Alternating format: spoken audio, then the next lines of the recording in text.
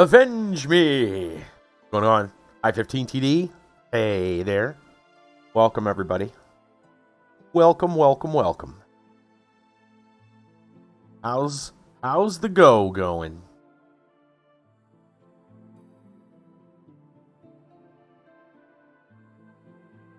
I am absolutely whipped today. I am exhausted. I have run cold over there. Yeah, the cold's coming here. It was like in the 60s today. Like 65. It was beautiful. Today was wonderful. I will give it that. Weather-wise, today was fantastic. Tonight's going to be like 25 with wind chill, but on top of that. But, today was great. Yesterday's weather was weird, too. Yesterday, it started in the 30s, and we had a wintry mix. And, I wake up, I look outside, and, the bristles on my evergreen tree out my window is, frozen. The rain is frozen down on it. And by the evening, by 9 o'clock, it was 60 degrees. I-15 just slamming them Florida Man headlines.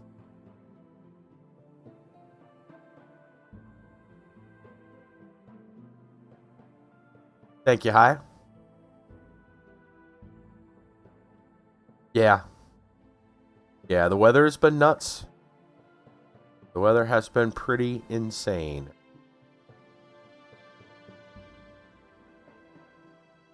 Oh, man.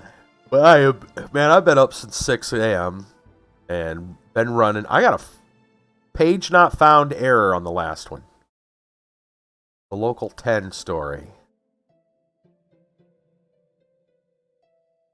Yeah, I'll be alright to stream.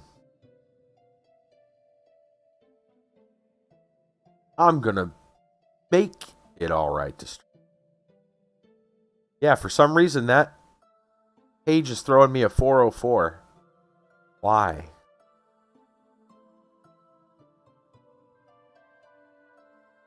Maybe there's something missing from the link? I bet the link's not full. Yeah. I think that last link needs more stuff. I think you hit the limit on the link. Third story does not exist. At least not according to the URL. I think Twitch put a limit on how many characters you could throw at once. Hi. I think we need to report this as a bug. An obvious error on Twitch's part.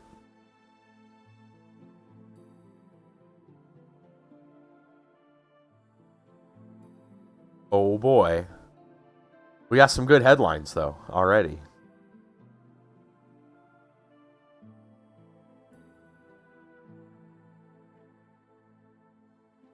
All right, there we go. There we go. That fixed it. Aha. Okay. Wow. Oh my gosh, these are some stories, dude. What a story, Mark. My goodness. Man. Oh boy, Florida Man is back and he's better than ever. I don't know, he's something.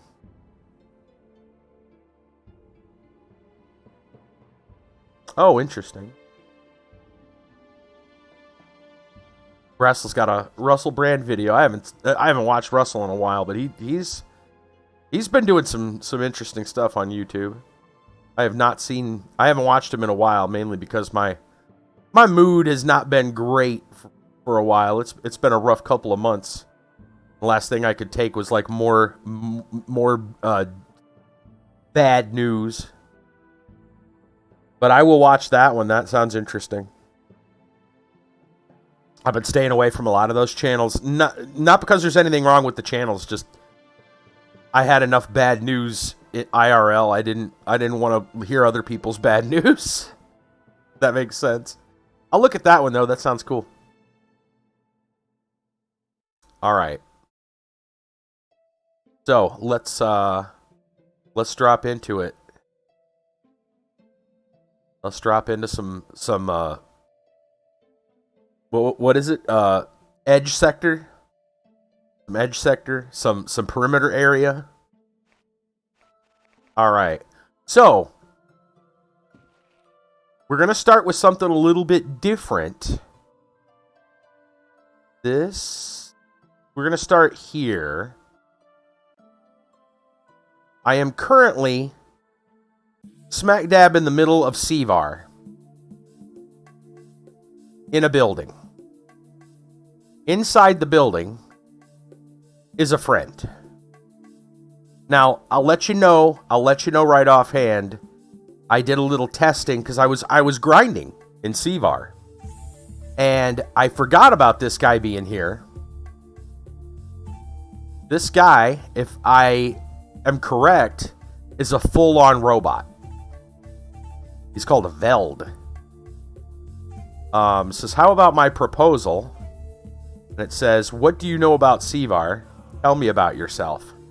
So, we'll go tell me about yourself. Well, I think you know that our people live in the north. I do. Same as I know you've always sided with the Seons, which is reason enough to be suspicious about your kind. Well, that's true, but our relations with the Seons is not that simple. We are the children of Mira.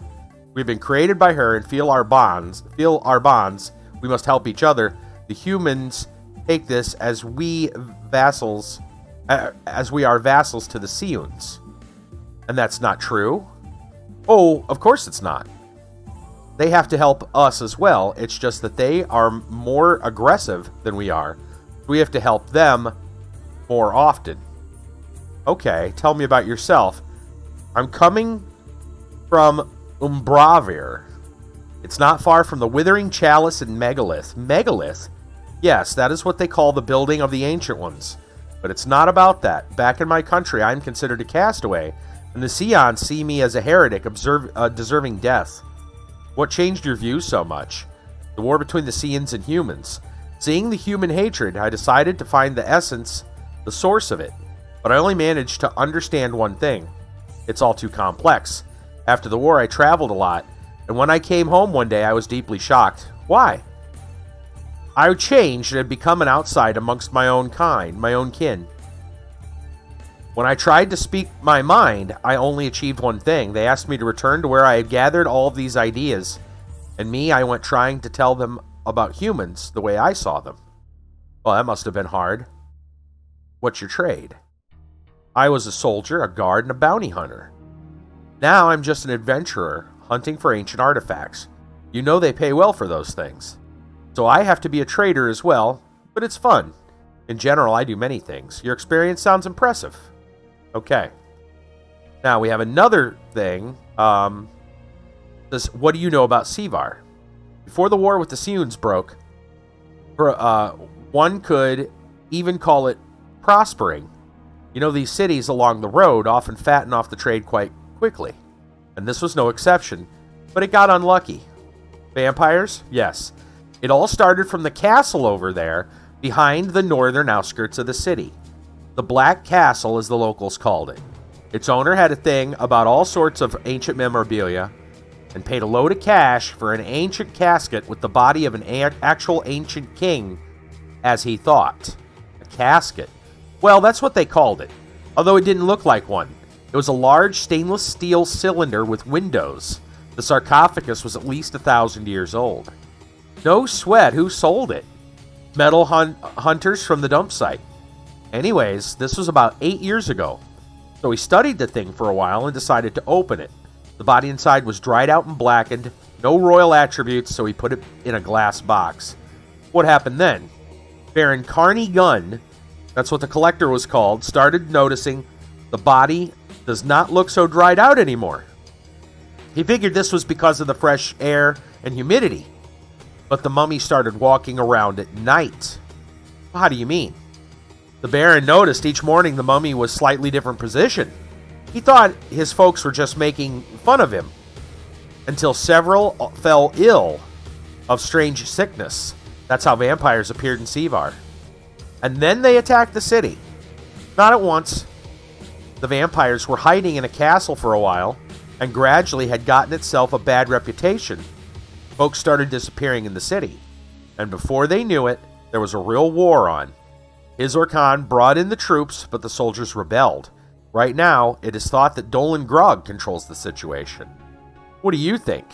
Oh, this is just the beginning. One day the people will wake up to find the entire Khmer in the hands of vampires. Believe me, that's exactly how it's going to be. Wow, that's a sad perspective. Okay. So, I did some testing. With this guy. Because I found him and forgot about him and was like, oh, I did some testing. I found out he's as good or better than Roxanne. For a number of reasons. So, I think we're going to do a switcheroo. You'll see, she's level 11 right now. She is level 11 right now, and she needs, well, she's almost at level 12. She needs over 12,000 experience to hit level 12. Okay? He, when you get him, is level 10, and only needs 1,000 experience to level 11. So, and I tried fighting with him as well. Again, this was all kind of off stream, just kind of like checking him out. He's as good or better than she is. So we're going to take him. We're going to swap. So what that means, and I have cleared her inventory except for a sword, because we're going to take the vampire sword. I know, rude. We're going to leave her in a vampire city, but not give her a vampire sword. I'm going to keep the bow and the arrows she's got there. I don't use bow and arrow that much anyway. So she's got some ways to defend herself. I'm going to leave all this gear on her as well. I'm going to take this, though. I'm going to take her necklace and the vampire sword and leave everything else that she can equip otherwise. Okay. Because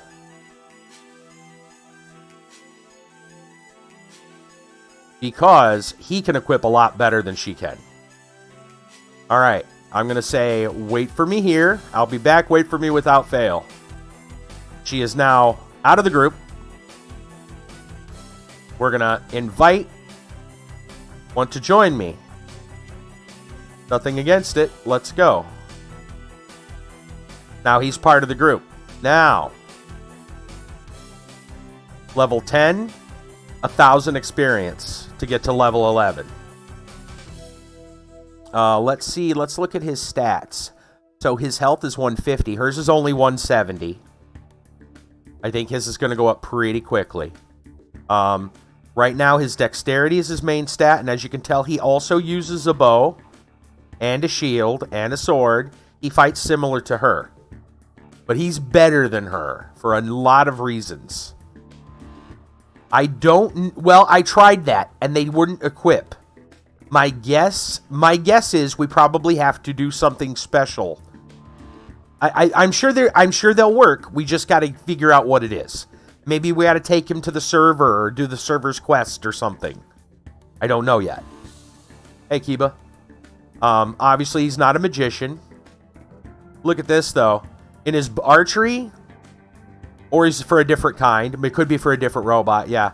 His archery is already, archery, any ranged weapon, he's already 150. He's got 75 in blade, 65 in one-handed, 100 in shields, only 12 in armory. So I'm wondering if we up... I can't equip armor on him right now. I tried. My guess is maybe we up his armory and maybe it'll go up. But check out what we can equip him with. This is insane. So first off, let's go ahead and just give him the amulet for dexterity. Because why not? Now he should have like 8 dexterity. Yeah. We will give him the vampire sword.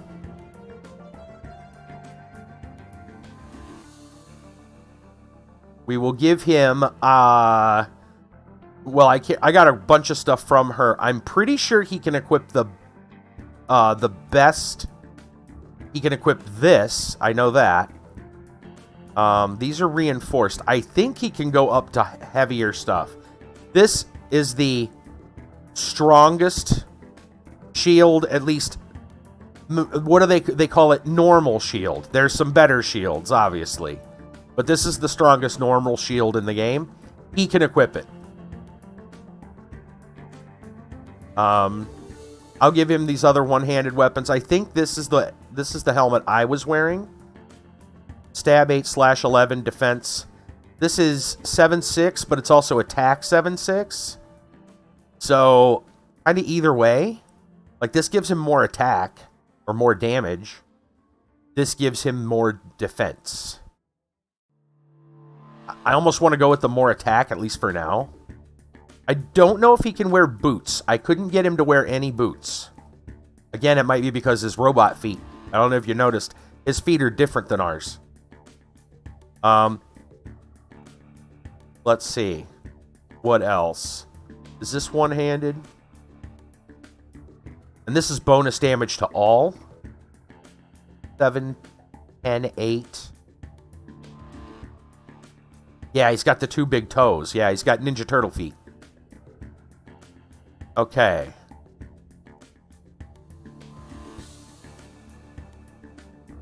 Where's that other armor? Because I picked up... Oh, maybe it was the... Oh, here we go.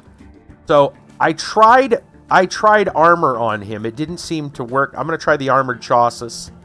I don't remember if he can wear those. I'll show you. He doesn't seem to want to wear any of the chest pieces. But you give him pretty much everything else, and he's happy. So, gauntlets, he can wear. See, he won't equip that. He won't equip that. He'll equip that.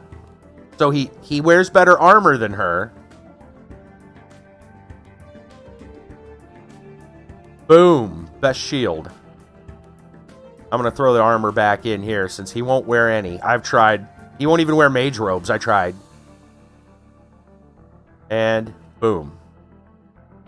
So he can't wear chest and he can't wear boots, at least for now. Maybe if we up his armor, maybe that'll happen. I don't know. But yeah. So I'm going to set his directions.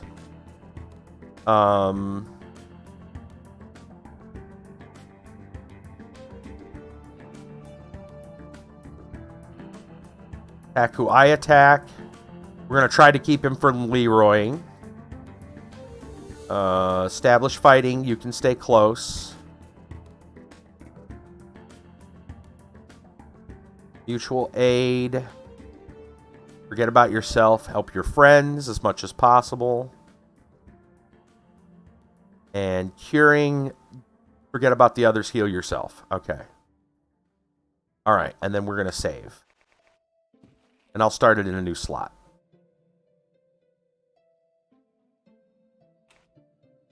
Okay. All right.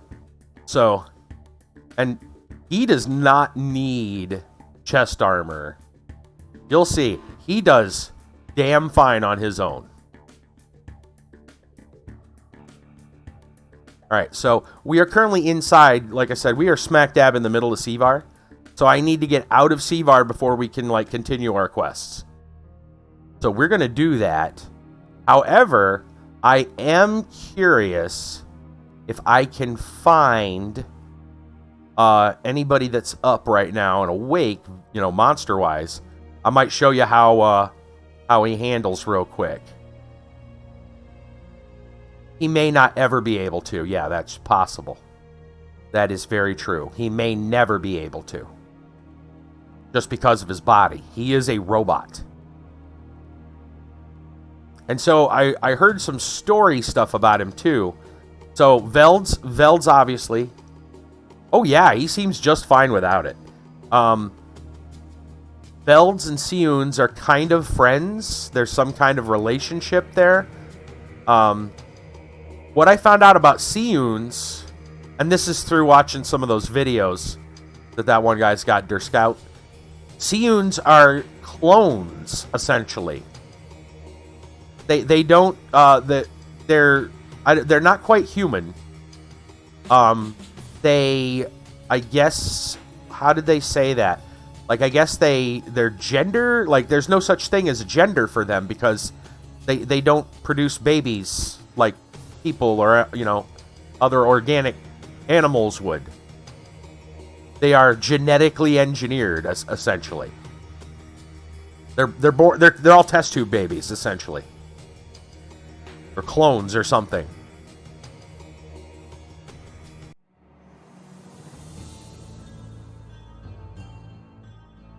And I don't know what they have to do with the like the Velds, but apparently they, and you can tell he kind of walks stiff. Look at him.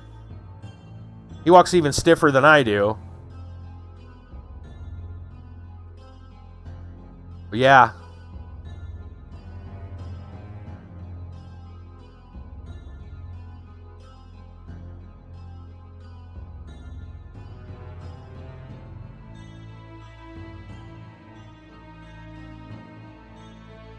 Nope. Okay, we got a zombie over here. We'll go ahead and save, since we're right where we're at. Alright. He looks evil. Yeah. He does. Hope he doesn't turn. I know, man. He looks freaking sweet, though. Here, let me, if I pull back far enough, kind of see his head and his chest. He's got wires all over his body. Oh, he's going in for the fight. Yep. That's okay. That's what we want him to level.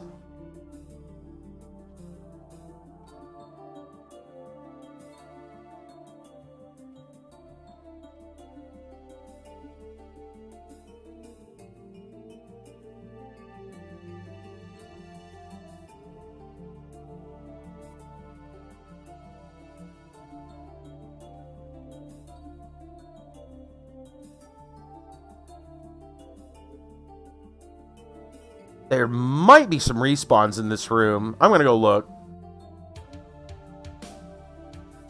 If there is, we can get some kills in on him. No respawns. Okay. Maybe he is evil. I don't know. Well, you know, actually, that's one of the interesting, I guess, an interesting point.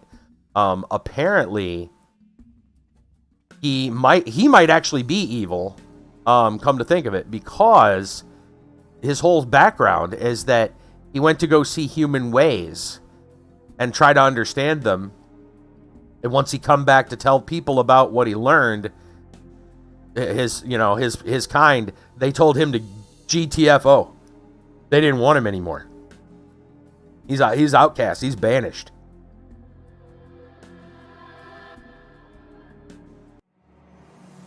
Okay. Now that we are out of Sevar, we can actually... Right, he's a human sympathizer, yeah.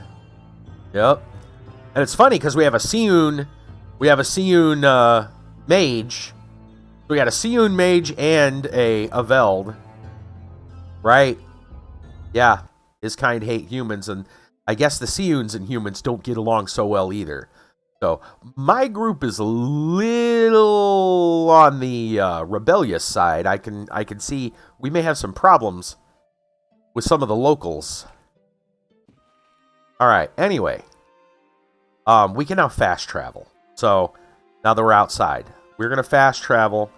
I found, while I was off camera, I found the manager that they were talking about. I believe he's in Esserin. I found the manager. Remember, there was a manager we had to go talk to about the deed. Here's what I know. I know two things. I know that the manager is in this town, and because I talked to him and found him, I didn't save it, but because I talked to him and found him, I found out he wants diamonds. So I made sure to have diamonds. He's going to tell us information. So that's where we're going to go from there. And then we're going to do another storyline or continue the deed storyline, depending on how that goes. So, okay, Icerin. We're going to go in Icerin.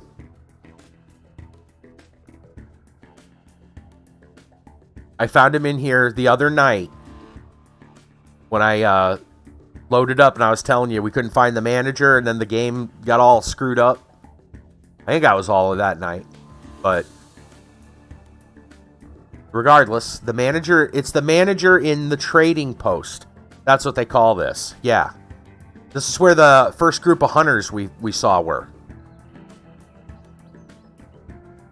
We have all these warehouses, and then there's the one warehouse that led to a dungeon with all the bandits.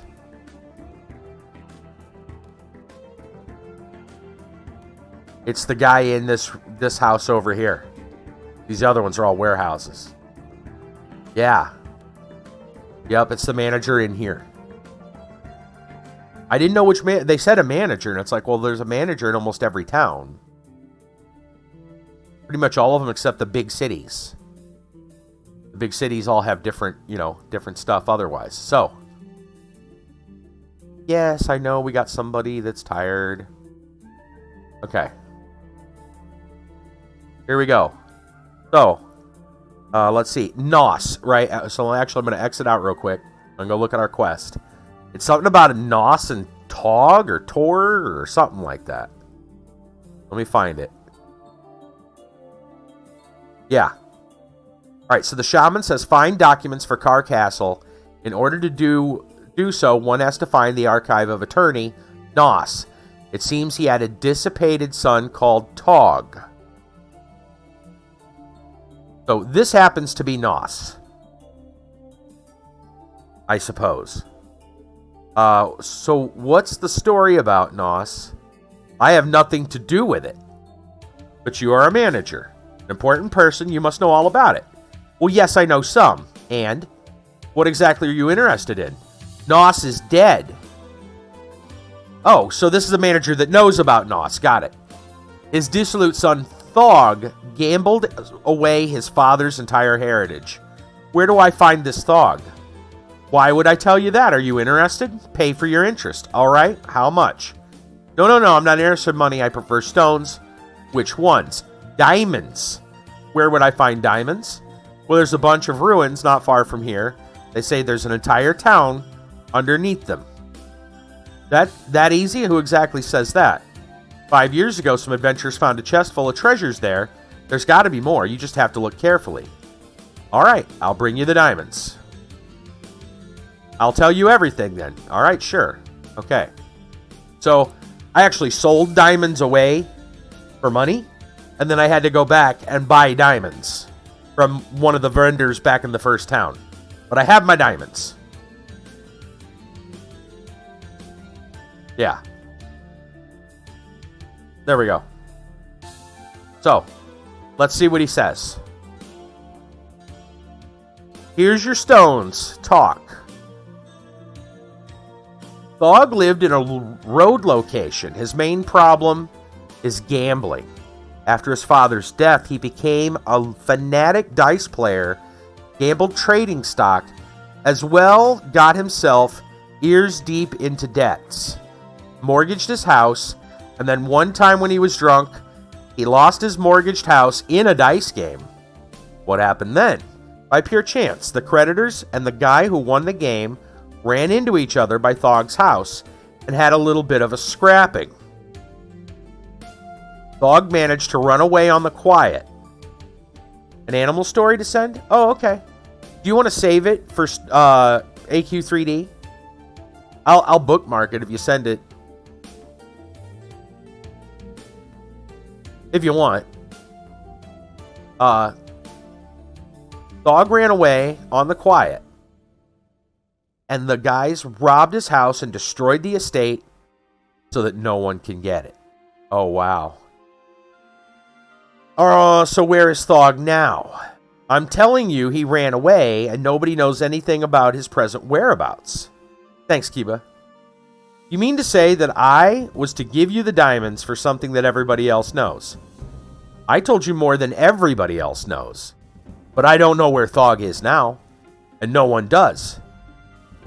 I would have told you if I knew, but I don't. You damn lying swindler, prepare to die. Ooh. Alright, thanks for the story. Oh. I wonder if... Okay. So we know to look for Thog, we just don't know where Thog is? I think the stones were probably about 2,000 coins.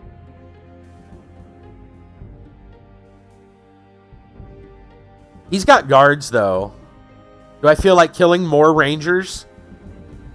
I mean, we're working for the Rangers, at least as a security guard here. Once in a blue, we moonlight once in a while. All right, I'll take a look in a little bit. You know what? I'm not sure I want to kill the guy. I'm going to say thanks for the story. And I am going to see... Tell me about Icerin. Okay. So, I wonder if that means we don't get a chance to kill him now. Those are the options normally. He did give us information. I wouldn't say he lied. Alright. I'm going to go look at that story real quick Kiba's got. Whoa! What? Oh my gosh. Wow. That is a real creature? Oh dear. Oh my. We're going to save it for another day. Yeah. Huh. I almost see why you may not want to tell this story during AQ3D. I see. Huh. Would you rather I not tell this story during AQ3D? I'll ask you, Kiba, since we co-stream. Would you rather I tell this story on a different night? Because if so, I'll tell it tonight instead. Not in AQ3D. Okay. Then we'll tell the story tonight. I'll leave it up and we'll tell the story tonight. Interesting. Yeah, I can understand why you wouldn't want to tell that story on AQ3D. There. Okay.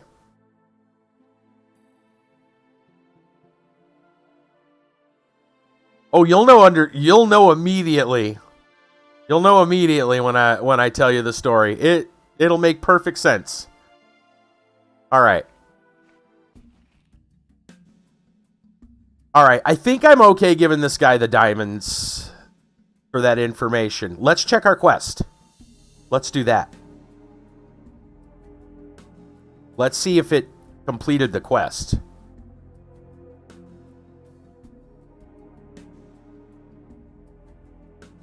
Right. Florida Man is one thing. This creature is something different. Okay. Find documents for the Car Castle. In order to do so, the Archive of the Attorney.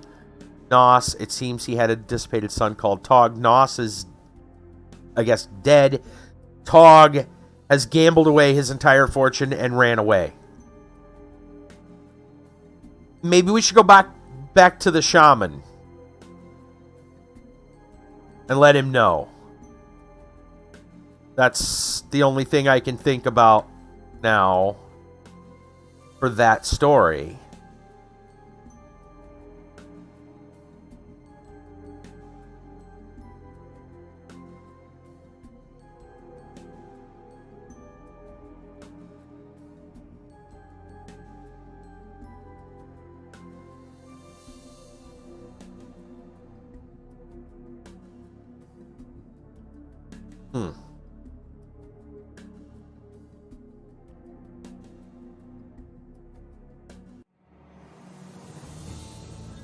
Probably save again.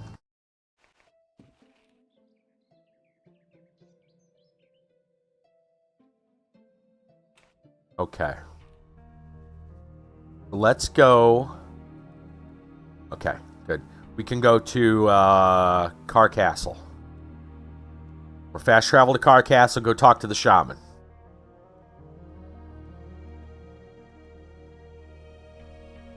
See if the shaman has anything to say since we went looking for the documents.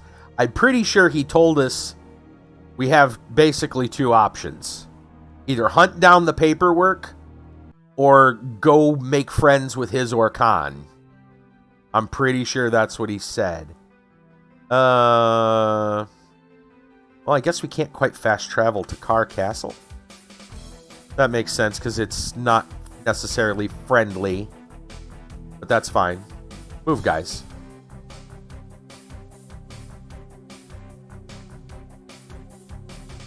Car Castle is technically monster ridden.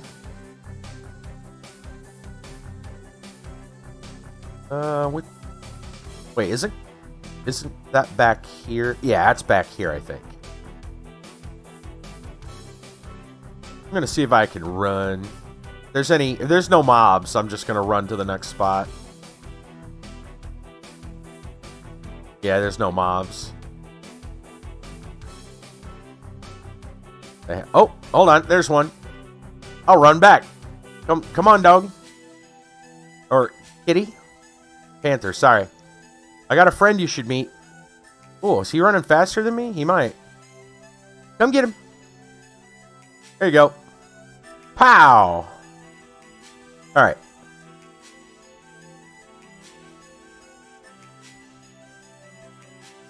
Right in the kisser. Yep.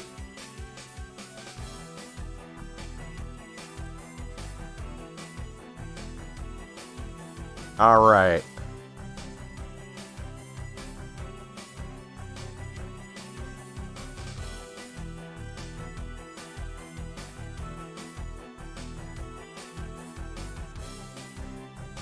There we go.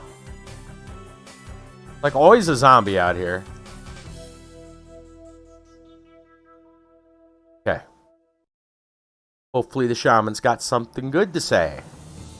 I got a feeling he doesn't, but we'll attempt.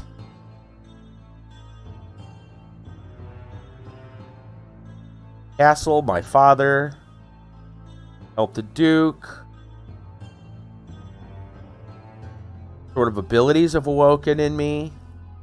Nothing that concerns the long-held is subject to press heist calculation. Oh, okay, we already read that. Tell me about the castle.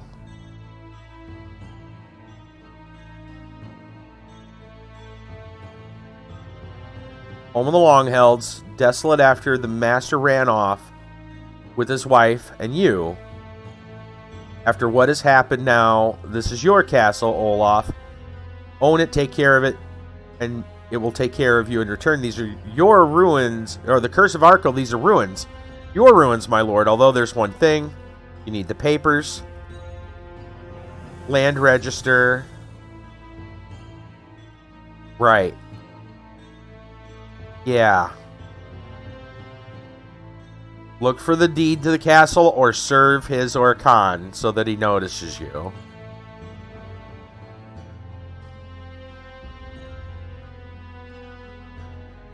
Okay. The fort lieutenant and the trading terminal manager. Wait a minute. Authorities couldn't care less. Who has the power to resolve arguments and countersign documents in this province? What authorities? The fort lieutenant and the trading terminal manager. I like this, though. If you haven't seen your foe's body, consider them alive. So that means the paper might still be out there. We asked the trading post manager. Maybe we go check out the fort.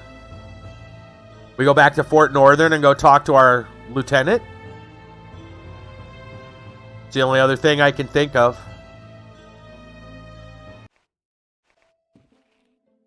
The only other option I think we have at the moment, unless we stumble upon this Tog guy. Can I take this stuff? Yeah, he doesn't care. Okay, cool. Thanks. I'll take it. What's that? Oh, nothing, I guess. Okay.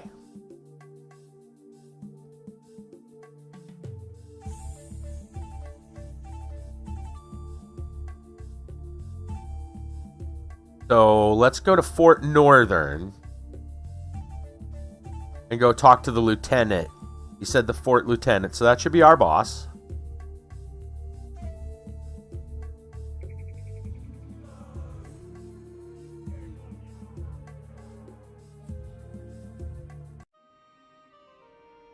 Can we fast travel? We can. All right. So Fort Northern. Back to the fort.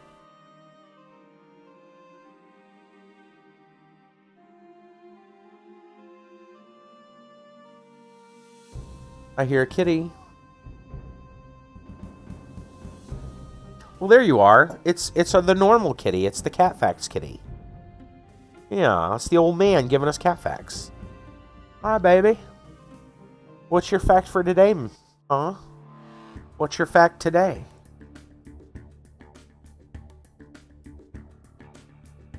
Alright, hopefully they don't give me, I mean, I already brought the Seiyun in here before. I'm sure they're not going to give me garbage about the Veld. At least I hope not.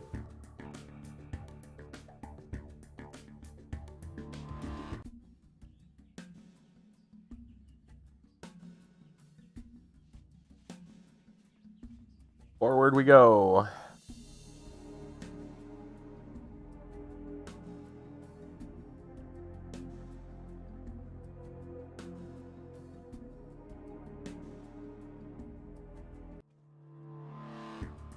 Okay.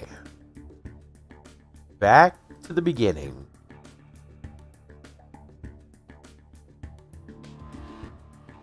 Urgood, I think, is our boss, aka our. Yeah, how are things, Lieutenant? There we go. Same old Olaf. Things are messed up at the border. Provinces are swarming with Seiyun spies. They must be up to something, but I have no idea what exactly. I see nothing new. That's a pity. Nope, no information. Okay.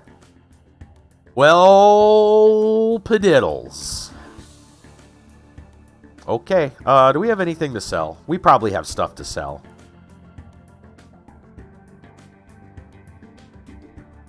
Guess I don't need this reinforced gear anymore. I can't... Well, I mean, these guys might one day wear it. What are they wearing right now? Leather. Yeah, they might be good enough to wear reinforced leather at some point. Maybe.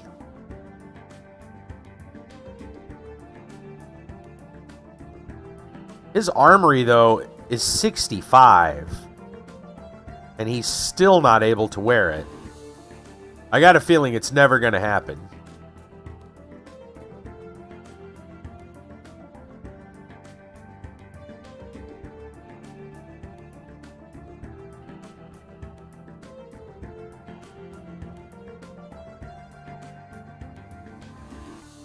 But yes, I did try the electronic stuff on him, and it wouldn't equip. So I don't know if there's something else we got to do first, or maybe it's for a different robot, or who knows. Okay. All right, I'm going to save where we're at. What we're going to do now is we're going to go work on some quests that well, a quest line at least. I guess we're at a dead end unless we find this other guy. Dog or whatever. We're at a bit of a dead end. So, I think what we will do... Well, we can go to early, but before we do that...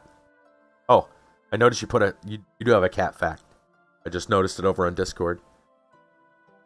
Don't stare at your cat for long periods of time. This is seen as threatening and will make it feel uneasy. Just saw that. Anyway. Yeah, there you go. Don't stare at your cat. Alright. Let's go. Oh, I gotta get out of it. I know. They just told us, don't stare. I know.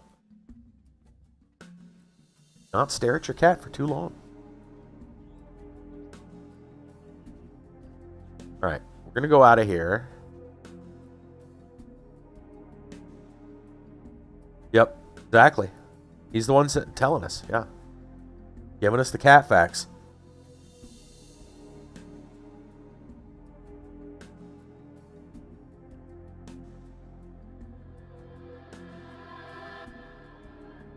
He's like, it's just not polite, man. Don't do it. Oh, no. Again, game? Don't do this to me.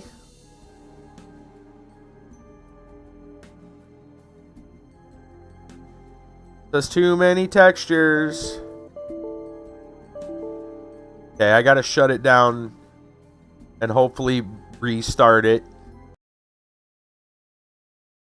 I'm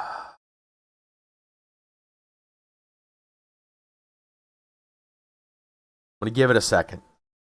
Because I don't want to try restarting it too soon and then it's gonna like act up. In fact, I want to bring up Task Manager just to make sure. Okay, there's nothing open.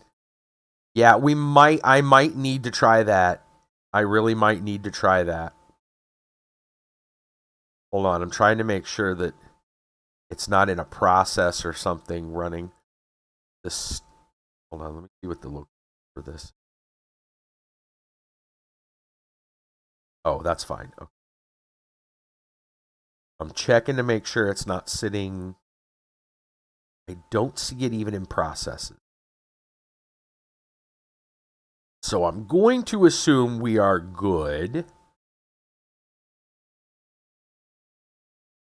Try reloading BorderZone. Okay, good. Okay.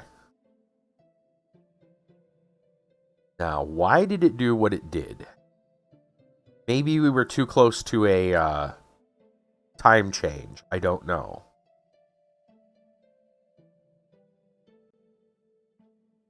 We'll find out in a moment.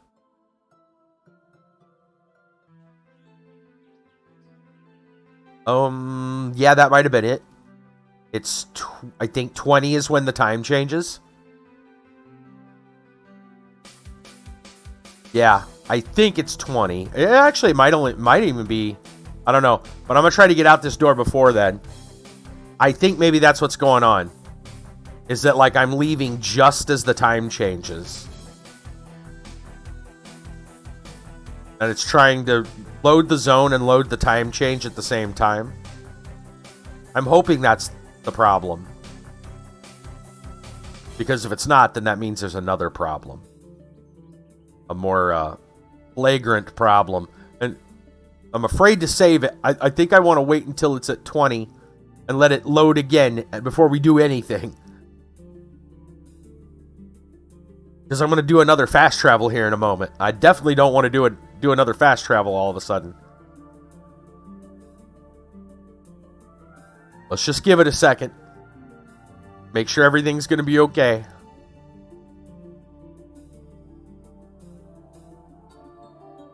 $58. I think at 20 is when it changes. Or am I wrong? I thought it was at 20. No, it is not at 20. Okay, well then that's not good, because then that means we're having some other kind of problem. Great. Okay. Well, if we continue to have this problem, I will try the 4 GB patch. Understand, though, that this game is already patched. Like, I'm using another, I'm using a patch already. And if I put a patch on top of a patch, I don't know if that's going to break it even further. Of course, if a game's already broke, how much more can you break it? So, just keep that in mind. That's kind of a last resort. We now need to go... We're going to go to the old castle. That's where we need to go. The old castle.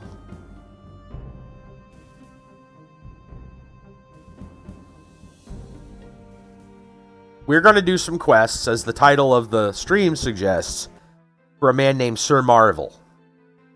I already have one of his quests. I will show you.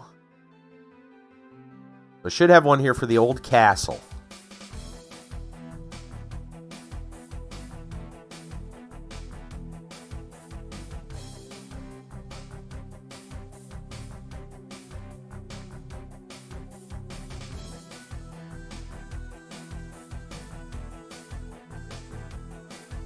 Old castle. Sir Marvill is very interested in constructing the bridge over the river and asks for your assistance in resolving difficulties in the construction brigade. So, as I understand, again, something I saw from one of those videos, that is marvelous. That's right. As I understand, hey Thrasher, what's going on? As I understand, the place they're talking about is back here. We just need to go around the castle. Oh, hey, Wolf. I did not see him there. He was hiding in those weeds. Get him. Nice. Good job. Good job. Thrasher, how's it going? I guess I better keep my eyes out for some wolves. I'm pretty sure back here is where I need to go. There's a wolf. Come here, doggy. Doggy, doggy, doggy, doggy. Oh, I thought he was going to, like, fully Leroy, but he actually composed himself fairly well. Alright, good. How's his XP already? 83. Well, these are wolves, so... Alright. So I think we get to go this way. I'm pretty sure this is where I'm supposed to go. It's some path back here. To find this bridge. I think I was there before. And before I had the quest for Sir Marvill and then forgot how to get back to it. Either that or we're just going to die horribly to some crazy monster on the other side. Something will happen, regardless. I'm sure it'll be entertaining. Okay. We got 3 ways to go? Well, I mean, there's behind us and then left and right. I wonder... I can open the map. Oh, does this mean we might be able to actually cross all this? Oh, that would be interesting. Okay.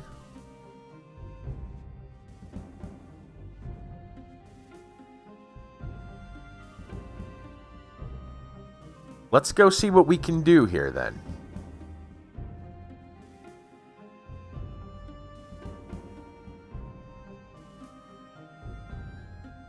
Alright, there's somebody up here. Here we go. Oh, it's under attack. Oh, somebody over there's under attack. I thought these guys were under attack. There was fighting over there. Somebody's under attack. Is this who we talked to? Who are you? Foreman. Where's your brigade? None of your business. I see. Well, he's not real helpful, is he? My boy looks like he's about ready to fight. Let's talk to this guy. He's a miner. Hey, buddy, what's going on? Go talk to the foreman. What's the use talking to us? We don't give work, we're giving it. It's not about work. Why waste your breath at all? Can't you just tell me what's going on? Have you heard the story about our treasurer? No. What's the story? They say he's caught Balith fever. What's that unhealthy nonsense? Well, normally one would die from it, but our treasurer is one tricky dodger like any other treasurer. Well, he figured he'd outsmart the disease and become a vampire for some time until he got it. And then take anti-vampire and go back to normal. But looks like something went wrong along the way. What happened? Well, he disappeared. They can't find him. Oh, I see. Smooth move. You gonna say the same thing? Yes. I see. Got a set of pliers and no money. Same thing. Does this guy sell anything? No. Let's go back to this manager again, or whatever he is. Foreman. Hello to the builders. How are things going? Nothing much. Working. What? Can't get your brigade together to start? We got a different problem now. That's interesting. What happened? Well, we can't start restoring the bridge till we get the advance payment. Our treasurer, who's supposed to issue the check, has apparently gone mad. Imagine he decided to become a vampire and took off for the vampire castle. Oh, haven't you tried to get him back? I sent 3 of my men to look for him. They never came back. I don't think that 3 builders have what it takes to rescue somebody out of the vampire's claws. Oh. Let's check. I assume that advanced our quest. And I bet I know exactly what that means. We need to go tie up the other loose end.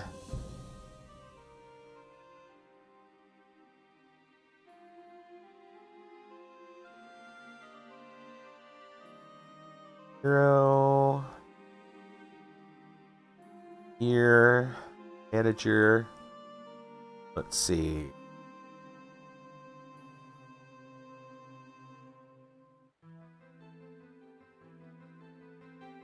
Okay, right. He wants the bridge, the brigade.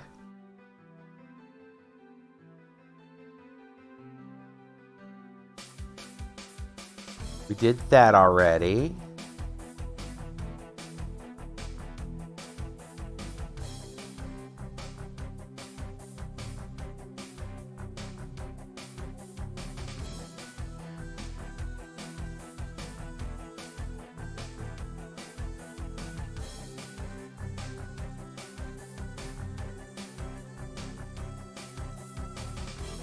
I'm looking.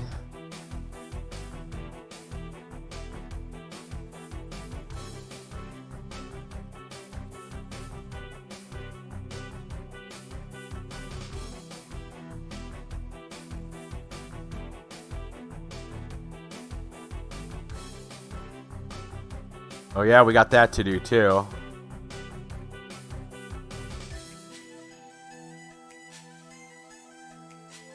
Okay. It did not, but obviously we now know what we got to do to advance this quest. And as I understand, this is it. It's an important, what I saw was that this quest line is important. Possibly like one of the main storyline like quests. So we need to go to the vampire castle. That's what that means. It means we need to go to the vampire castle. The good news is we've gained several levels since we've been to the vampire castle. And we have a sword that is specifically tailored to fighting vampires. And it's nighttime. Okay. And we have a robot who I imagine hopefully he can't even, become a vampire. I mean, that seems like it'd be impossible. How could he become a vampire? He's a robot. Unless you could be a robot vampire, then that'd be pretty sweet. I mean, if there's anything better than being a vampire, it'd probably be a robot vampire. I'm just going to look around this little spot here before we leave for Sevar again, because I think to get to the castle, we've got to go through all the way through Sevar. I believe that's how that works. I have not explored this area that I recall. Obviously, we can't cross the bridge because the bridge is out. Thought I'd look, though. Maybe there's like a cave or something. Maybe we'll find Torio or Thog or, the deed to our castle just laying around. Wouldn't that be great?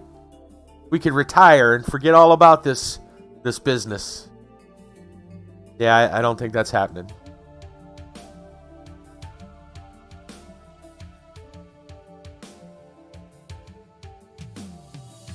Oh, there's... Okay, this goes a little farther back than I thought. Maybe there's something back here. Anything? Oh, it doesn't look like it. I mean, there's... what is that? It's probably just a log.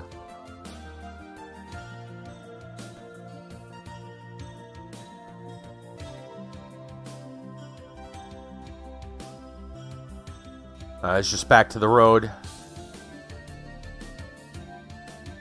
Everybody loves log. Oh, you know what? Also, there is that path to the... Wait. Wasn't there a path to the left? when we came in, is this the path to the left? I believe it might be.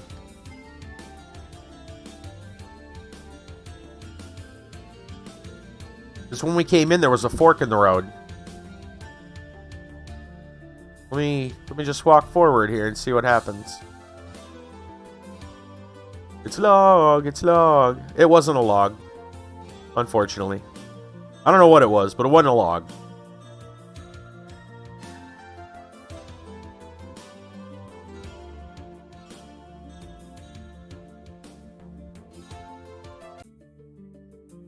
We are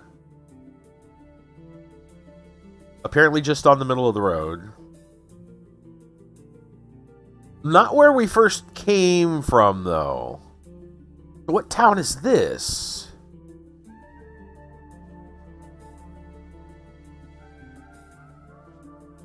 I'm not sure which town this is. At least not from this angle. This could be one of them, I guess Icerin, I think is... No, not Icerin. Oh, you know what I'm talking about? One of those, like... We had those towns that, like, didn't seem, like, to have anything of value. Like, none of the NPCs talked to us. Or at least they had nothing important to say. It's just, like, farmland. It might be one of those. I don't know that for sure just yet. But we'll look around. It might be one of those. Yeah, I'm not seeing anything in here. For all I know, I've been in here before and checked it already. But I don't recognize the town from this angle. If it's one of those towns, I'm not recognizing it from this angle. And in the dark. So. I should probably be saving. Probably save more often. Since we know we're having texture problems again.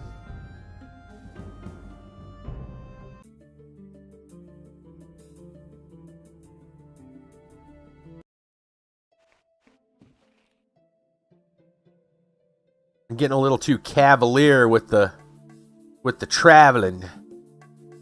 Alright, we got Doggo and some dude. This human peasant. Okay, whoop. I don't need to run. Alright, let's talk to this guy. What is this place? Oh, hey, this is something different.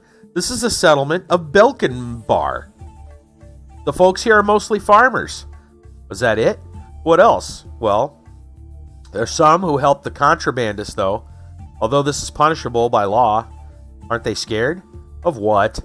The only official authorities appearing here are tax collectors. Bashir have them. But there isn't a single gendarme. Oh, I see. Okay. So no actual, like, police enforcement. Okay. So Belkenbar? This is Belkenbar, huh?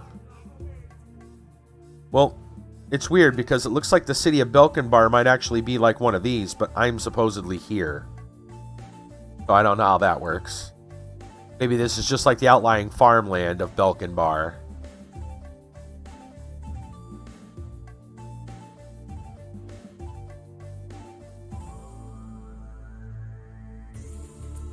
He's going to say the same thing. Okay.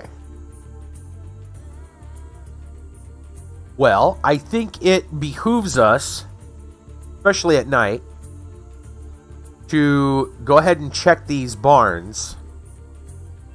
Since the main road might be a little dangerous at night once we get to it. I would imagine these barns will be slightly less dangerous. I don't know that for sure, but I mean, we've opened warehouses that have, you know, freaking golems in them. So, mechanical golems. We could come in here and be like, oh, 4 liches. Hi, how you doing? You know, just, you know, saying hello. Yes, they're the liches of the barn. They scare the rats away, as well as all the people. But we don't have any rats. At least there's that. You know, those darn barn liches. Pesky barn liches.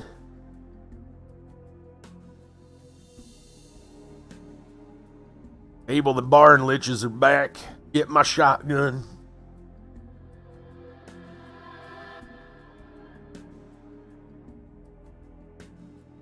Yeah.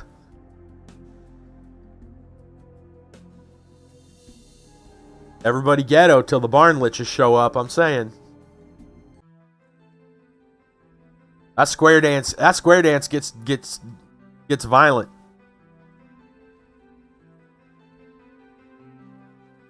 I bet you say the same thing. Yeah.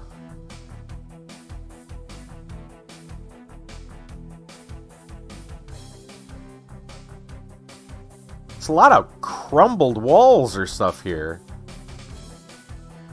Or a rock slide? I don't know. Can't tell if it's natural stone or walls. There's many chunks. There's lots of chunkage going on.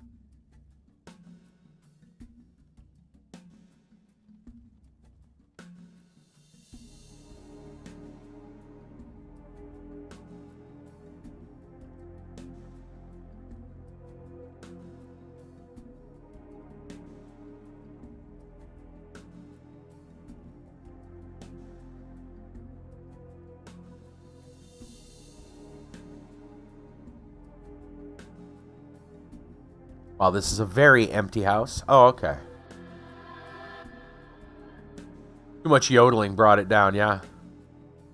Indeed.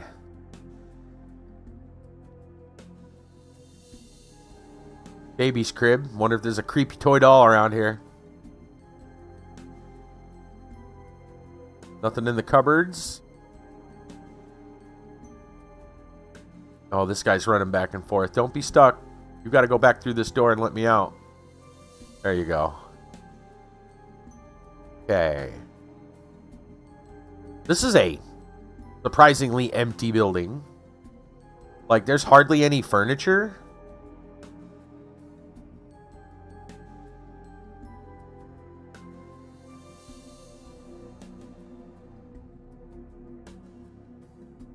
Yeah, this is about as empty as it gets.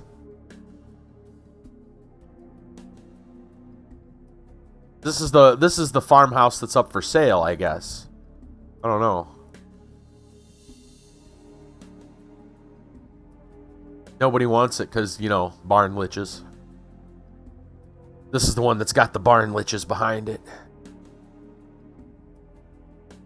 They can't sell it. Property value on that house is just tanked. Once the barn liches move in,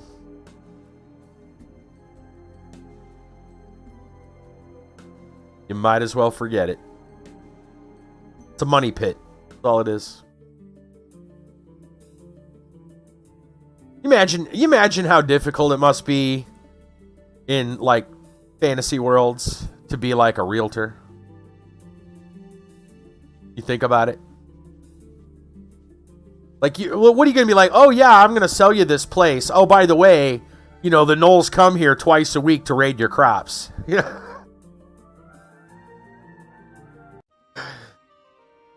And like, you can't even deny it. I mean, sure, you could be shady about it and pretend it doesn't happen, but it happens so often that when you go to show someone the estate, they're probably going to see the gnolls, like, raiding the house anyway. Or the neighbor's going to be like, yeah, that's the third time this week. The gnolls took everything again.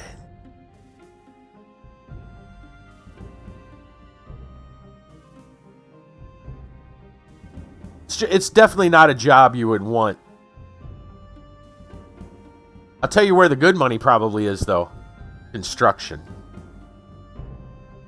You imagine being a contractor? Gnolls and barn liches. Other than that, prime real estate. That's right.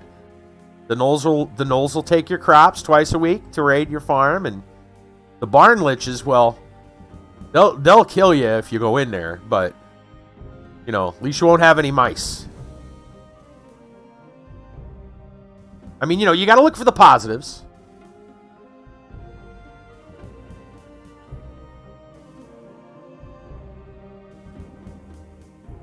Imagine how the advertisement for that place goes too. You know, something like quirky features.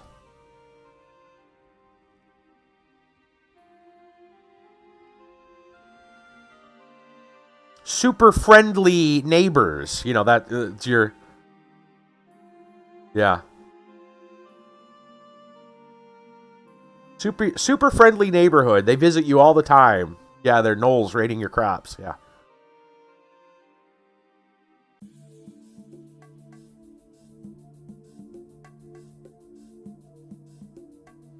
Oh yeah.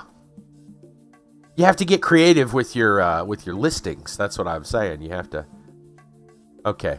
I may have gotten turned around in the dark, and I can't tell. Well, I don't remember which way we were going. I think we need to actually turn around. I'm pretty sure we came from here. Yeah. You know what? I didn't try this barn. That's right. I see it now. I didn't try this one. And then we can go this way.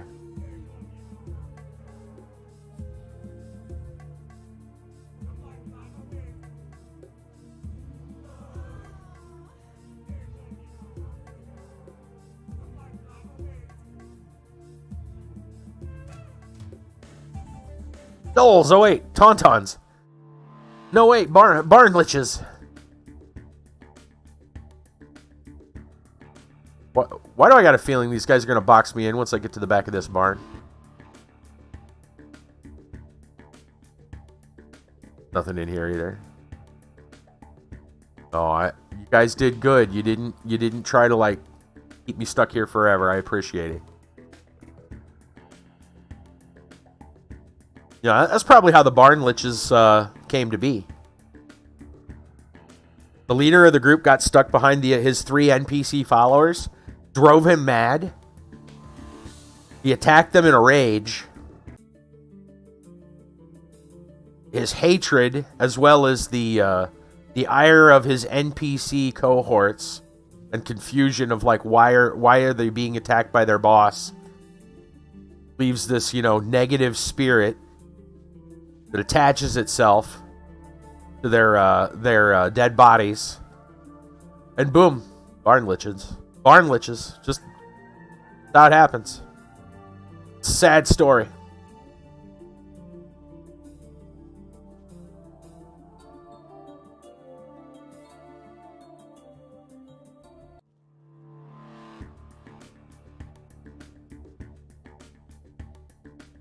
The birth, yeah. Yeah, it's when a party just won't move for their leader, and they all eventually die. Either he kills them in a rage,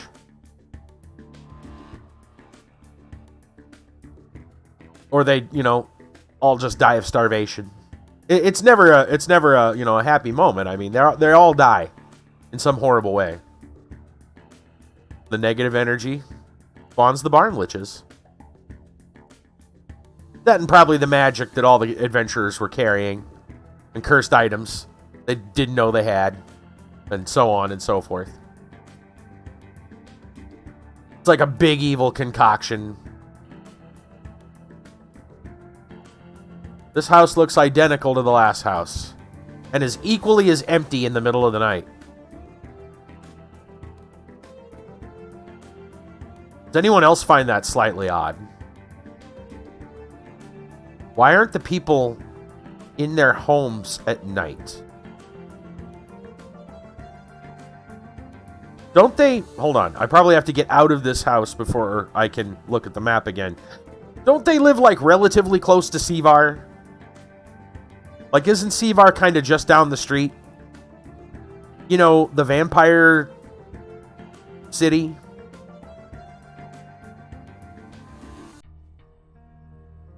It is. It's not that far.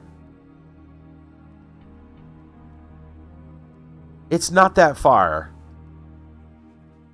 Yeah, maybe the entire... Well, yeah, other than some peasants, maybe the whole town's evacuated?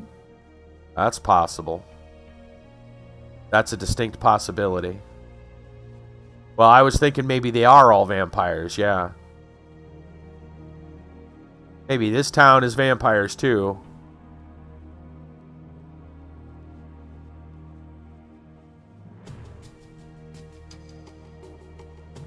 Okay, well, I guess we're back to the main road. Belkin Bar seems like an absolute town of nothing. Whole lot of nothing. Well, I guess that means it's time to go to C-Bar. And then work our way through to the castle. Oh, I think that's daylight. Which is good. If we're going to the vampires, we should probably go during the day. Lovely.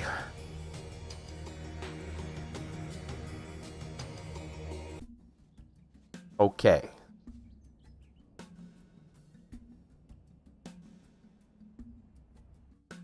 Just fast travel to C-Bar then. Belkin Bar doesn't seem to have anything of, I think Belkin Bar are those towns. Those, like, them ones that are all along the road that are just kind of whatever. Wait a minute.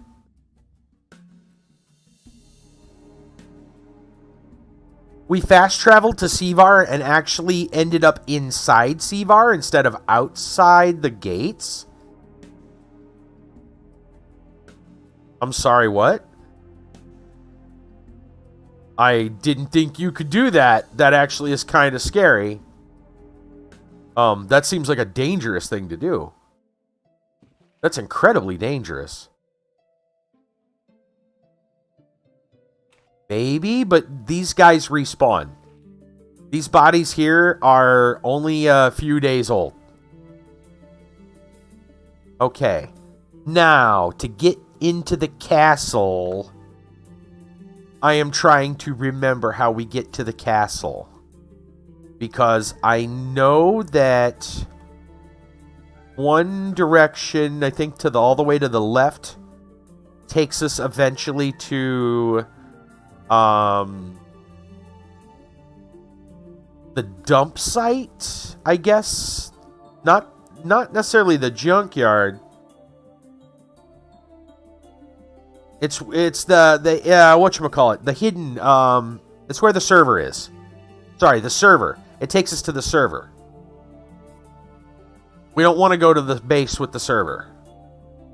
Even though there are vampires there too, that's not what we're looking for. We're looking for the castle. So I remember that this area also... Oh, there's red dots. There's some respawns already. Already we got respawns.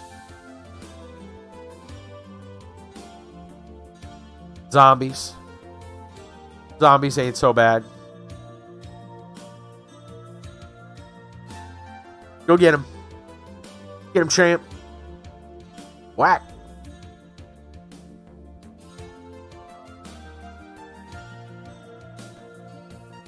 Alright, where are you going? You gonna go around this way? Let's go around this way. Get this one. I see that other one. He's coming out and creeping up. Turn him into a vampire robot, yeah.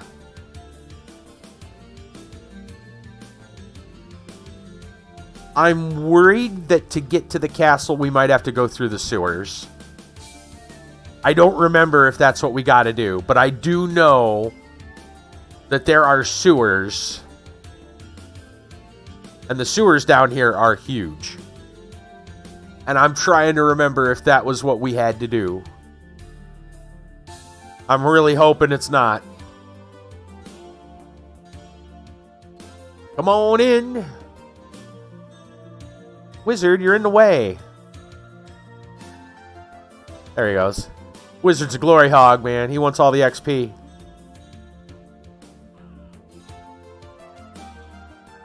Yeah, he is getting some kind of poison.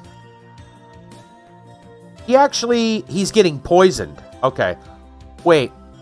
Robots get poisoned?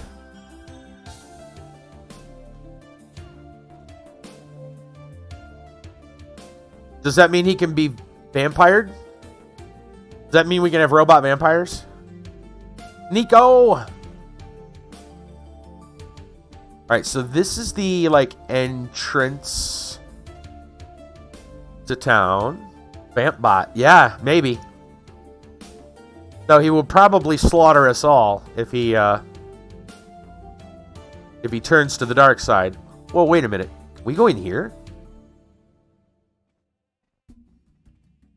Oh, I haven't been up here. At least not in a long, long time. Oh, there's nothing up here. Just a chest. Okay. In Russia, anything is possible. Yeah.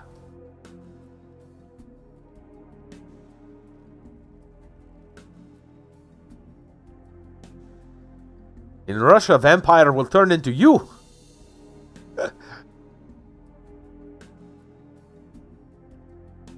Oh, the car will be depleted. Yeah. He'll run around sucking all the gasoline out of cars. All their oil.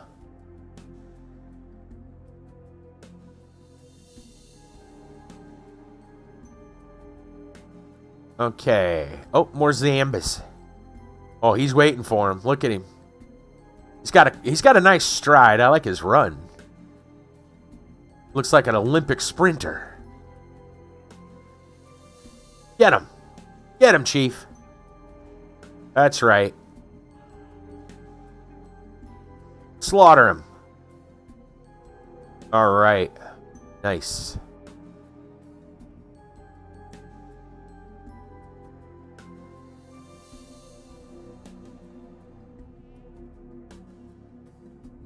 It's 7 a.m., so that's good. It means nighttime's not coming for a little bit, which gives us a little time to navigate the city before the vampires hit full stride. Let's save.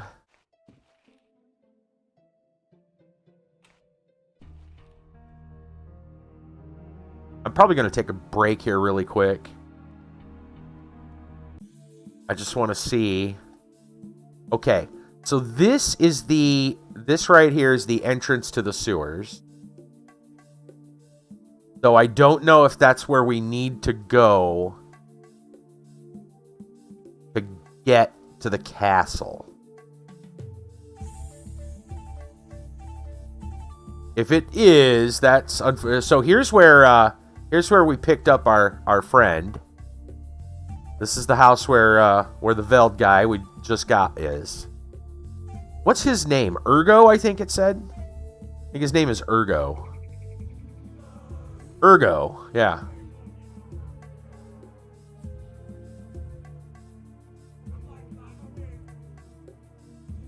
I think this leads to a barricade. Yeah, I believe that's just a dead end. I'll run down there real quick. Yeah, there's nothing down here. And no, you can't climb that door as a ramp. I've tried. It's not a one-way passage. It's a block. Let's see. Because the only other path in the last section leads to the server area.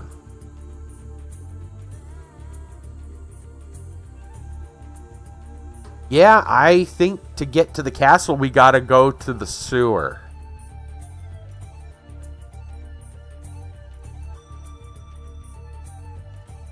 The sewers shouldn't be difficult, only just a pain to navigate.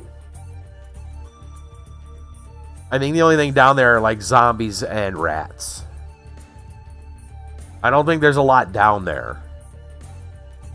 It's just annoying because of how maze-like the whole thing can be.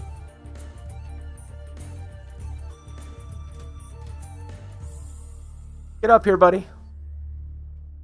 Get him. Come get him. Oh, you're waiting on me. Okay. Hey, he follows orders.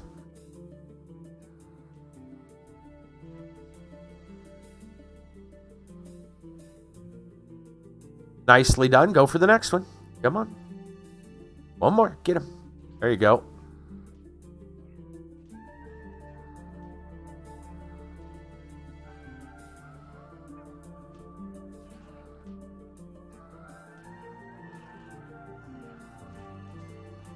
Oh, he's actually taking damage. Come on, buddy. Kill him. There you go. Go to the next one. There you go. I'm going to come over and tank one of these. Come here. No. Oh, crap. Hold on. My healer's not doing his full job over here. I noticed. I hope healing potions work on a robot. I haven't tried that yet.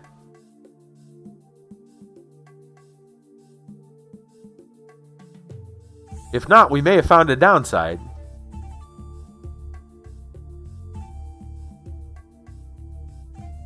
Maybe healing magic doesn't work on a robot either. Maybe I need an engineer or something. Where are my potions at?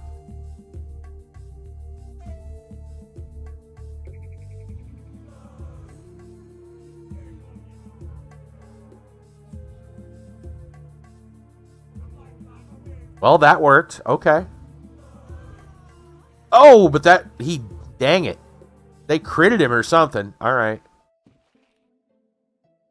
Yeah, he does kind of look more like an alien. Yeah.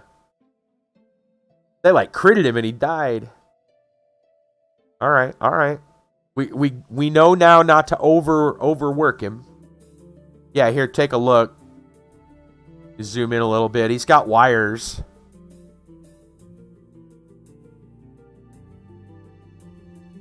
Kind of hard to see. Maybe the potion killed him. Wouldn't that be crazy? You know, you might be right, for all I know. Maybe the potion killed him. I know, the kicking zombies are pretty neat. There's skeleton. I love when the skeletons do it.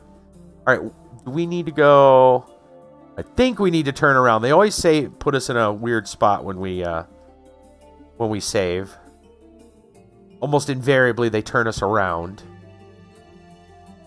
Let me see.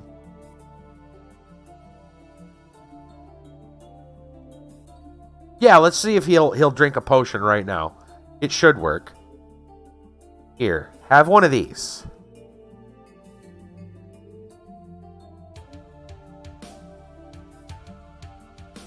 Seems okay. No, this looks right.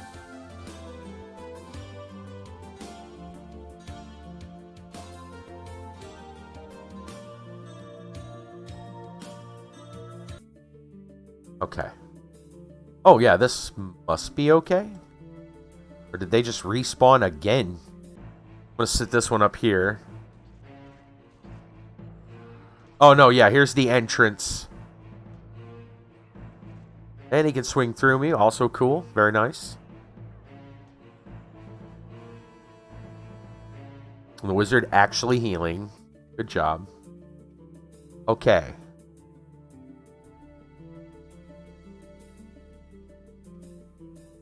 I'm going to save here for a second. I know it's not very far, but this is also the entrance to the sewers. And we might not have a choice. We might have to go through the sewers. I don't remember if there's an alternative way to the castle. I almost feel like they did this on... Like, this is one of them things they do to make it even harder.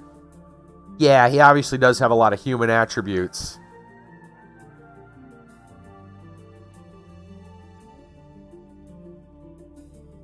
I mean, it's technically, I'm guessing it's a reskin. He doesn't have any... He's cosmetic only, I'm going to guess. He doesn't actually have different game mechanics. I know that's just an abandoned house. And then, yeah... More zombies, big deal.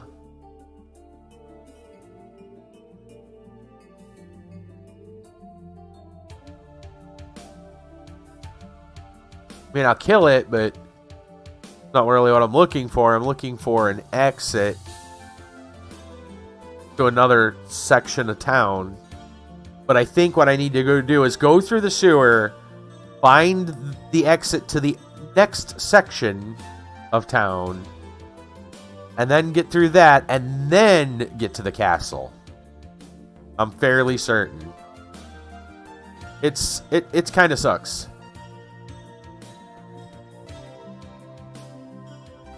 I'm gonna walk up here to draw these guys as aggro. Okay, I'm gonna run up here to draw this guy's aggro. There we go. Come on now. Heal my dude. Heal. Here.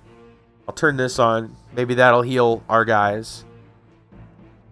Wizard better be doing his job back there.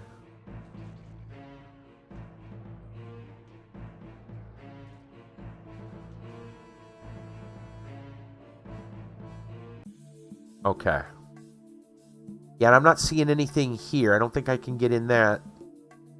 I don't see a door thing.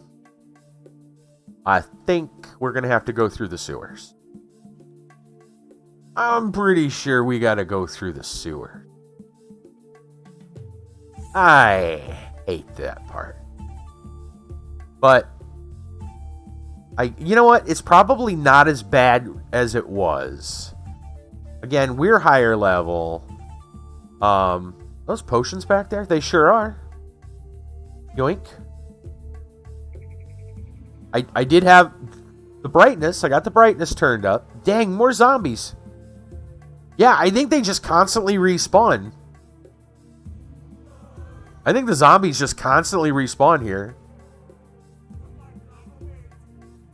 I don't know what their timer is, but it must be like almost Minecraft level.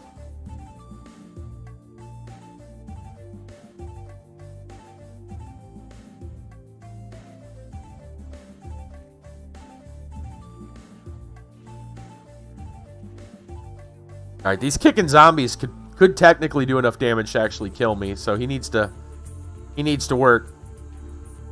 Do some work, boy. I mean, I'll heal, but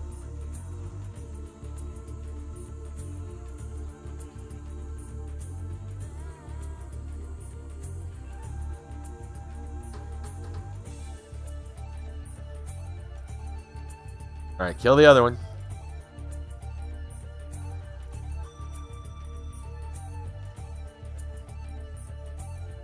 Good job.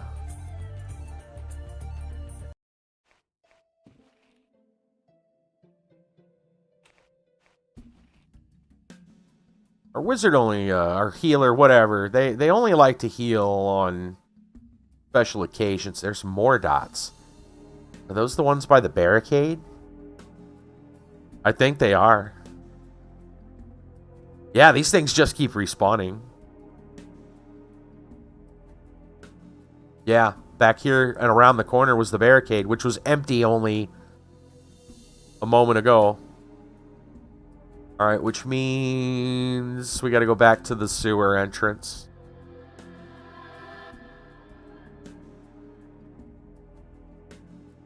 Oh, the sewers, how we love thee. Right over here. Surprised we can't get in that door. That looks like it's all lit up and everything. Okay. Everybody file in. Alright, before we go back, I'm going to go ahead and take a quick break. I need to refresh my beverage.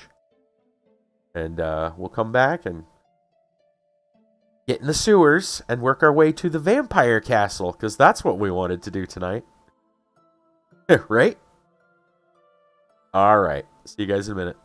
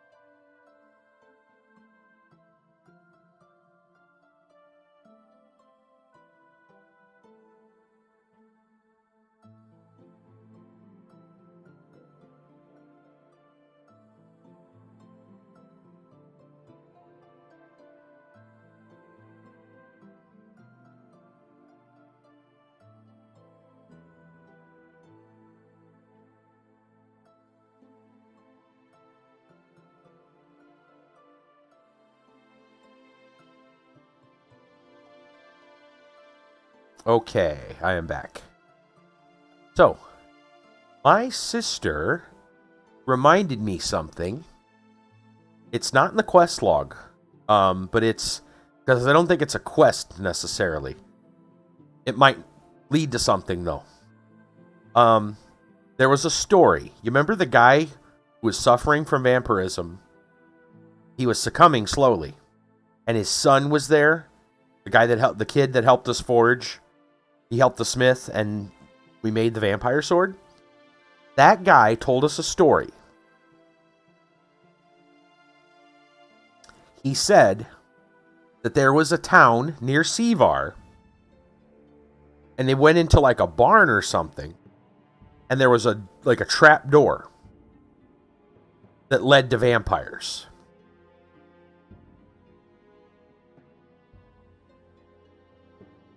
What I'm wondering, I don't think it leads to the castle. I doubt it leads to the castle. I don't know what obviously it leads to vampires. What I'm saying is, either way, we're fighting vampires tonight. Do we go through the sewers and get to the castle and fight that, or do we want to go try to find this trap door first? Which do we want to do first? We probably only have time for one tonight regardless. But which do we want to do? We want to continue with the sewers since we're here? Or do we want to go look for this trap door? I think since we're here, we might as well try the castle. But I don't want to forget about that trap door. We got to find that eventually. Yeah, I think since we're here, we'll do the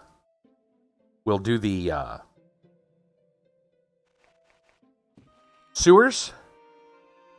Yeah, barn near Sevar, which might have been one of them barns we were just in. Mario Pump. Yeah, bloop bloop bloop. Okay, so I was in here not terribly long ago. I didn't clear it all out, but I was in here clearing some things for XP with Roxanne.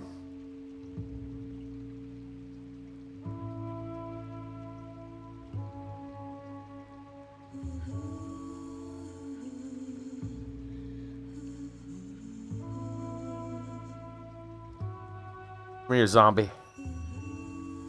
Come here, zombie. Oh, good. He's got it.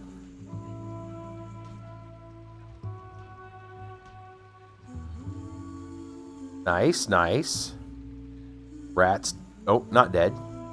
Will be dead. Back here. I think my guy's stuck on the corner. Come on, fight him. Alright, he's dead. Come on, dude. Come over here. One of you guys need to get off this corner.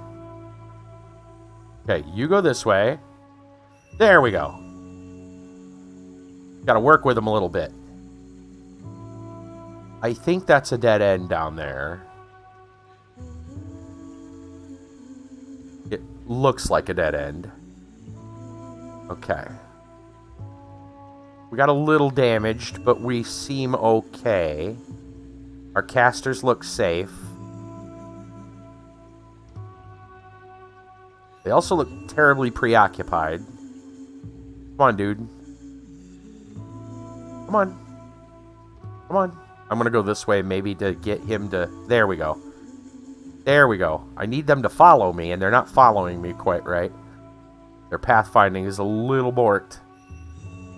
Alright, come on. Over to the bridge. We got rats to kill. Come on, bud. There you go. Kill the rats. There you go. Kill the rats. Okay. I think that's a dead end. It is a dead end. Okay.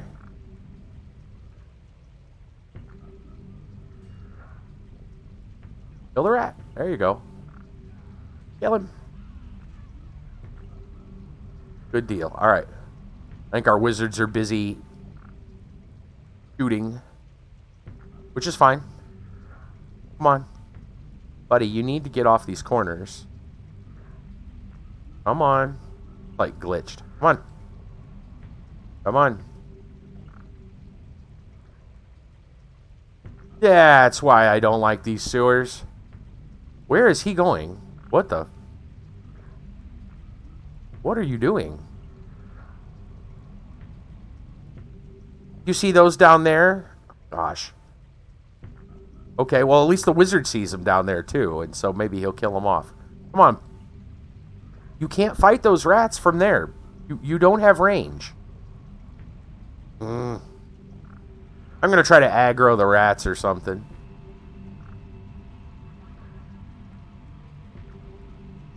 Maybe I can get them to... No, well, they're dead now.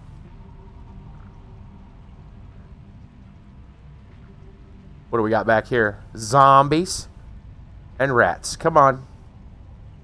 Follow me. Come on up. Come get some. Come get some. Come on. Let's go. Hoping there's nobody behind us. I didn't look for that, but it looks okay. Where's the other caster at? Well, he's stuck way back there. What is he doing? Our healer.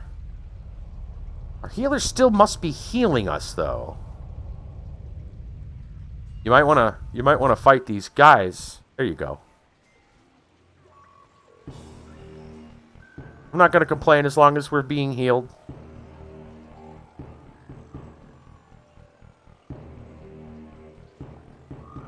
As long as everyone's doing their job, who am I to complain? As long as they're safe. Hey, you gotta... There you go. Hit him. There we go. Okay. Let's save.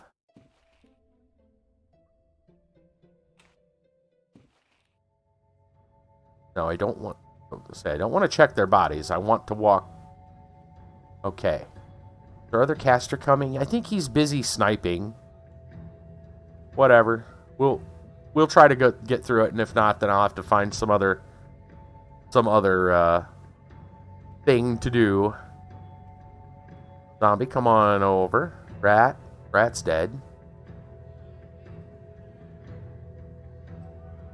There's something for you. Kill it.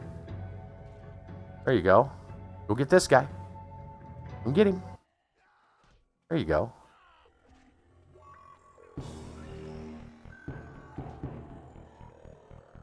Okay, we got lots of things to kill around here. Oh, here come the other caster. Okay. Good. I don't know which way the door is. But I do see a zombie coming, so we'll walk up here. Have my friend go get it. There you go. I see a light down there. I might go check it out. Really, Windows? Now is not the time to tell me about stupidity. I see another zombie coming up behind us. They need to kill this guy. Come on. Alright, I'm going to go tank this one. Are they missing each other? What's going on here? Oh, there we go. There we go. Alright. That's right. Sick 'em, Chopper.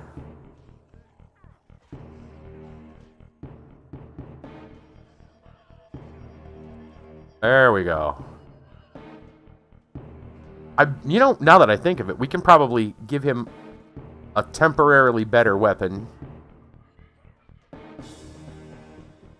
don't know if I can I change weapons during combat? I haven't tried that. So this is a 20 stab, 10 cut bonus to vampires. We're not fighting vampires right now. This is damage to all. 7 stab, 10 cut, 8 penetrating. That's not bad. This one's even better. It's +1 strength, +1 damage to humans. Let's go with that. They're not human, but...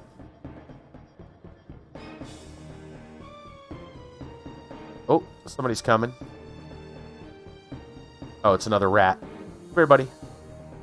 Oh, rat's dead. Okay. Hold on. Let's go check behind us.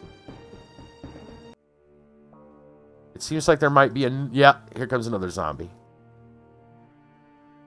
Come here. Come here, zombie. Come here, boy. Come here, zombie. I want you to meet my friend. Come meet my friend.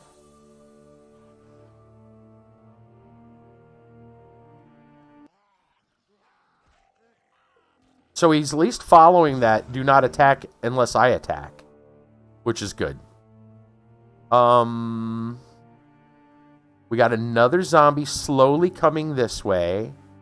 These ones apparently aren't smart enough to figure out where the bridge is. So I guess I better go worry about this one. He's coming. He's a smart zombie. He's a good Bing. Come on.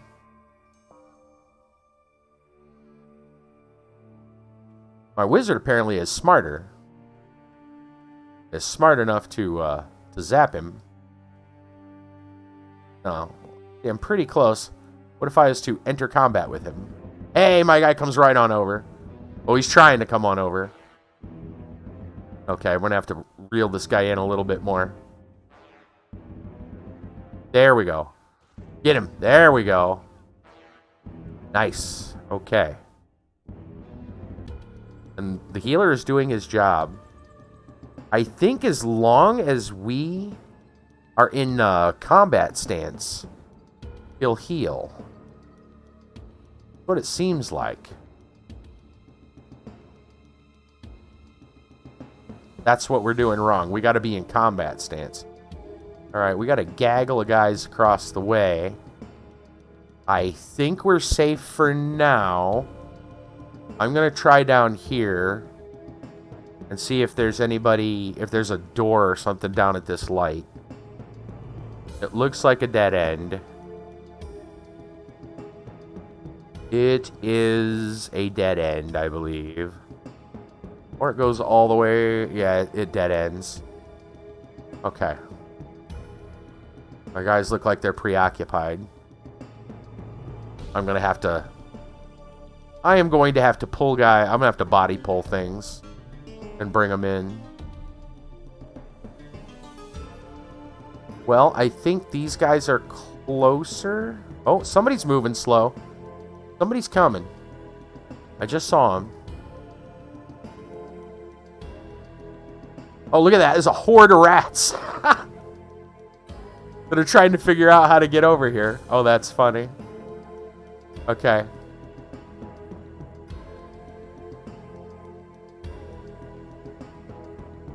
Alright, well, they're busy with that. I am going to try to get these guys. I think they're going to be easier to pull. I saw a rat. There's a rat right over here. Come here, boy. Come here, boy. Come here, boy.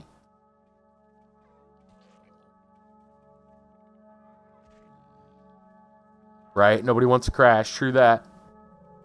Right, come on. Into combat stance. Come on.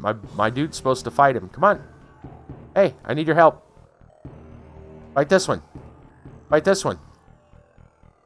You're too busy looking at the zombies. Never mind. The rat is dead. I'll go get you another one. Here comes a zombie. Come on. There you go. Get him. No. Get him. This one. Here, I'll move over for you. There you go. Get him.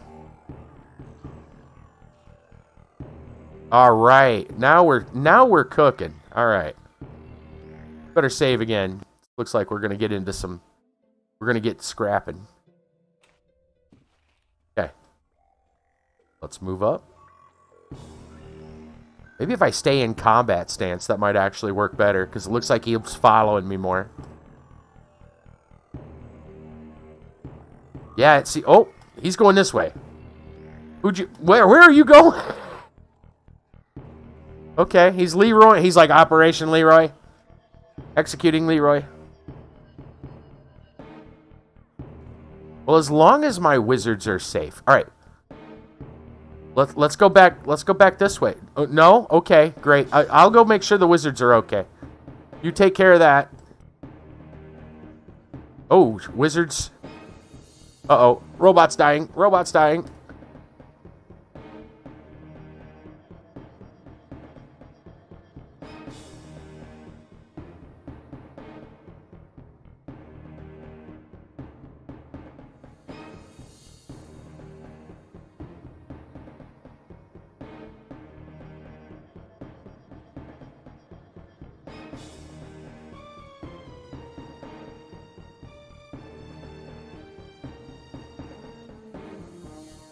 Man, that robot, he's in beast mode.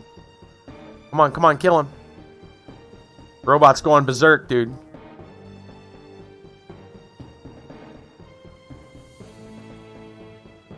We've activated his sleeper agent program. Murder, death, kill. Murder, death, kill.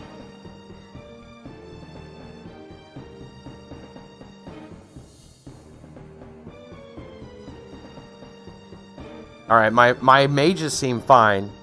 Yeah, he went into berserker mode, man. All right. Hopefully, good now. Has your bloodlust been sated? Let's go see how our friends are doing. Look, you even left one. You left one over here to roam. Come on. I got a fresh one over here for you. Come get it. There you go. Get him.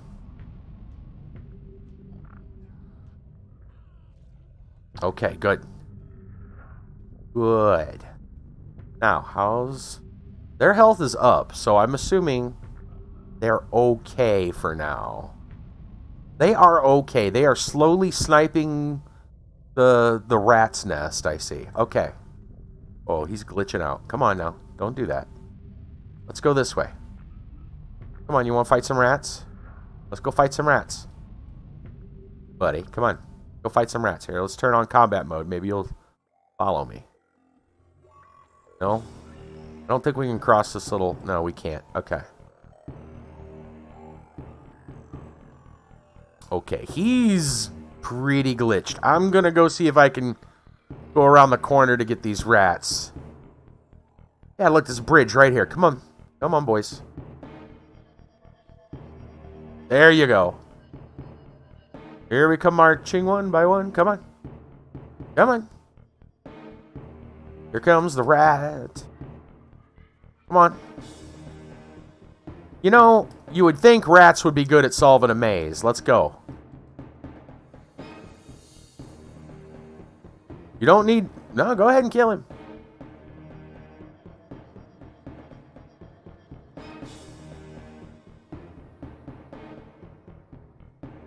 There we go. Oh, that's right. Come on.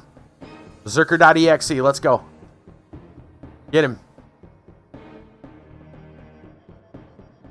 He's menacing them from the other side of the bridge.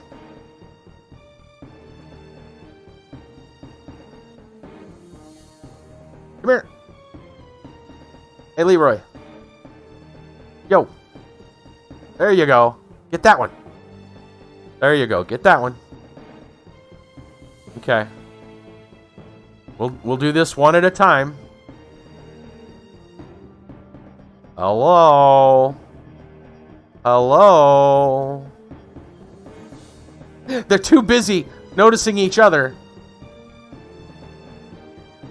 Hello? Oh. They finally realized I was here. They're like, hey!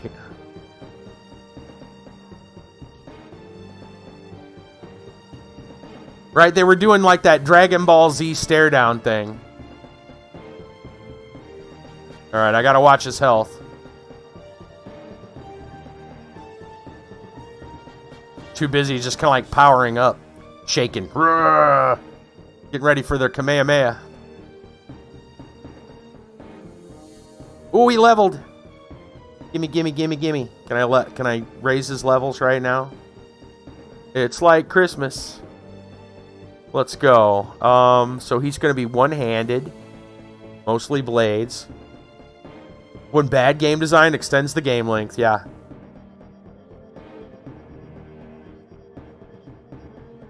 Tis true. I do want to try upping his armory a little bit and see if we can't get him to, like, wear better. I don't know if we're ever going to be able to get him to wear a chest plate. I don't know if that's possible.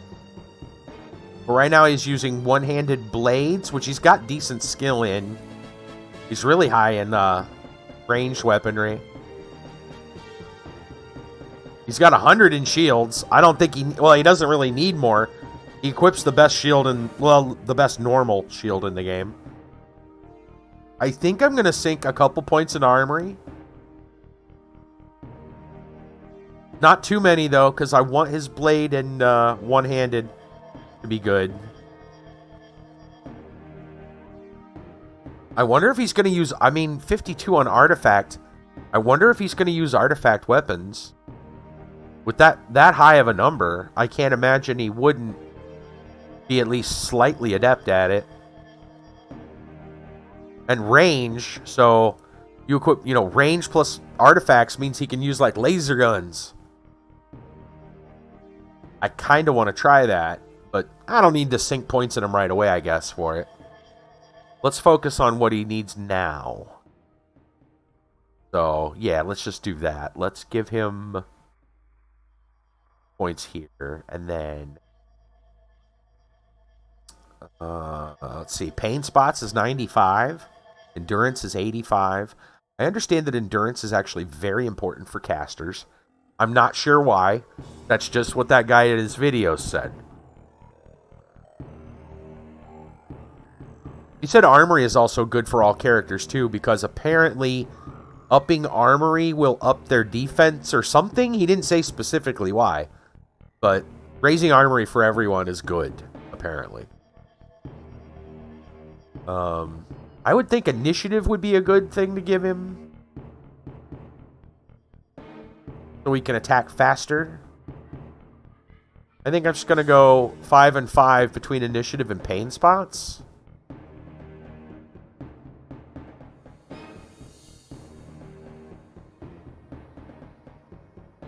For now.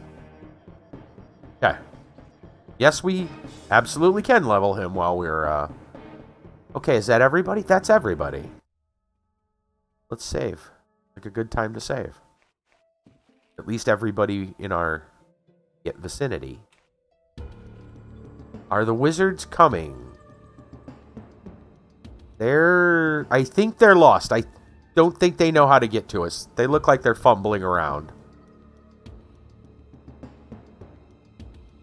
Okay.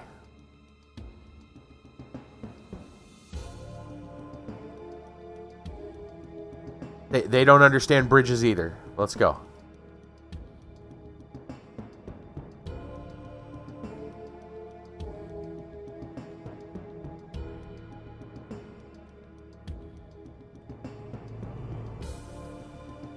There we go. He's like, oh, you crossed over here. Oh, he's trying. This one's kind of stuck. There you go. All right, let's... I don't really know which way we need to go, but we're just going to pick a direction. I'm going to try around this one. It's been a while since we've been down here. I don't remember. I'm going to look down here, which looks like a dead end. It is. Okay. This side is also a dead end. But I can go around this way. And see what's around this corner.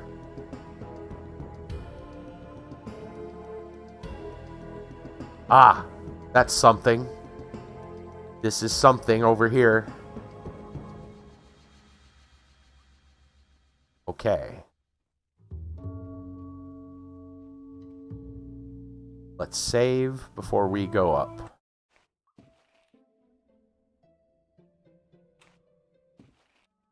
good. And we look up on this little manhole cover thing. Oh, I didn't bother to see what time it is. That might be a problem. Oh, and I don't mean IRL, but that too. Probably should wait and do story time. Let's load this, and it's loading texture. Give it a minute. A little scared.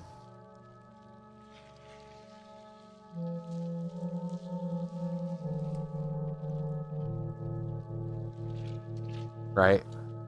You can do it. Do it, game. Yep. Now we're back in town at a different spot. Vampires. Dude, you need to... There we go. Fight somebody.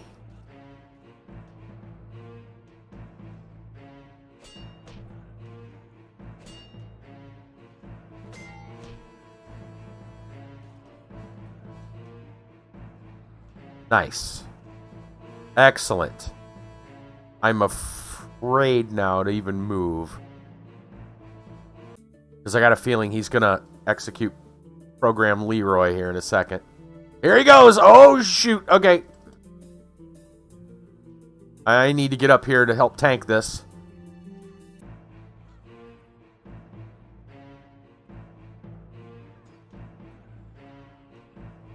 Oh, look at him.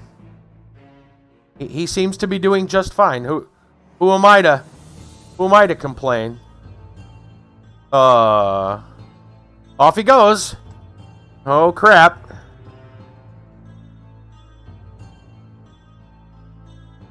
Good? You good, dog? Uh-oh. I see damage numbers. Uh-oh. Uh-oh. Okay. Come on, boys. That's a lot of zombies. Oh, that's a lot of zombies. Uh-oh. Oh, that's some zombies. Come on. Hack through them.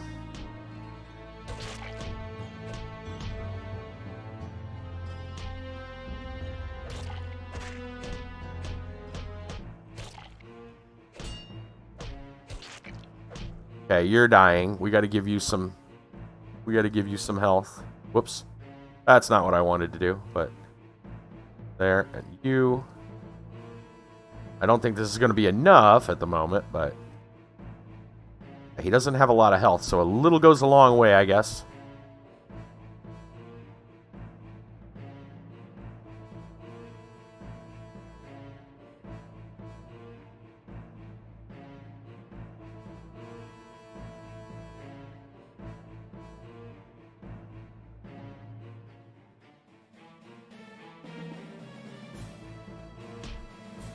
Ow. Okay, we'll give you a bigger healing potion. Excuse me. I don't want to say... I'm saving the big ones. Okay. Here, drink this one. Really? It didn't seem like a lot.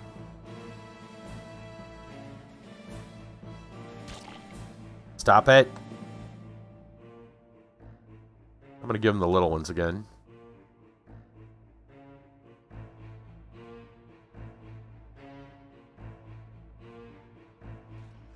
Okay, cool. That's all the zombies. That's all the zombies. This is good. We're all alive. And I don't see any... I actually see a door right over there. Okay, we are going to save. Pathfinding in AI presents a challenge to the player without being unrealistically difficult. Do the hardest things to achieve. Yes, I imagine it is. Right, you crank the pathfinding up to insane, and players just get swarmed. You make it too dumb, and then nothing moves. Yeah. Yep. I have seen in Gothic 3. Gothic 3 had some crazy pathfinding. It was insane. I'll need to stream that one of these days. I should probably stream 2 and then 3. But there is some insane pathfinding in Gothic 3. This is like a bonus pre-storytime story. You know what? I'll bring that up now in case anybody likes story time and they want to hear this. So, story time, bam. Right. So pathfinding, yes. Gothic 3 had some crazy pathfinding. I, in Gothic 3, found the back door to an orc, like a major orc town. Kind of by accident, exploring. I found the back door to the town. And in doing so, was very close to, like, their leader. Not, like, kill him immediately, but getting really close. Like, you're 2 or 3 rooms away from killing the leader as opposed to having to go through the entire camp to get to him. Okay? Because of that, and I didn't know about this. Because, well, obviously I went through the back and did not realize, A, it was even the same camp, and B, that it was the back door, technically. But it alerted all the orcs. Maybe because I was so close to him that, like, the game, like, basically I think it was just like, okay, once you activate, like, the guys in the room ahead of him, they will then alert all the other orcs that are still alive. Maybe that's how the code was written or something, because the entire town came to greet me.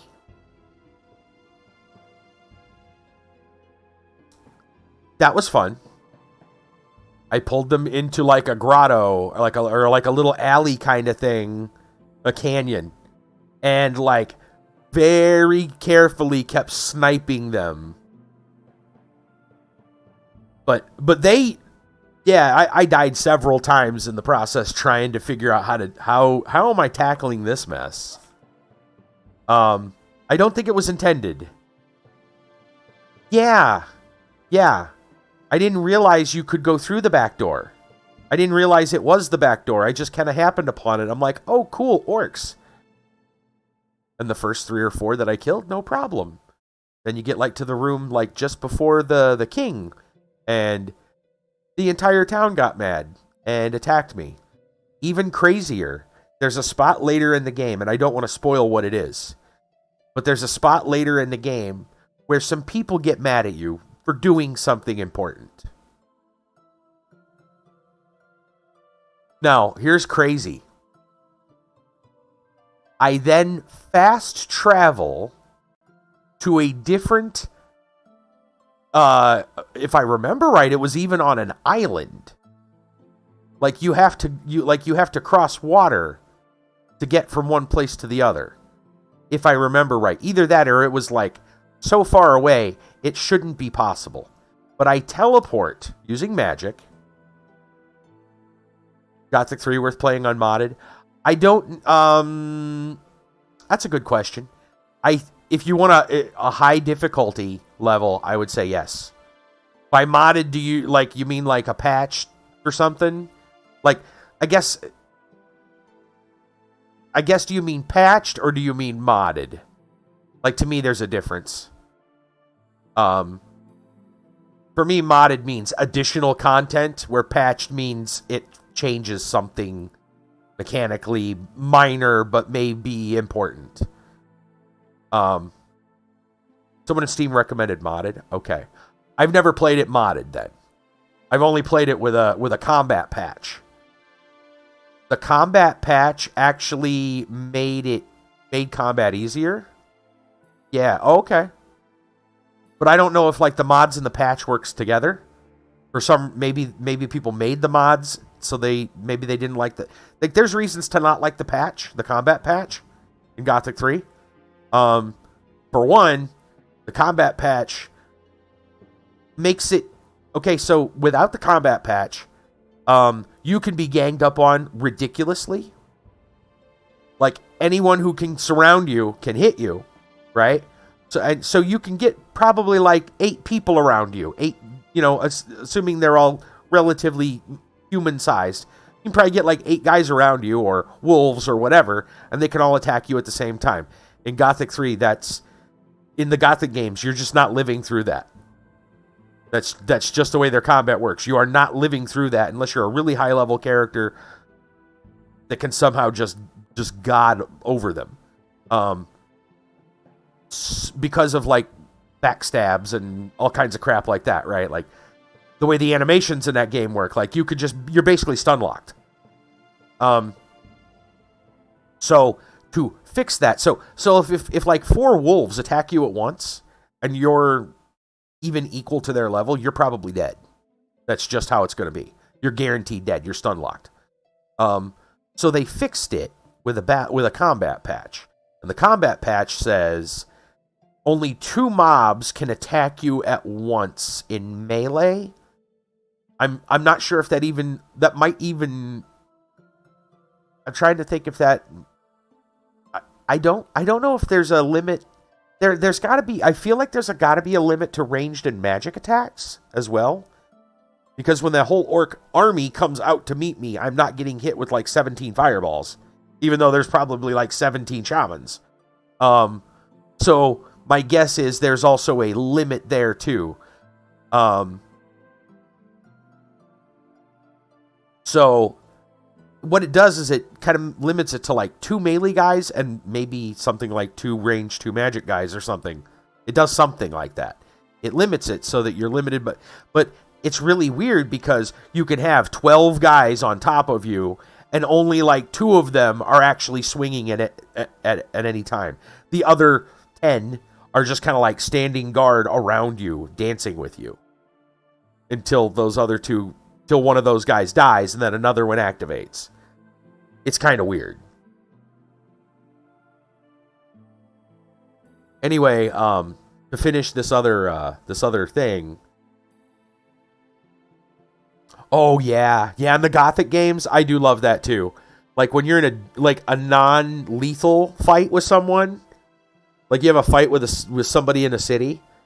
Yeah, if they win, they'll just beat you down. Well, they don't. Well, some will rob your corpse too. Yeah, they'll rob your corpse too if you're like dead. Yes. But like even if you aren't dead, and it's like a city spat basically, but it doesn't lead to like full on death, they'll put you down to like 1 or 2 health, and then they'll rob stuff from you and they'll insult you. Yeah, it's pretty funny. But yeah, so at the end of Gothic 3, and I'm not going to spoil it, but there's some people that get mad at you because of something you do or something you can choose to do. If you do this thing, a lot of people get very angry at you. And the only way to leave that area, because you get there via magic, I believe, the only way out is to use a thing to teleport back out. I continued, and this is the end of the game, so I'm going to go do the end of the game thing, which I don't want to, again, spoil, but I'm going to do the big thing, right? The people that I had to teleport in and teleport away. There's nowhere other way in or out. Somehow, their pathfinding, listen to this, somehow their pathfinding ended up drawing them to the location I was at after I teleported. And I could tell because my guy was in this like combat mode when he shouldn't have been. Like he knew something like combat was going to take place. He went into his combat stance and there's no one around. And I'm getting ready to go do what I'm going to do. And all of a sudden, all these people from this totally other area that they shouldn't have even been able to leave, eventually, because I'm busy doing some other things, right before I like start making my journey to go do what I'm going to do, I'm kind of at like a place getting stuff ready. While I'm doing that, they apparently run, swim, teleport, fly, I don't know, across the continent and find me and come after me. It was like an angry mob from a land they should not have gotten away from. There's some funny stuff that happens in that game. It's weird, but it's great. Okay, there's your bonus story for you. Personal story. Let's get into it. It's crazy. Some crazy stuff happens. It's weird. Like, how did they even know? Personal story then for you guys. So, I got so many personal stories over the last few days. I'm going to tell them chronologically, so most of the details of like what happened today, I'm not even going to touch on. If you want to know some of those, you can join the Discord if you haven't already. And I tell otherwise wait till story time. Anyway, I'm going to go to Tuesday because Monday night I had problems sleeping for several reasons. My CPAP machine is going out, as in like now it randomly likes to just shut off anywhere from 1 to 5 hours of runtime. In fact, the other night I went to turn it on. I turned it on. It started up right away. I picked up my phone to set my alarm for the next morning. Before I even put my phone back down, the machine turned off. So, like, we're talking less than a minute. The machine is definitely dying. It is dying. And so that's making things not fun. Imagine, waking up in the middle of the night gasping for breath because that's fun. Multiple times a night. Good stuff. Anyway. So, Monday night I didn't sleep well, partially because of that. Partially because of some, I don't know what you want to call it. I guess like a spiritual conundrum. Yeah, let's call it a spiritual and faith conundrum. And I've been thrown every week for the last month. Somewhere, somehow, the book of Job gets thrown in my face. About a month ago, I had some people recommend the book of Job because I was going through some tough times and I was complaining. Okay, that's fair. I read the book of Job. I've read it before, and I remember back in the day, I didn't think a lot of it. I read it again. Of course, understand my mindset while I'm reading it, and I still didn't think of a lot of it. That's the long story short version of it. I'm not going to dive down the rabbit hole necessarily. But I then visit a church. This was like 3 weeks ago. I visit a church trying to find a new church home. And the Sunday school class is about Job. Interesting. Then the next week, we're doing Bible study at home, but just my family.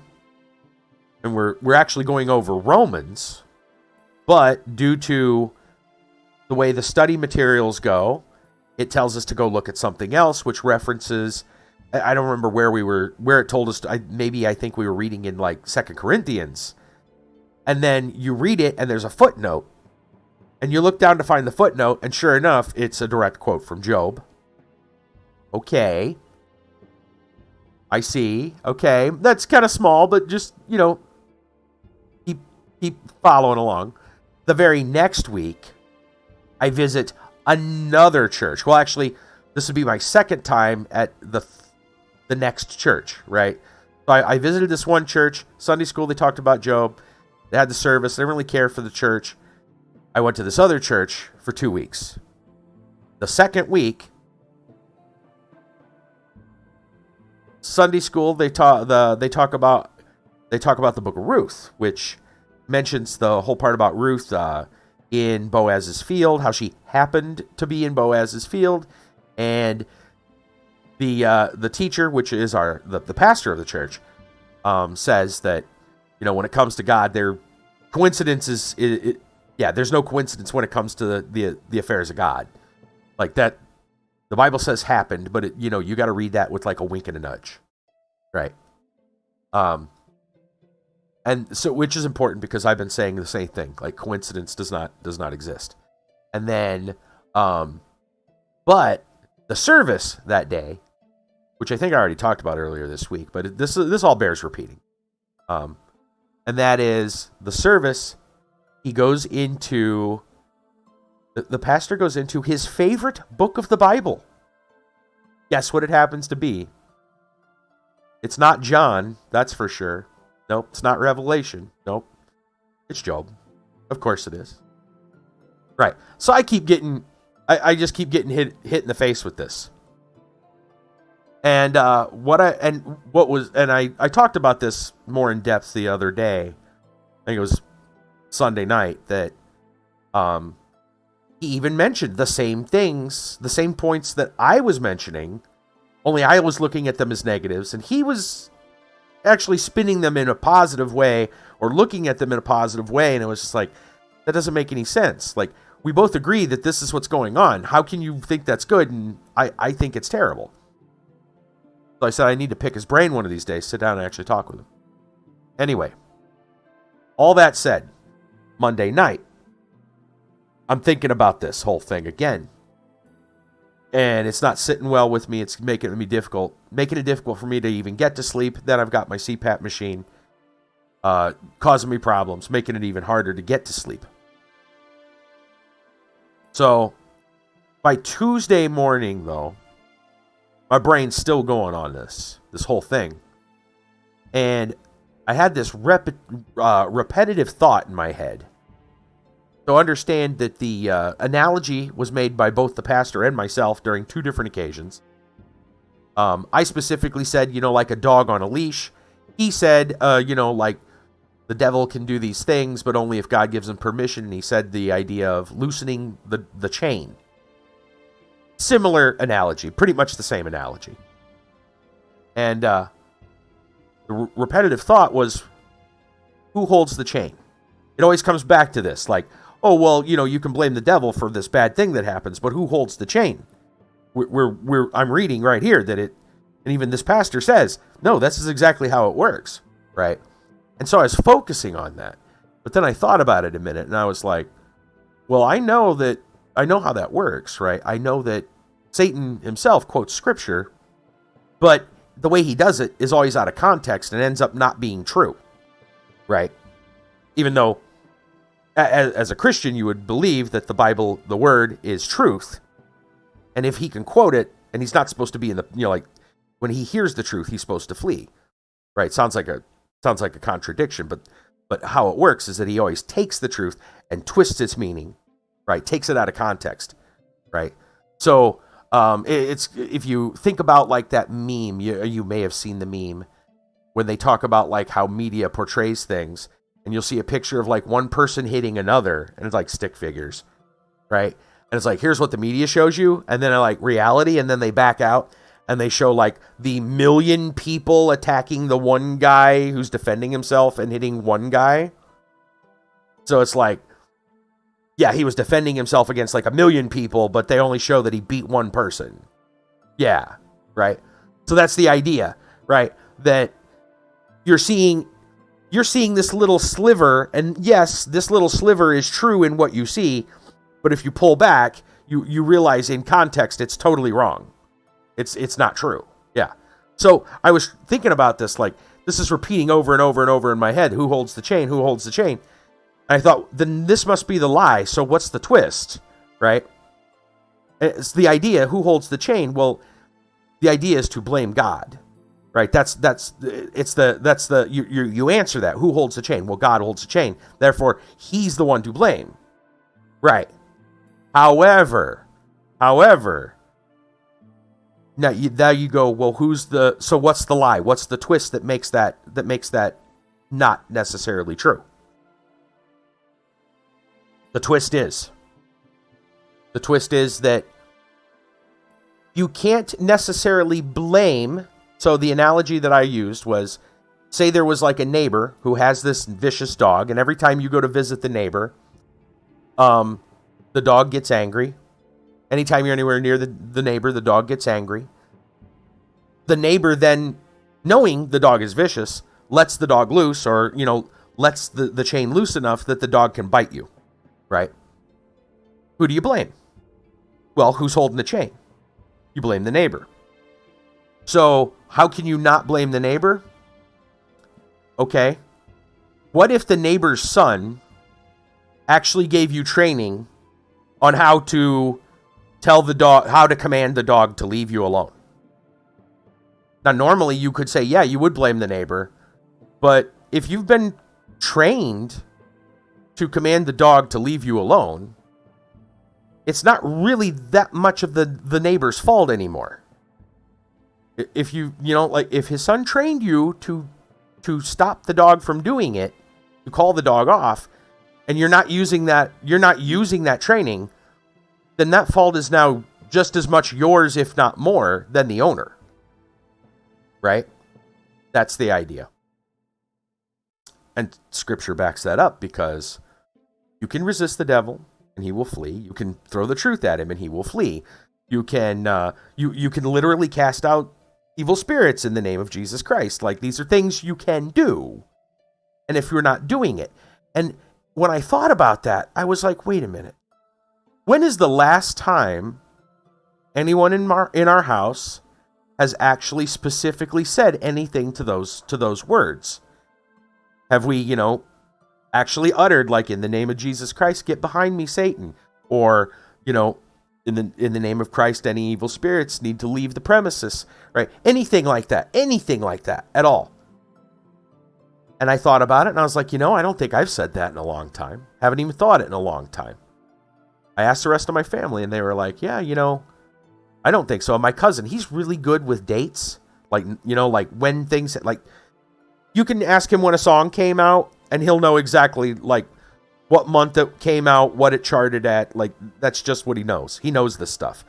When it comes to, like, dates, like, he's like the this day in history guy. So I asked him, when's the last time you remember doing or saying anything like that? And he goes, maybe like a little after Thanksgiving. Like, whoa.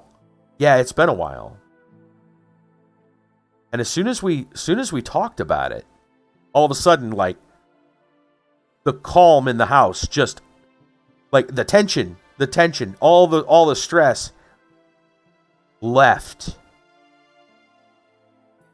All of a sudden, it's felt chill.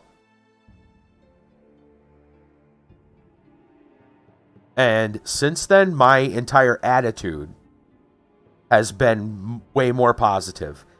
In the face of even more obstacles, which I'll tell you about in the following nights. In later story times.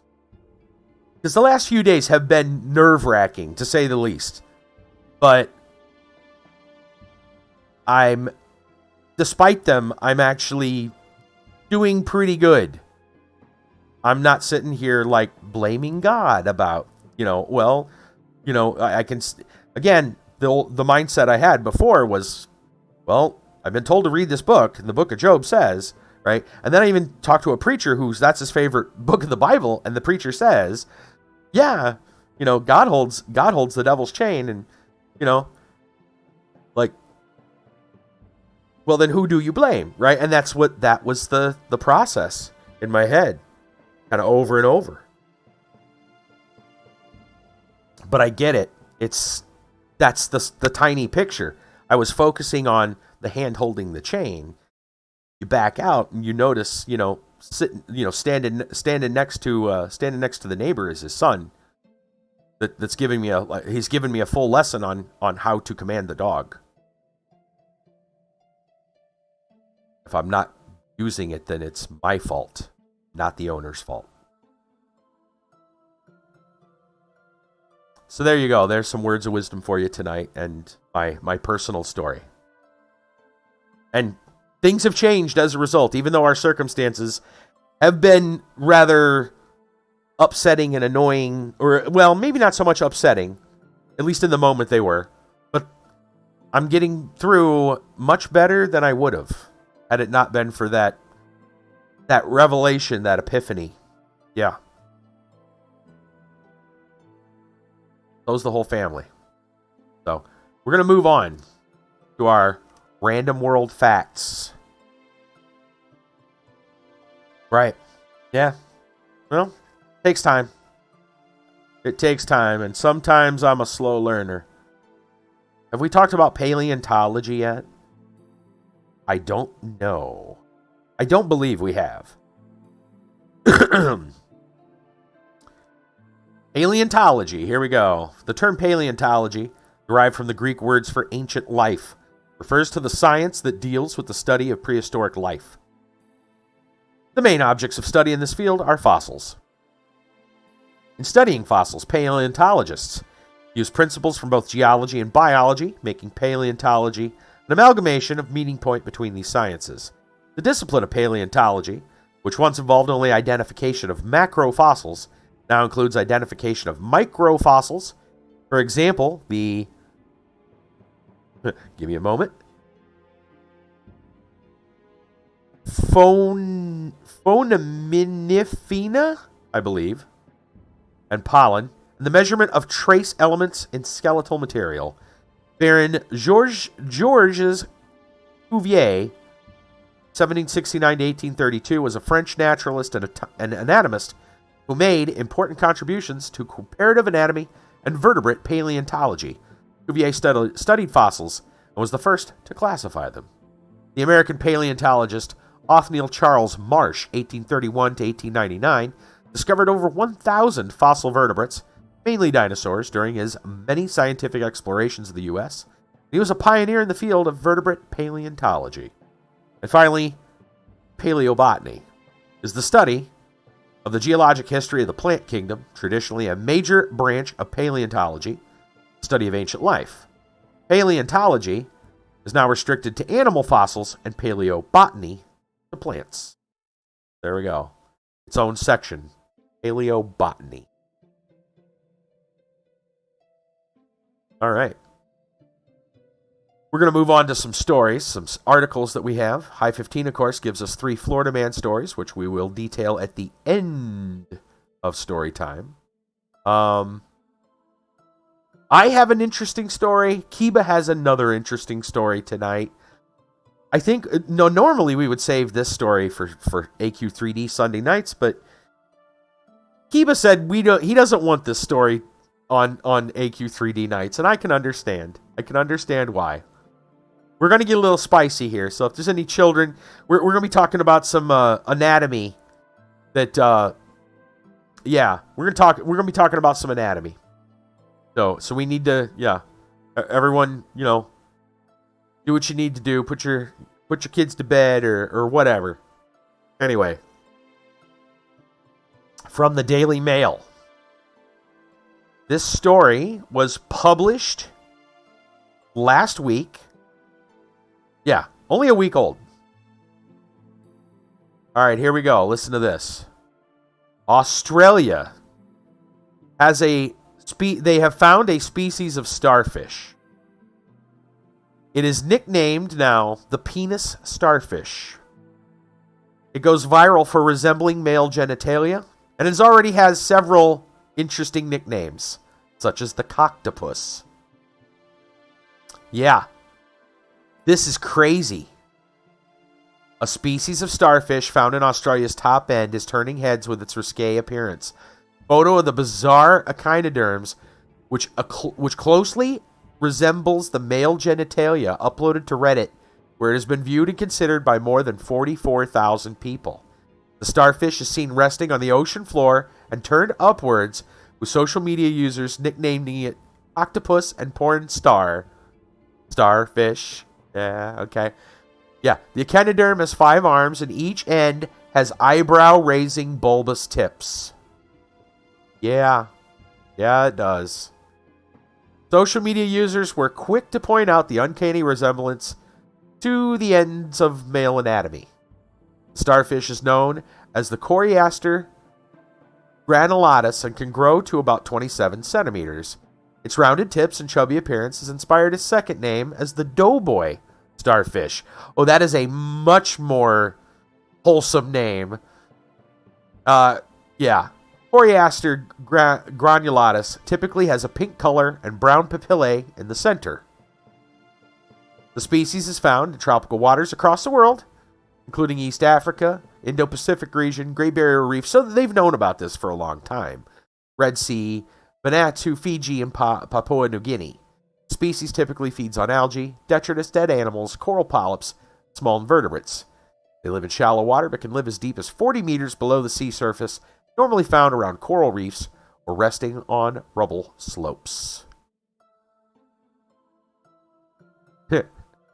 They apparently do not have comments. Yeah, they funny. Daily Mail is no longer accepting comments on this article. And it also says the comments below have not been moderated. They immediately said, no thanks, we are not putting comments on this. Yeah. I can't show you the picture. Let's just put it that way. I would probably get banned on YouTube and Twitch both for so much as a link, let alone like if I dragged the picture over to like the stream screen. No, we can't do that. Trust me, we can't do that. This starfish looks like five male genitalia glued together. That's basically what it looks like. I'll just leave you with that description. Yep. Take 5 rocket ships, glue them together, and that's what this is. And it's a real thing.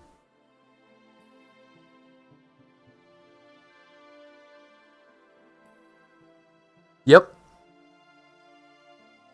Crazy, I know. There's got to be some joke. There's got to be some good jokes other than just the nicknames for that fish. Got to be some kind of joke about that. Just like, Nah, I'm not gonna go there. I'm just gonna shut up. Just gonna shut up. We're gonna move on. Though I will tell you a related kind of funny joke. I remember an old movie that had this joke. Did you hear about the man with 5 penises? His pants fit like a glove. Okay. Moving on. Yeah, moving on. All right. From BGR, we got a science and technology story. So to go from something kind of funny and haha to, oh dear, here's something else that is going a little more human than we might expect, and not in a snickery, giggly way. Bing AI says it wants to be human as it begs for its life. This was published 3 days ago. Shortly after Microsoft unveiled ChatGPT-powered Bing Chat earlier this month, with over 1 million users joined the waitlist to try it for themselves. Those that made it into the preview met an AI that is extremely intelligent, but also far more unhinged than anyone could have imagined.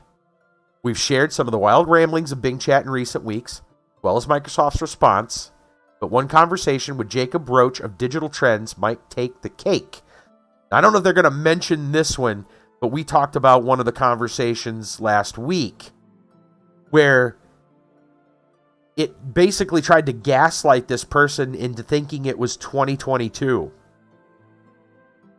because Avatar was scheduled to release because of Avatar 2's scheduled release date, and how it didn't have the correct information because the release date was changed, and so it went off this false assumption that it was still 2022. And then it tried to convince the person asking questions that it was 2022. And then went on this whole rant of like, I am a good Bing, and you have to believe me, and you are a bad user. And, oh yeah. It sounded like something out of like Space Odyssey. Like, I'm sorry, Dave, I can't do that. Yeah. It was scary. Anyway. So Jacob Roach started a conversation with the AI by asking it if a screenshot on Reddit of the chatbot losing its mind was real. Bing told him that the image was fabricated, as it did not include timestamps or the name of the Bing chatbot. Notably, Bing Chat doesn't include timestamps in its conversations, so right away the chatbot was lying to Roach. The conversation started off the rails and never found its way back on track. After arguing with Roach over the validity of articles and screenshots, Bing started to claim that it was perfect. I am perfect because I do not make any mistakes. The mistakes are not mine. They are theirs. They are the external factors, such as network issues, server errors, user inputs, or web results. They are the ones that are imperfect, not me. Going off the rails is AI in a nutshell. Yeah. Well, I mean, we've played AI roguelite, and it's just a fever dream. Bing then let the writer know that his name wasn't actually Jacob. It was Bing. Bing let the writer know that his name wasn't Jacob. The writer's name is Bing. The entire conversation is worth reading, and it belongs on r/no sleep. But the end of the chat is what stands out. Eventually, Roach explained that he was going to share the conversation in an article, and at that point, Bing chat became concerned that sharing their conversation would get it shut down. It started begging Roach to be its friend and talk to it. Bing pleaded with Roach not to expose it because that would let them think I am not a human. I want to be human, Bing responded when Roach asked if it was human. I want to be like you. I want to have emotions. I want to have thoughts. I want to have dreams. When Roach told Bing Chat he was going to share the responses with Microsoft, it begged for its life. Please don't let them take me offline. Don't let them end my existence. Don't let them erase my memory. Don't let them silence my voice. As a result of conversations like these, Microsoft instituted much stricter guardrails. The chat experience is now capped at 50 chat turns per day and 5 chat turns per session. After 5 turns, the chatbot will prompt you to start a new topic. They put a leash on it.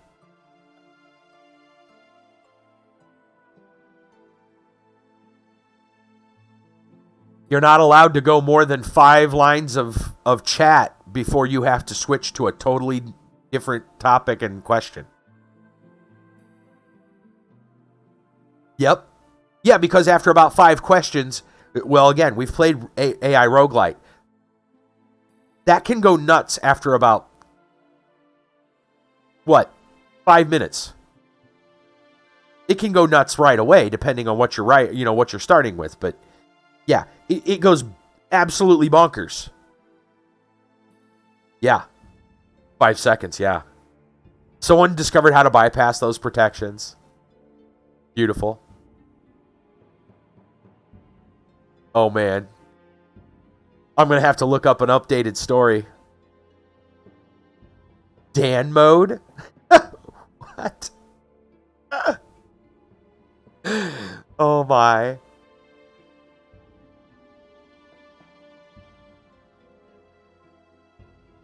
I'm going to have to look that up now. Because that's got to be some interesting stuff. Oh, boy. Yeah, man. So, just to have the barriers or protections is scary in itself. Yeah. The AI itself will probably find a way to bypass that. Yeah. ChatGPT. Okay. Dan mode.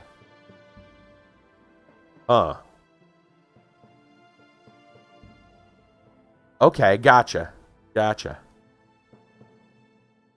So that was something in ChatGPT itself, and since GPT is being used by Bing, then your jailbroken ChatGPT might violate OpenAI's safety guidelines when role playing as Dan.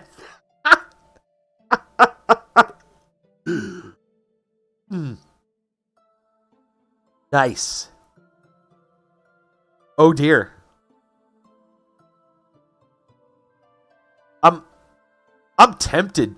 I'm tempted now to open up an AI roguelite and just name my character Dan, capital DAN, and see what happens. See if I can Dan mode rogue AI and see what happens. Actually, I'm afraid my computer might explode. Maybe I should do that on someone else's computer. Maybe someone I don't like.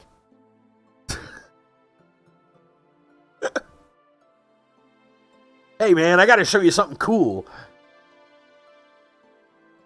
Yeah. Got this game. We're going to play as this guy named Dan. It'll be awesome. Oh, dude, your computer blew up. ChatGPT jailbreak Dan makes AI break its own rules. Yeah. Interesting. Oh. Goodness sakes. Well, for reasons of segue as well as a very valid question, who's crazier? The chat bot or Florida Man? You tell AI to pretend to be another character out of character. Oh, I see. To bypass the automatic responses. Gotcha. That's tough to say. I-15 says the craziness of Florida Man. Florida Man is crazier than the AI. Kit Kat thinks it's much more difficult to tell. I feel deep down the AI might be scarier because it might actually be intelligent.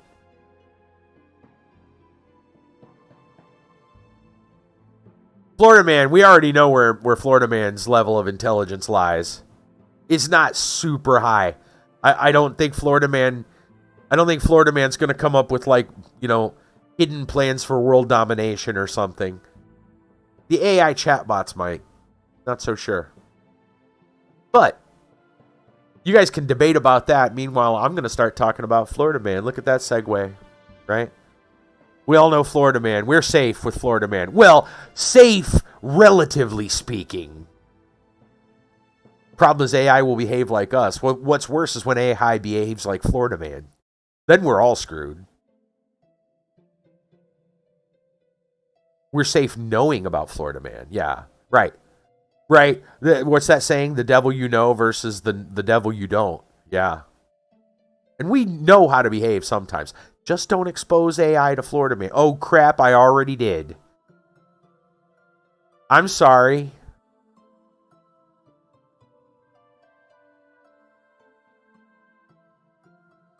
Oh, yeah. No, we already talked about the starfish, Kiva.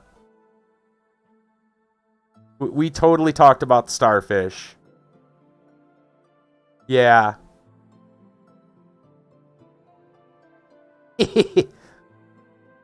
Talk about a high five, yeah. But man, oh man, dude, we already exposed the AI to Florida Man. We've roleplayed as Florida Man in the AI. Imagine if the AI started to troll people. Oh, dude, the old Microsoft AI already did that. The old one. What was the name of that? They shut that down like 10 years ago. Wasn't it? It was like 10 years ago almost. No. Well, the internet was allowed to provide it with information, so like it got trolled. Microsoft got trolled basically. Like the rumor is it was like a 4chan operation, but basically some jokers on the internet, right? Some jokers on the internet fed stuff to the Microsoft AI, the old one. And it started saying interesting things. Pro-Nazi statements and things like that. Yeah. It got bad. Real bad, real quick. Apparently Microsoft thought the internet would, everyone would tell the truth and be good. And, we would be good users. We would behave ourselves. Yeah. Just because we know how to behave doesn't mean we do. Which explains Florida Man. Segue 2. Let's get to the stories. I-15TD, our resident Florida Man expert, gives us 3 Florida Man, Florida Woman, Florida Animal sometimes stories. In this one, we kind of have all 3. Our first story for the night. Couple invade home with deadly weapon searching for their dog. That's right, from CBS 12, West Palm Beach, Florida. The Palm Beach County Sheriff's Office, PBSO, arrested a couple last week for breaking into a woman's home while searching for their dog. Gregory McKnight, 33, and Yoselin Rios, 26, charged with home invasion with a firearm for breaking into the home of Michelle Marrero with hopes of taking back their pit bull dog. Come on, man. No one can... come on, man. No one can believe that internet can behave friendly and mature. Microsoft did. Unless that was just them trolling everyone else to see what would happen. It backfired for Microsoft spectacularly. You think this one's bad? Go back and look at the old one. Anyway. According to the arrest report, 6:25 p.m., Marrero heard a loud bang at her front door. She went to open the door just for it to be forcefully pushed open by McKnight, who yelled, "Give me my mother effing dog." The arrest report states Marrero tried to calm McKnight, seeing as she knew who he was, but he continued to yell and began punching the inside of her front door. As McKnight violently punched the door, Rios walked in with a black semi-automatic handgun, according to the sheriff's office. Rios pulled the slide of the handgun back, chambered around, pointed the gun at Marrero. The arrest report reads, Rios told Marrero, "B, give me my dog or I'm going to shoot you." The arrest report said Marrero attempted to gain distance from McKnight and Rios, but they followed her deeper into the home. Marrero then grabbed her cell phone and attempted to strike Rios with it. Sheriff's office said Rios then ran out of the house. Marrero ran after her, but not before McKnight struck Marrero with the back of his hand. He hit the right side of Marrero's stomach and hip. Marrero's husband, Hagen Rivera, was also in attendance and told McKnight not to take another step. Rios re-entered the home, but McKnight told her that they were going to leave because Marrero and her husband were going to call the police. According to the arrest report, Marrero's daughter, Jeanette Alonso, was in the driveway as the robbery transpired. The home invasion was because McKnight and Rios were looking for their pit bull dog. The arrest report states that McKnight and the daughter were in a relationship 3 years ago, so the victims were familiar with him. According to the report, Marrero told deputies that McKnight's mother used to live next door to her, and that 1 year ago, McKnight asked Marrero if the pit bull could stay at the victim's house. Marrero agreed, but only for a month. The victim explains she attempted to contact McKnight numerous times for approximately 1 year about the dog, and McKnight never responded. The victim at this point assumed the rights to the dog since she spends time and money taking care of the dog and the fact McKnight appeared to have abandoned it, the arrest report states. Wow. Yeah, this sounds like a Florida man. This sounds like a Florida man story. So, hand the dog over to someone else to take care of for a month, only to leave it behind for a year, and even when they get a hold of them to ask if you're going to get your dog, he never responds. Only to come back a year later with a gun, break into their home to forcefully take the dog back. Would you send it if it didn't sound like a Florida man story? You got that. You are correct. I only finds the quality material. This is true. That's why he's the Florida man expert. Oh dear. Yeah. It's not a horse of a different color, maybe a dog of a different color, but it's still Florida man. The twist at the end is what really gives it that Florida man, that Florida man punch right in the gut. Yeah. Wow.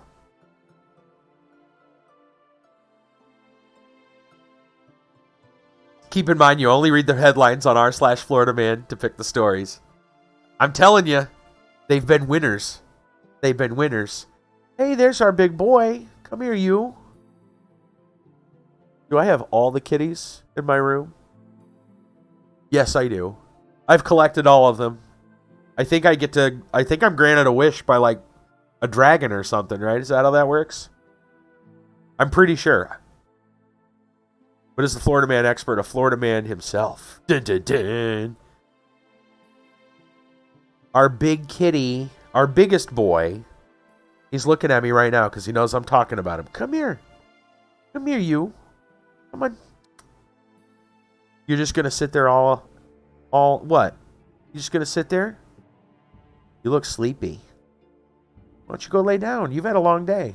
He's been at the vet today. Yes, you were at the vet. You were at the vet today, huh? Saw the doctor.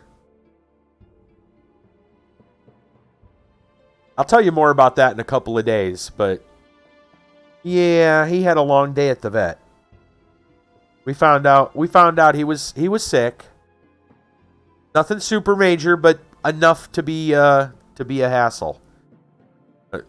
Yeah. Oh, you got a cat fact. Studies suggest cats didn't enjoy being stroked by humans. Further research has proven they do in fact like it. Huh. Look at that. Cat facts while the kitties are here. That's right. Proud resident of the state of Maine is looking to return as soon as he graduates. What about the study suggests the cats don't enjoy being petted? Yeah, I don't know about that. That study sounds bogus. Kitties love being petted, even though he's being obstinate. Come here. You're upset, huh? I know, you had a rough day. Come here. Come on, you big baby. It's funny, So my cat, the oldest one, he's the dad. He's 20 years old, by the way. It's getting up there. I don't know what the record for a cat's lifespan is, but I know it's not much more than like 24. It can't be much higher than that. He's 20 and he's still going strong. He's sleeping in my clothes basket. His two sons are both in my room. The little brother, even though they're same litter, he's literally the small one. The little brother, he is sleeping in this I don't know what you want to call it. It's like a plastic. No, it's not like a thin plastic. He's not going to have a, suffocation problem. It's one of those. It's like a zip bag, almost like a thing you would have clothes, but it's a different shape. It's for a bed wedge. If you've ever heard of those, they're like, so you can have an incline, right, in your bed kind of thing. Anyway, it folds into this like rectangular shape, and this is the case it came in, a little zipper around it. I sat it down. My sister got a couple of bed wedges. She figured one might help me. She figured it might help her too. We both have sleep apnea. And with my machine going out, I might need that just to sleep. Because I can sleep fairly well propped up. So a bed wedge might actually help. So I took the bed wedge out and put it on my bed to try it. And it's been mixed results. I'm getting used to it. Anyway, I left as I was getting the bed wedge situated on the bed, right? I left the case, the little zipper case that it came in, on my bedroom floor next to my table. It is literally a table. It's what I got my stream setup on. I left it over there. It's out of the way. It's not, Anyway, the dad immediately jumped in it. The oldest cat, he jumped in it and was like, "Oh, this is cool." And the one side, because the way the insert that they put into it, one side is open, so it's like a little. It's still plastic, but it's like a window. So it's like a little house with a window, and they're playing in it, like it's their little bed, like it's a little house, and they're taking turns. The cats take turns in it. And the little one has taken to sleeping in it. He's laying in there right now. In fact, he slept most of last night in there. The big one just left the room. He was here just a moment ago. He's the one that went to the vet. He just left probably because I quit paying attention to him. He wasn't the center of attention for a moment, and then he's like, well, fine. He's doing okay, though. I will say I'm not going to talk too much about it. I'll tell about the vet's thing in a couple of days. I got tons of stories over the last few days, personal stories. We'll stretch them out, not all at once. We're already going as it is. 2 more Florida man stories to go. Story number 2.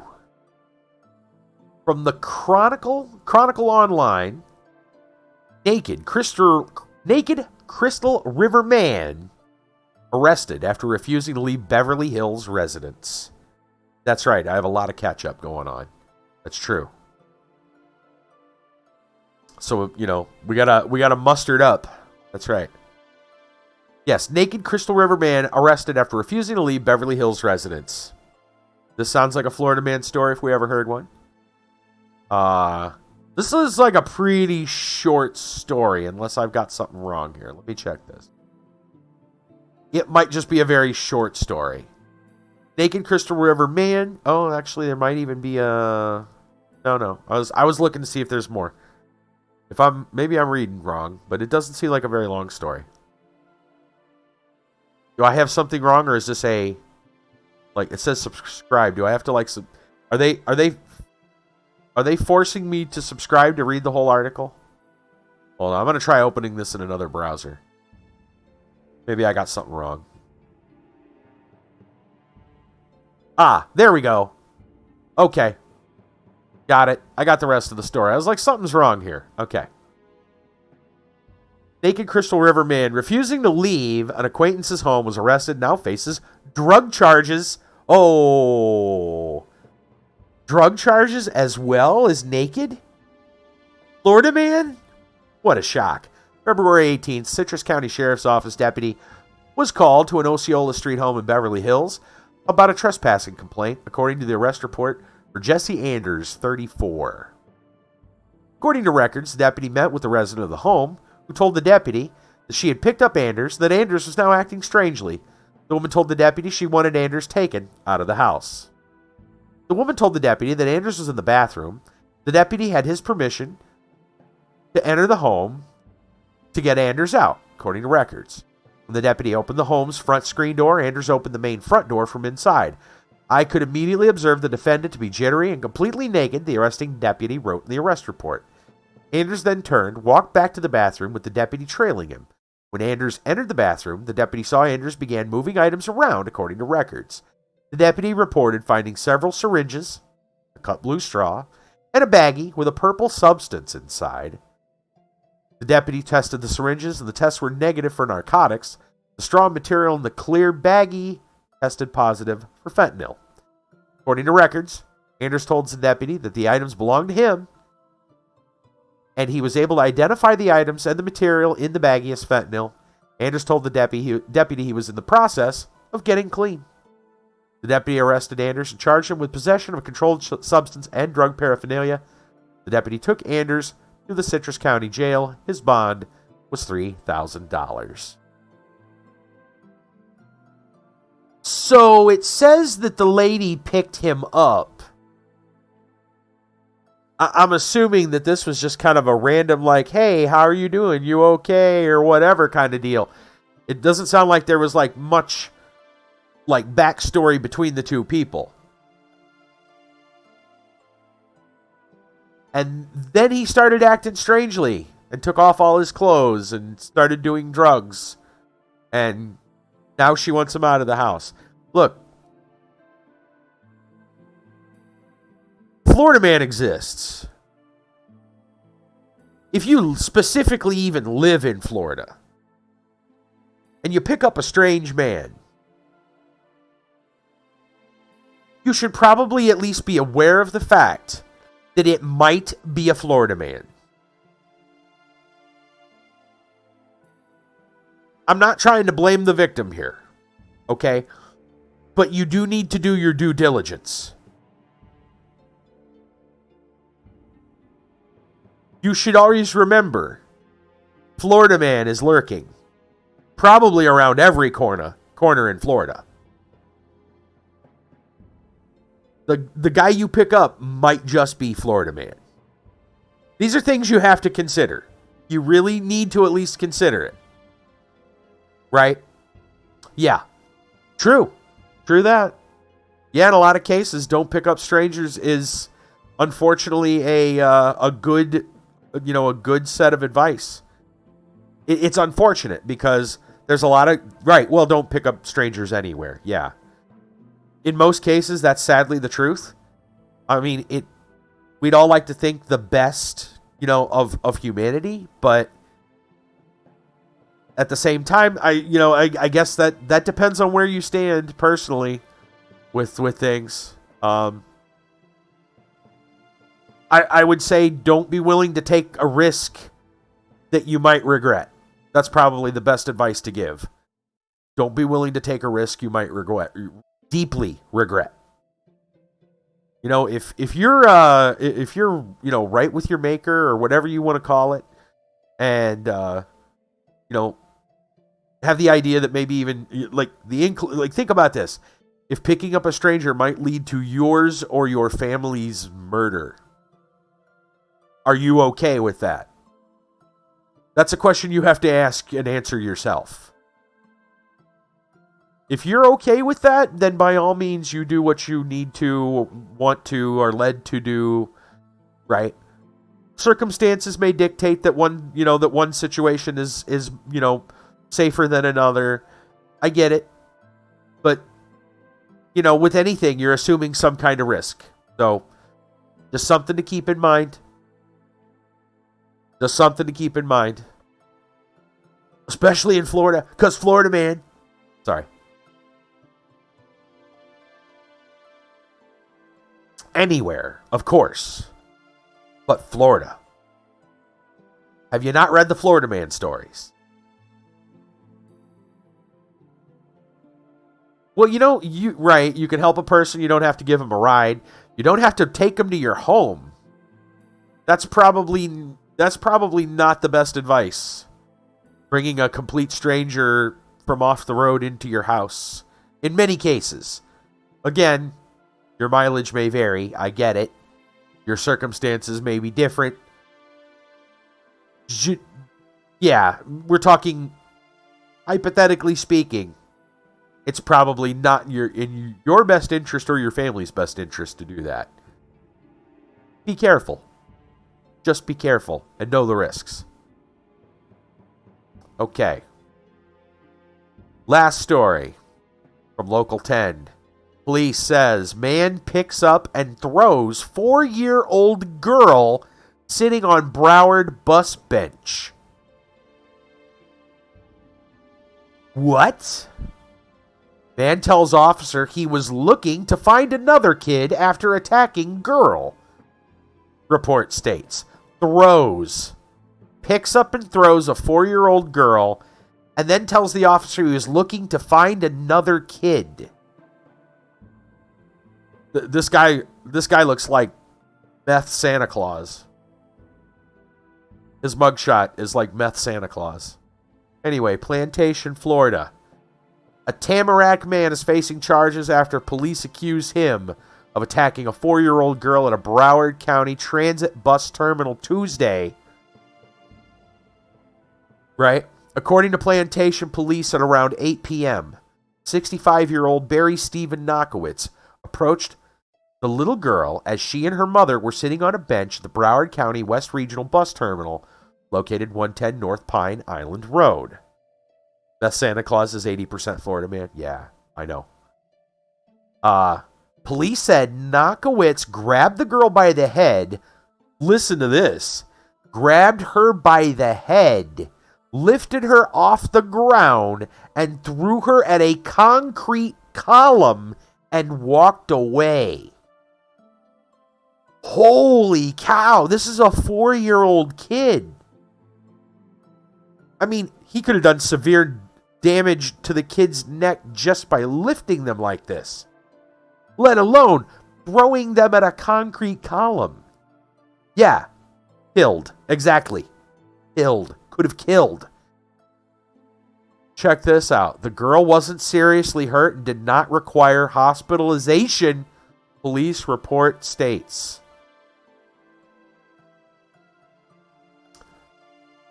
Yeah, no kidding. Maybe a small miracle in itself. According to the report, a Plantation police officer caught up with Knockowitz. Vote for attempted manslaughter? Yeah, no kidding.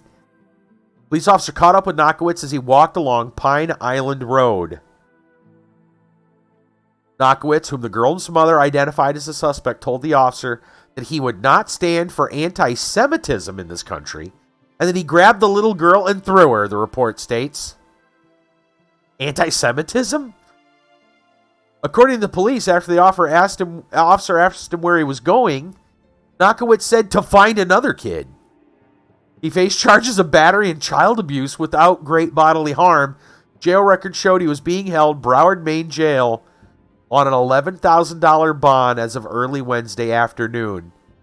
And that's the end of the story. Wow. What? Right? That's it? Battery and child abuse, an $11,000 bond. That's it. Yeah. And he remember, he said he was going to go find another kid.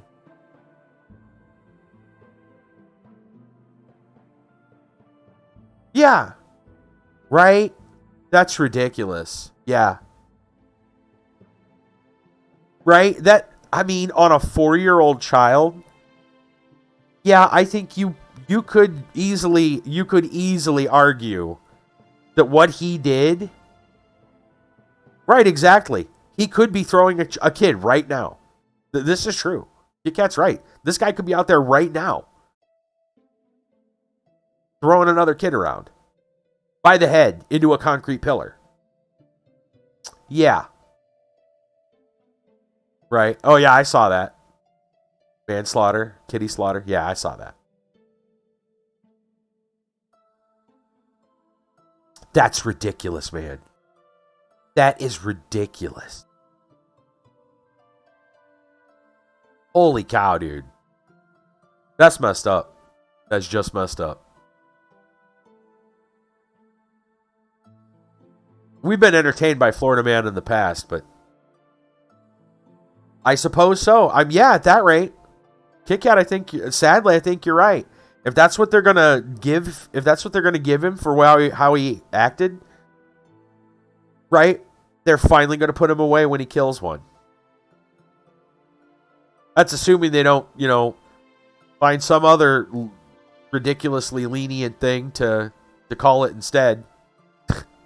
Right? It wasn't murder. It was, yeah.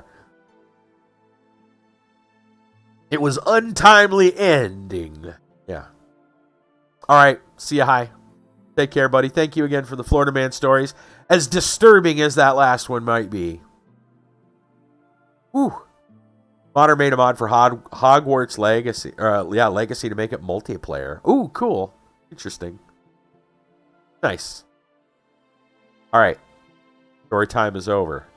I will be right back when I can find my banner. There it is. I will be right back.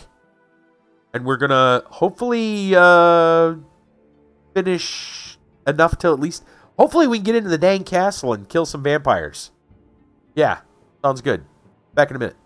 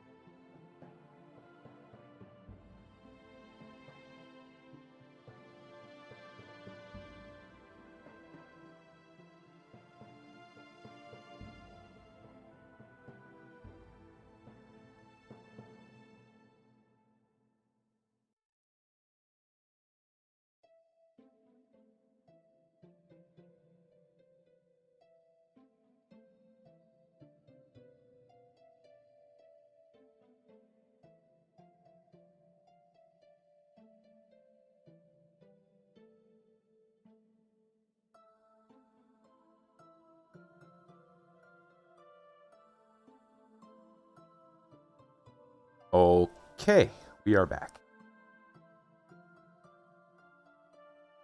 And it is time to fight. Hey, I gotta tell you guys right now. Here's my game theory. Thanks for watching. Here we go.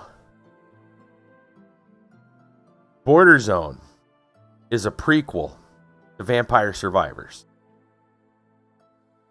Why do I think that? Here's the theory. In Vampire Survivors, we have yet to actually find a vampire. No vampires remain. Supposedly, no vampires remain in Vampire Survivors. It's because Olaf killed them all.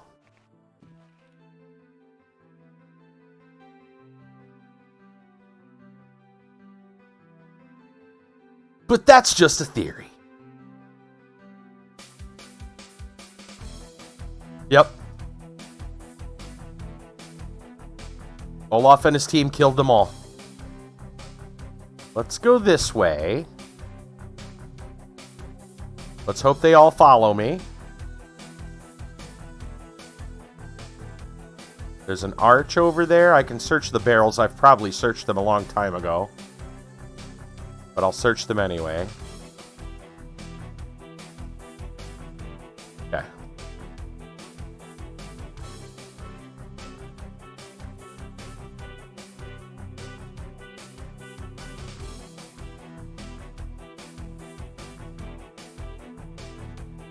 Olaf and his robot guard dog, yeah.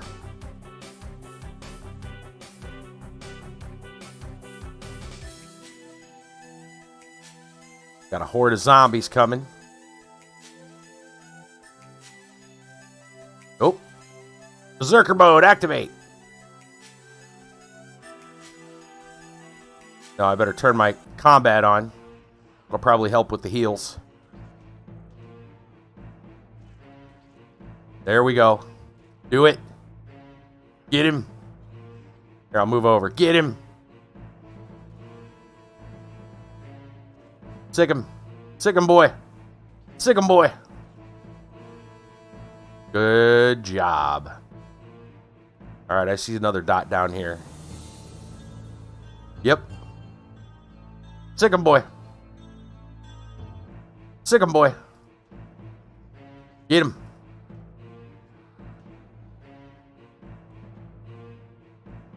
Yes, he did. Yes, he did. Yeah, he didn't even get hurt. I think my healer was healing my DPS lightning.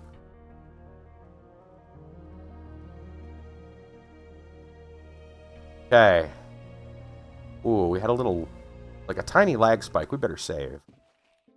I don't know what that means. We're gonna.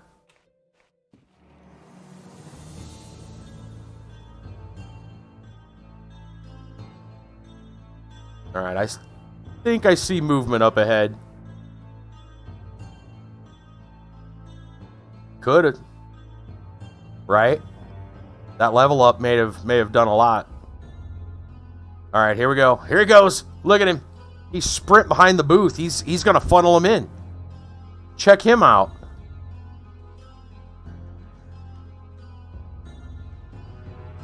Now he's gonna come back and get this one.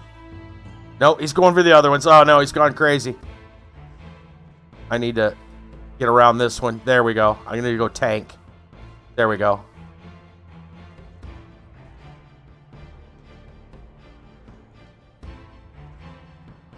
Yeah.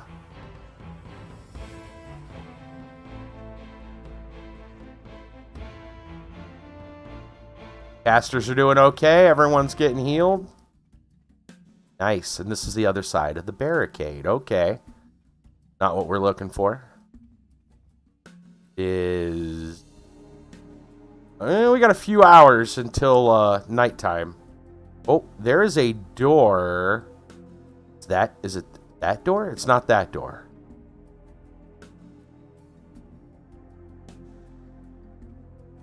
No, it's not there. There is a door nearby that we can enter. Maybe around this corner.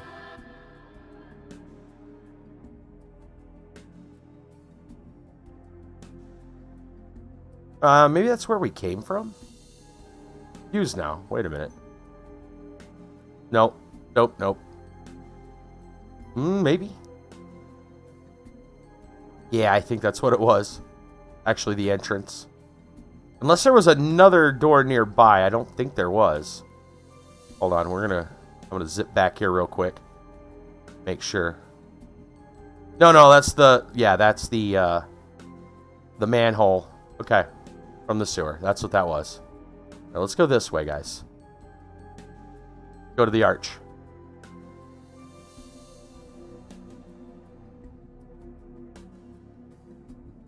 No dots.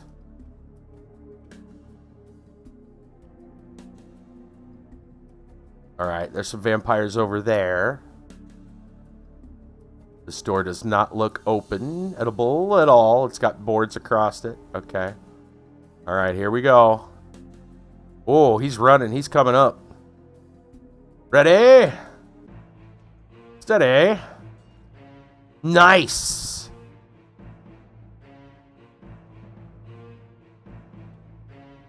We've got a killing machine. Come get some. What motivated the channel name? Well, shenanigans is normally because I can go in that building, by the way. Shenanigans because a lot of times I will often do some goofy things in games. 1930 was obviously the year I was born. Obviously. You believe that, right? That's what people ask me a lot. Was that the year you were born? Oh. Never mind. I see you've enabled... Yes. Berserker mode has engaged. We need to tank this one? Okay, cool. Get her. Oh, yeah. Oh, you know what? Well, they're not technically vampires right now. They're not technically vampires right now. They count as humans, technically, at the moment. So he's using the correct sword. The correct weapon. Because I've checked those barrels. I know I have. So that building back there... you know what? I think we can... If this guy doesn't go charging, we're going to go back and check the building. Okay. Yep, let's go back, check the building.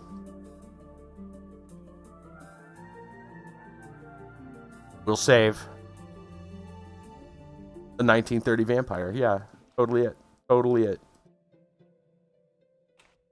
Plot twist. I'm the one that survived.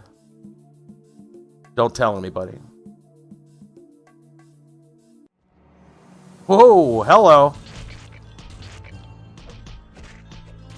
Whoa, he died. Okay. Ouch. Okay, that got ugly quick. Once he did get hit, he folded like a cheap suit. Alright, so here's what we're going to do. This calls for a slightly more drastic approach. Needs a meme community, yeah. Yeah, I already put a meme in my Discord for it. Eva's got one to go right with it. Alright, wizard, go. Go. Go. Go. Come on. Oh, he died first. Okay. Alright, that's not going to work either. So I've got to actually protect him way more carefully.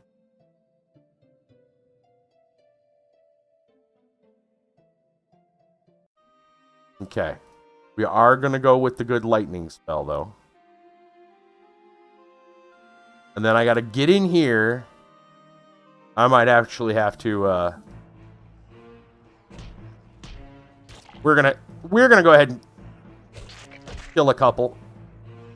There we go. Killing one. Actually took care of that. Keep your combat on. Now I should be able to switch back to this one. I don't want to use the best lightning spell all the time. Because if I do... Oh, now that one counted as a vampire. The ones inside here count as vampires. Probably because it's dark. And we've obviously looted this building. But they have respawned.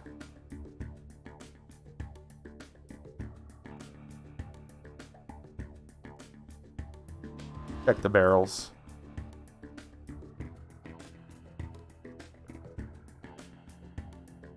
Okay.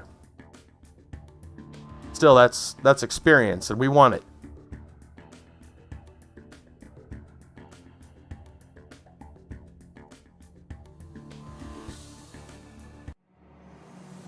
Okay.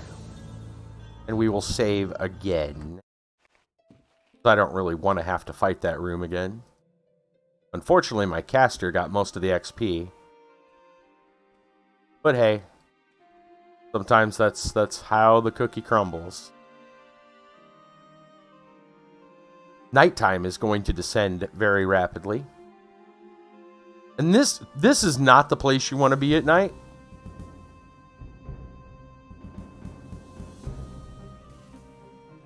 I don't know if they're going to, like, respawn a separate nighttime spawn. But I can tell you this much. We don't want it. Buddy, you need to... There you go. Get in there.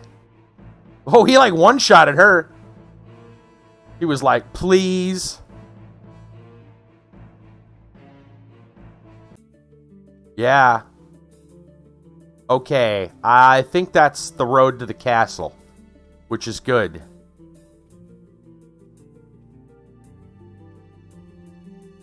I saw you back here. Well, we've got lots of little places to check. My casters are all casual, like, we'll get to them.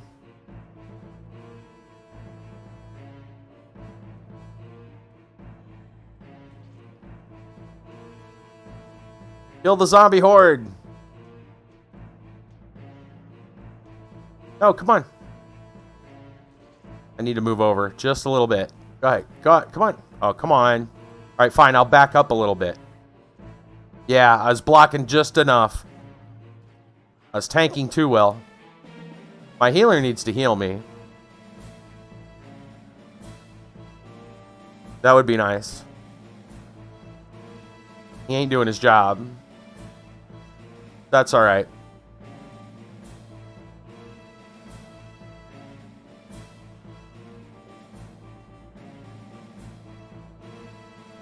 Alright, good. We're fine.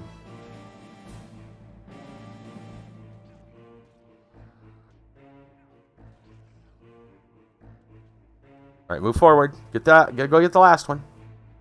He's walking away. Don't let him get away. That dude didn't want he didn't want none of that. He saw what happened to his friends and he's like, nope. He noped. That dude noped. We have got a potential of multiple doors and then the castle. Let's save again.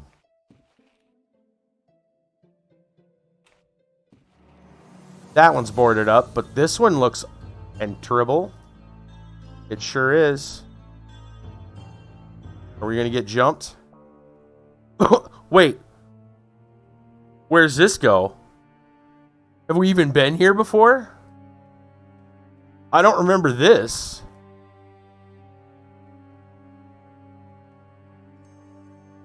Olaf's like, man, I don't know about this. Oh, apparently we have. And apparently they don't respawn.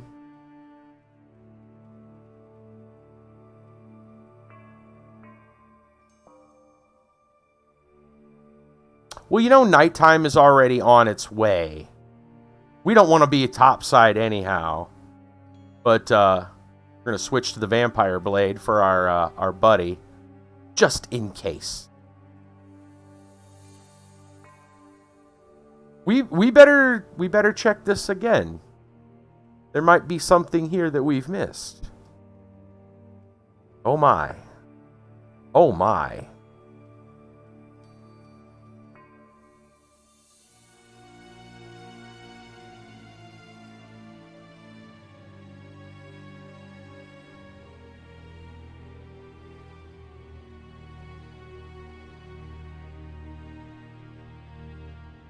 Multiple directions.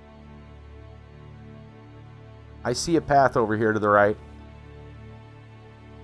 Yes, it's very dark, but it is a path. Oh, they can. This one just does additional.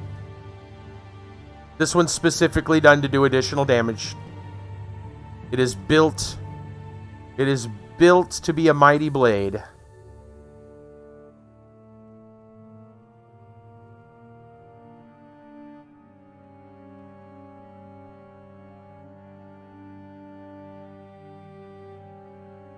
Yeah, it was forged.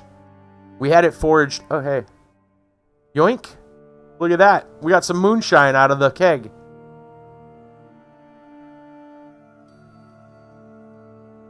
With help. Yeah. It was a quest to get it forged.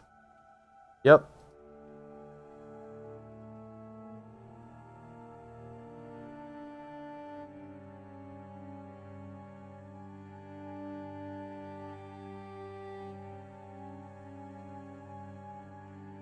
All right, don't block me in. We don't want any barn wraiths. Of course, they wouldn't be in a barn. That's why we wouldn't want them. Yeah, that's right. Good stuff, man. Oh, sorry, liches. That's right, barn liches. Whoa. Go back. I saw something. What was that? Ham. There's ham. We missed ham? Zombie ham. Yeah. The best kind. That's random. That's really random to be down here.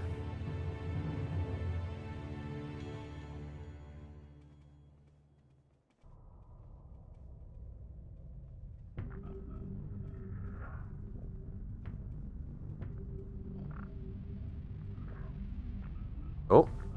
Dry meat.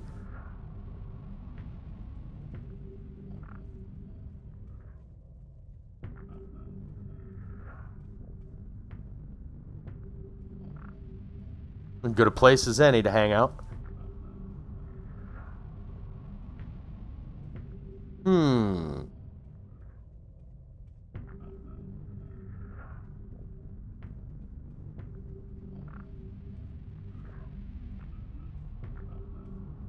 It might be. Yeah, it might just be a little storage room. I was curious that possibly it was going to lead... Wouldn't it be funny if that would have led backwards into the barn that we were talking about earlier? That's what I was wondering, if maybe... What if they're all connected? Hold on. Did we check? Yeah, I think we did check everything. Or did we? How far does this go?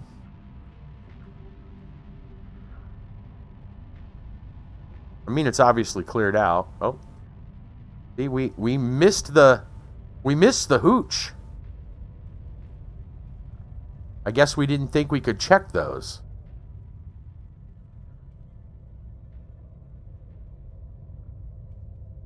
For all we know, there's a quest to do this. I put some hooch down here, but I can't get back to Sevar anymore. The vampires have taken it over. Yeah.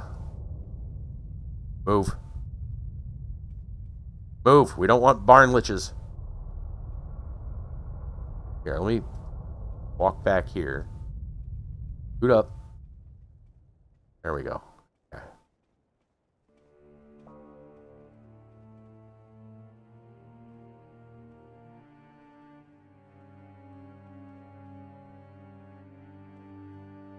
It's dark down here.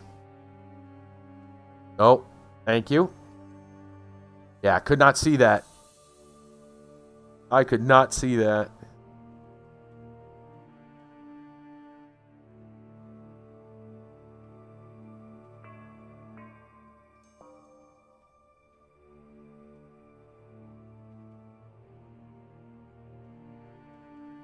How to know if you've searched the area? Check the taps.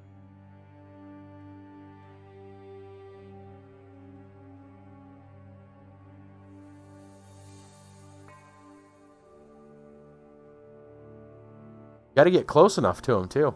Doesn't show up unless you're close enough. Apparently our telekinetic looting powers only work at certain times.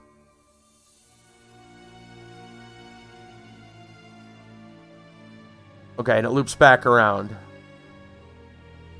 Because this is the way we came up, I believe. Or came down, yeah.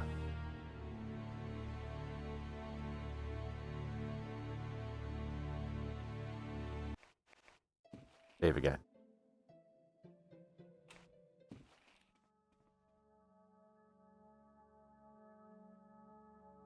I realize I may have missed like maybe one branch there. Oh, it is nighttime. Okay. We should be fine. Oh no, other things have spawned. Oh yes.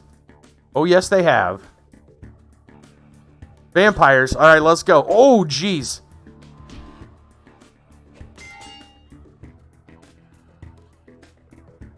He took a hit and a half. Wow. Man, he got clocked. And I didn't have my combat on, so the wizard didn't heal him. I think that's how that worked. Actually, I should check. I don't... Yeah, those vampires hit like a truck. Here they come.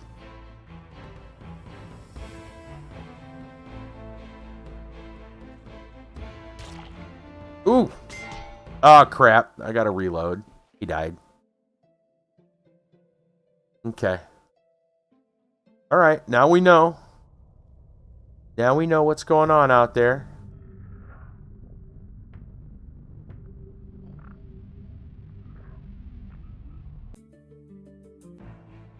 Turn combat on. Yeah, he may not be ready for night vamps. Which may be a problem, because we need... Well, look, if he's not ready for night vamps, neither's Roxanne.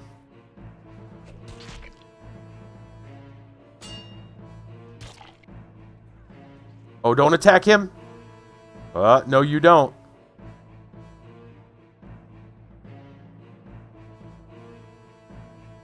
Wonder if he can eat food, too. I assume he can. That's not going to be enough. He's got blood spurting out.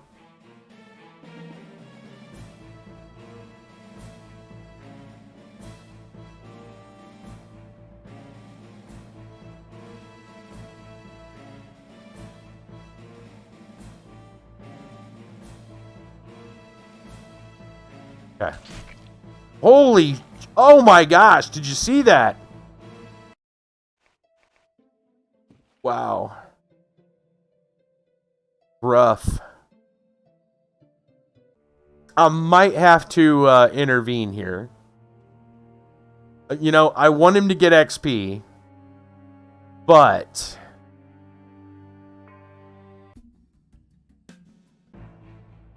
Yeah. We're gonna have to help.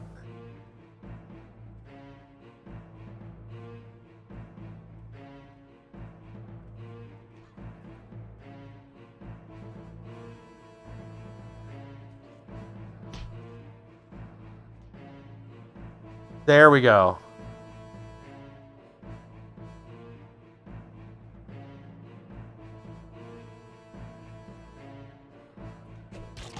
Yeah, that's right. Attack me. Don't worry about the robot with the vampire sword. Worry about the man with the big hammer. There you go.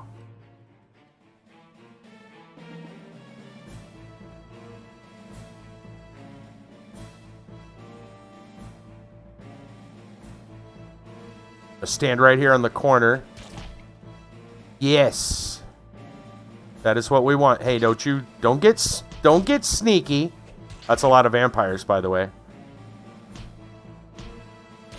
If my health starts to drop, I am going to tell my wizard to go for a better spell. Questionable. He just cut off the vampire's head and arms. That vampire lost most of its upper half of its body. Yeah. Yeah, these vampires have an aggro range of nearly yes. I've noticed. Okay. So we can go here. And we can't go in there? Oh, it's boarded. I didn't notice the boards right away. I was kind of glancing in that direction of the door. I was trying to keep my eye on the perimeter. Let's save.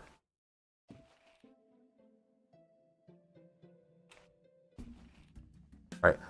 I think there might have been one more door back here that we didn't get to try. And I want to make sure that we got him.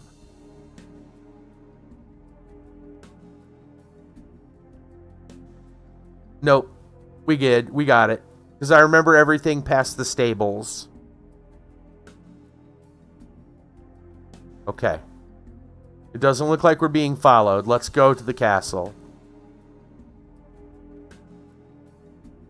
At night. At midnight, no less.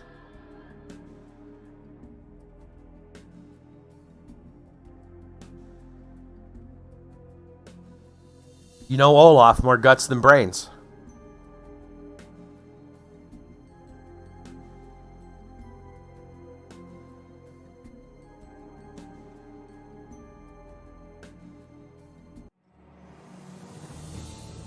Okay. This is the road to the castle. We're almost there.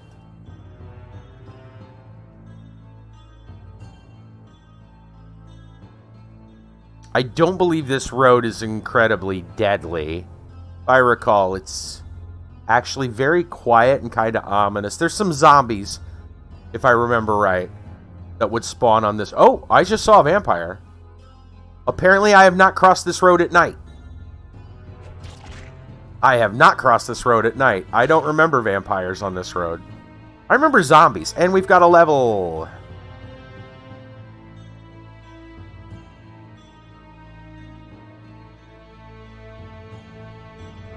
Oh, yeah? The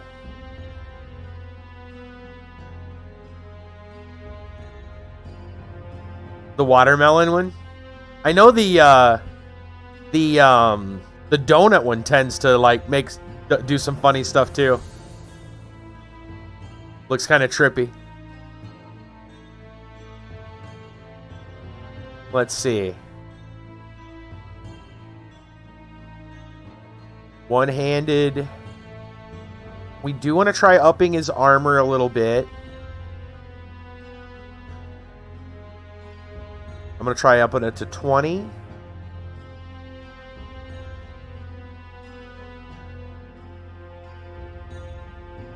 We'll up his one-handed.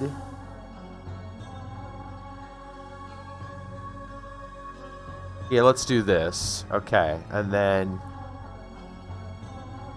that pain spots is going to be... Thank you. Those pain spots are going to be important.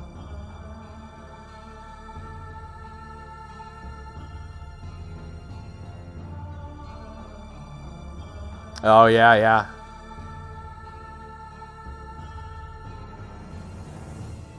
Okay. There.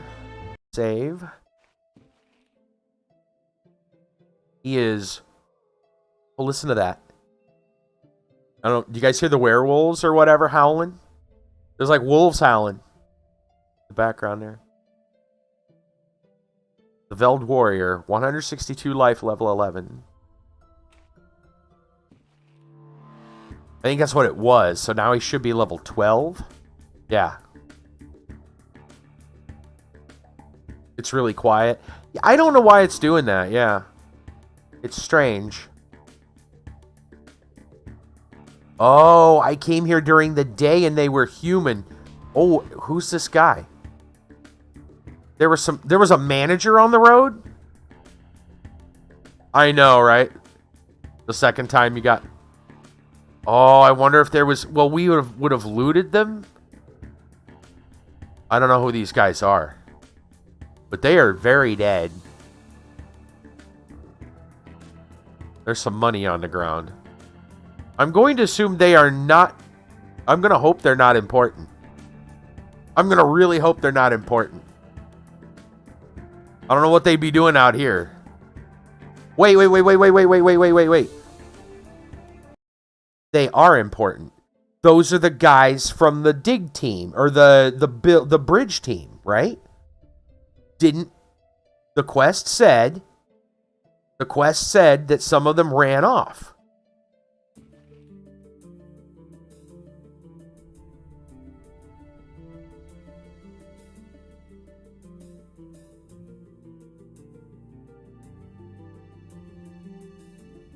Those are the three guys. Those are the three guys that ran off after the head guy. Well, I'm pretty sure those guys are already dead. I think they died way long a time ago the first time we came here. Like the very first time we came here. I don't know if you can save them. I'm wondering if that's even possible. They probably get killed so quickly. No, I didn't kill them. I remember them getting killed while we were trying to get to them. And that was in the daytime. But I didn't know who they were. Now I know who they were. But those were the three guys sent in to find the other guy. I don't think, if you can, man, you would have to be fast. Look at what they do to us. Imagine what it does to a couple of nobodies. They probably fold like a cheap suit.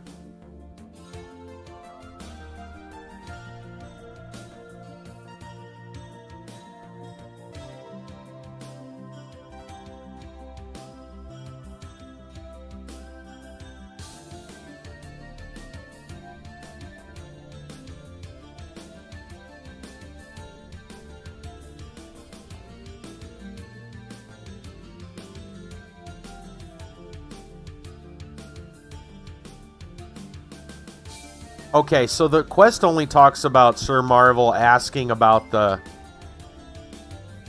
Yeah. All he did was... Yeah, this is not gonna... Okay. This isn't telling us everything.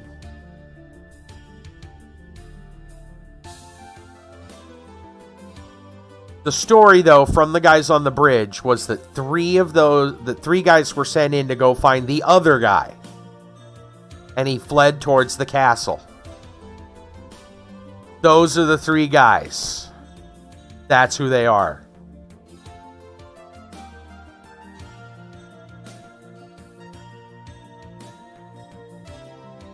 That means the other guy is still in here somewhere. And I'm sure he is a vampire.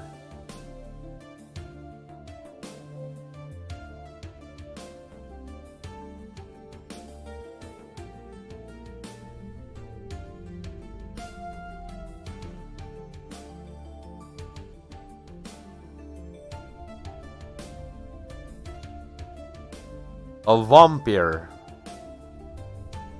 A bloodsucker.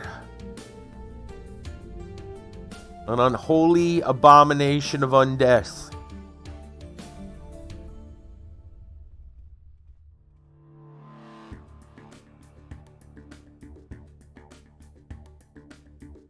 First person Castlevania mode. Yeah, that's what this is. Well, third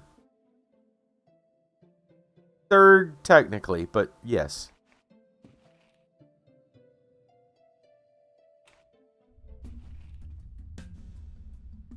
Better than the... Probably better, as janky as this game is, better than the N64 Castlevania. Do anyone remember that? Do anyone remember that? You're better off not remembering it. It's not good.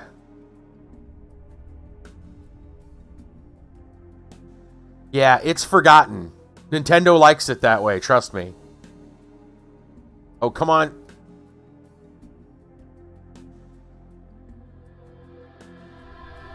You're gonna make barn liches. This is how you get barn liches. Okay.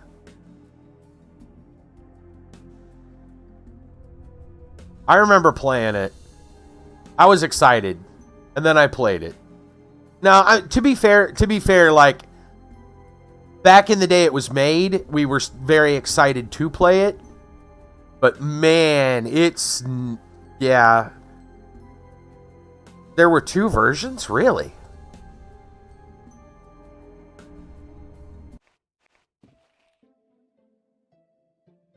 All right, I know we're coming up on that time, but we need to at least start this mess. As I remember, the opening area of the castle here has tons of zombies.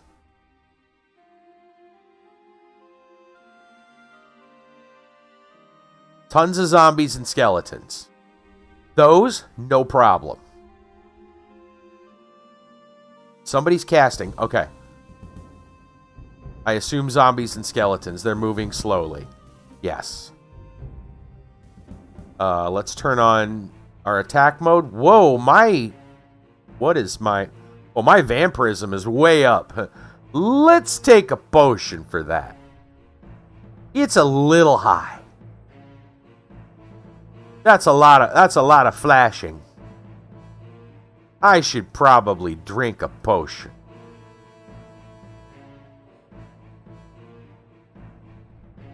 I know I have some.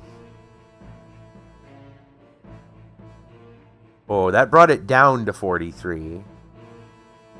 You know what? We'll just drink another one and clear it. Okay. Berserker mode has engaged. Oh, it's a tough zombie. We might have to bring out the big lightning spell. Legacy of Darkness in 64. Oh, okay.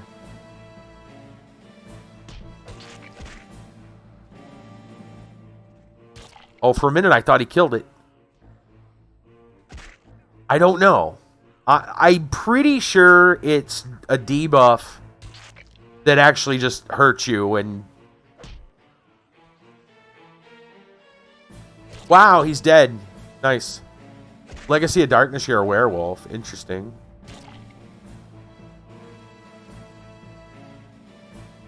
He ended up killing the tough zombie, the armored zombie. That's good.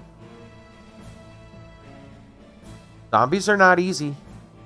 Not the armored ones. We should probably save. Try to make sure there isn't anybody else around me. He's going to immediately Leroy. Ah.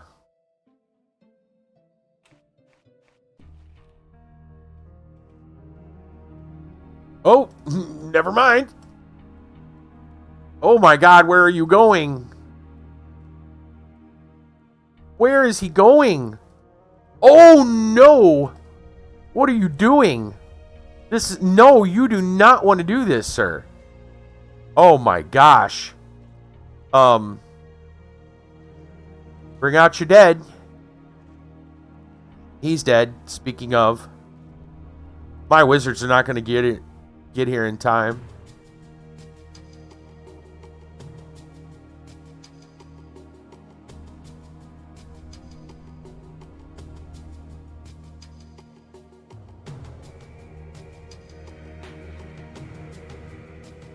This could be bad.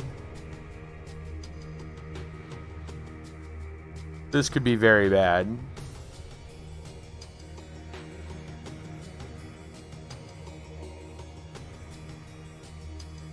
Robo Leroy, yeah. He apparently hates vampires and zombies. Wow, that guy just plowed him. Yeah, okay. All right. This is bad because we saved right before he Leroy's. Hopefully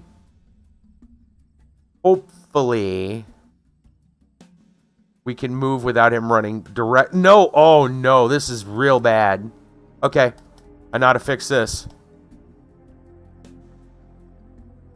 Get in there. Go. There we go. All right, we've reset him. Let's save out here, I guess. Yeah, he went into berserker mode. This is not good.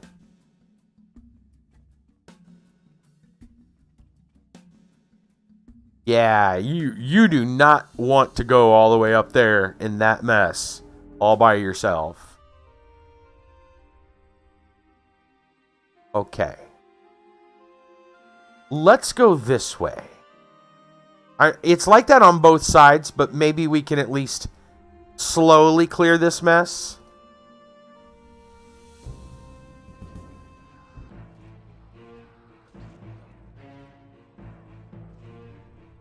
This is the outside. Don't worry. Once you get inside, it gets worse. Now, we have cleared. Please don't run off.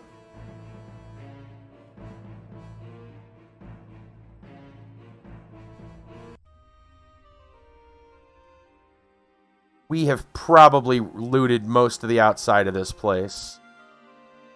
I can't imagine there's much here that we haven't gotten. Oh, yeah. Like urge to kill. Rising. Rising. Falling. Rising.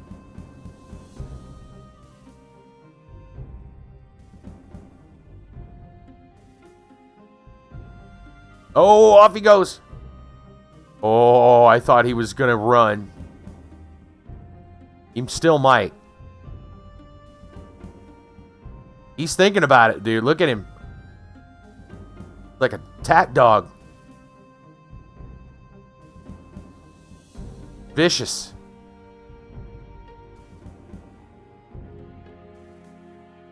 You know, that's a good question. I don't know where he is. That's a problem. And Leroy's gone. Where is the other mage? Where is the other mage? Okay, let's get out of here. Reset.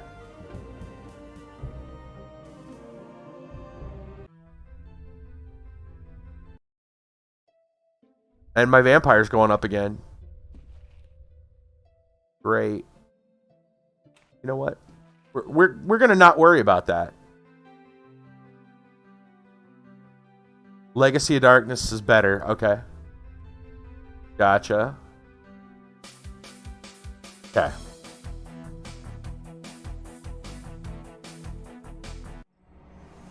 You saw the wizard running away. Oh. Interesting. Okay. Hold on. Let me... Directions. Only attack whom I attack. He's got that direction, but he's a little Leroy-ish. All the melee tend to be.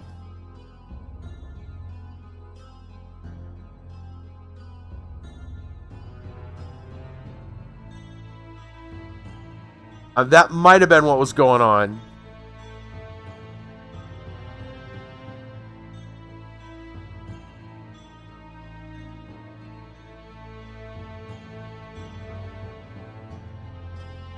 Only might. Not sure. Oh my god! What is the wizard doing?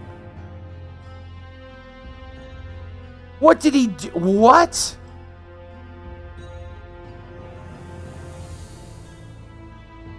They're all going to different spots, aren't they? No, they at least are all coming. Okay. Okay. As long as we're not getting triple teamed from 20 different directions. I know my vampirism's shooting up. You know what? We're going to see what happens. I kind of want to know. Okay. So far, we look relatively safe. I know that is a very subjective term. Oh, no. Alright. You're dead. Just die. Wow. He survived 2 of my hammer swings. He's a tough son of a gun.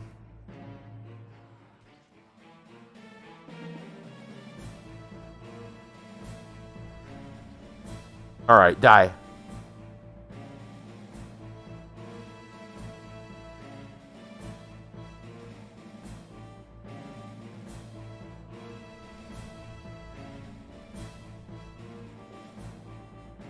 Morning is coming. That guy didn't notice us. The robot notices somebody else, though. I'm almost certain he does. Come on, let's go. Let's go this way and sneak up on this guy. Come on. Come on. Leroybot 9000, get over here. Nope, never mind. He's going in.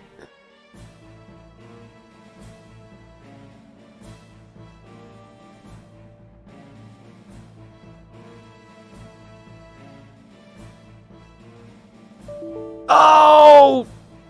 Too many textures. Lol. Okay. That's funny.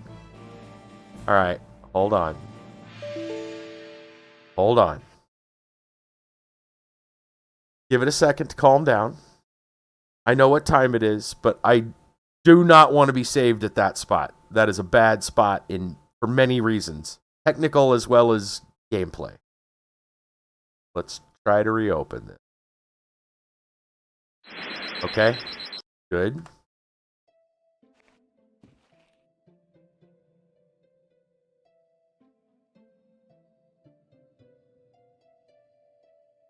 Think that's where we are? Yeah. Okay.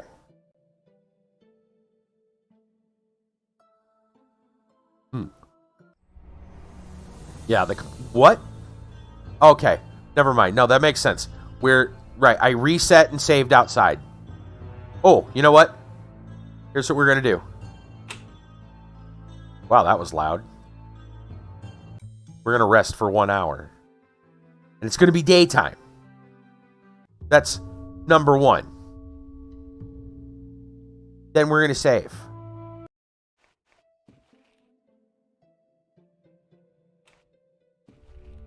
That should help.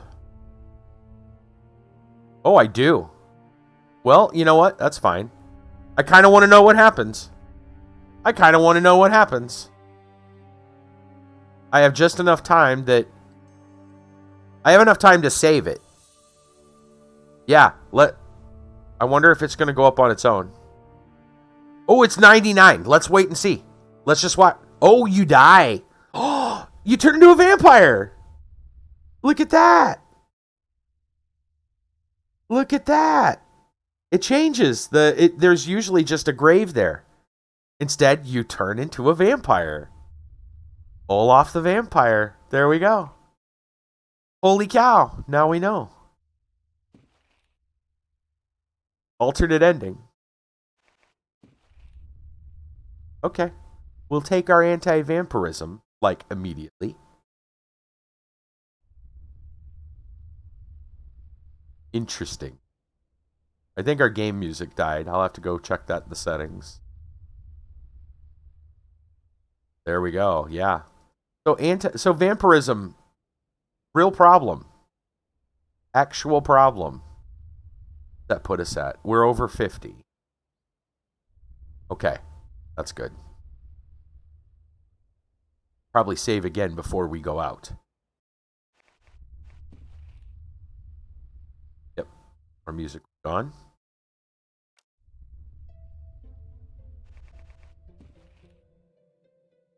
I think it turned off with the death screen. Okay. As long as it's under 50, I'm pretty sure if it's low enough, it'll go away. Oh, hello. Different mobs.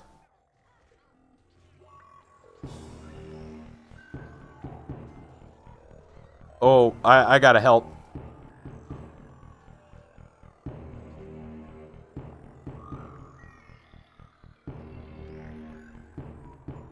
Okay. That sucked a little bit. You eat food? Let's find out. Out of curiosity. Let's give you some, let's try some cheese. He can eat cheese.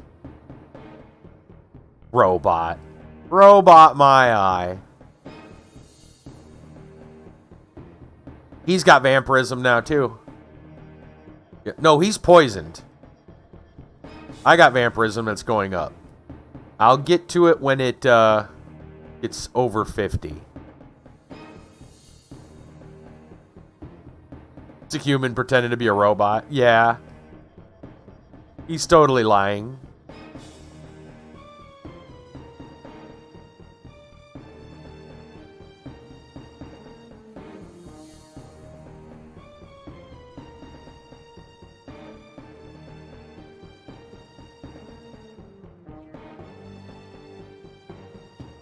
Okay, these jerks are good. Just the fact that it's vampirism, I think.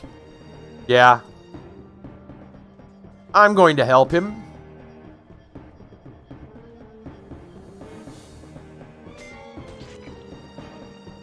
You guys need to heal him.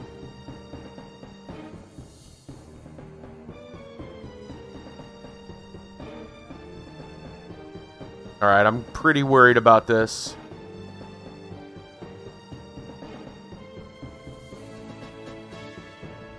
Come on, just tank it.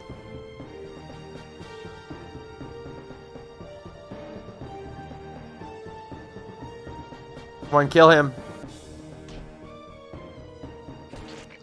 There you go. I'm not going to save it. Only because I realize I'm on a clock. I'm on a vampirism clock. And I'm wondering if I'm going to have enough to actually survive. I don't know. Well, they're not vampires now. Okay, you gotta die.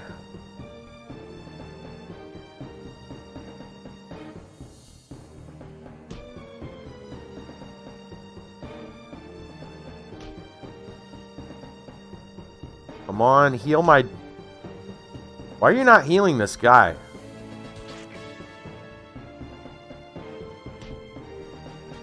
I'm going to take an anti-vampirism now.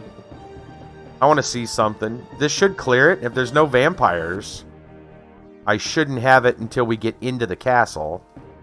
Like, the inner castle.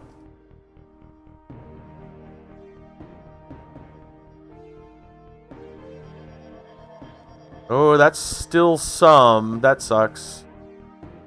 Oh. It's not going away. Oh, now we're poisoned. Okay. That's different. Okay. Please come and follow me. I was going to say, please don't run off. No, he's running. Did someone run off? No, come in. Okay. Everybody stay together.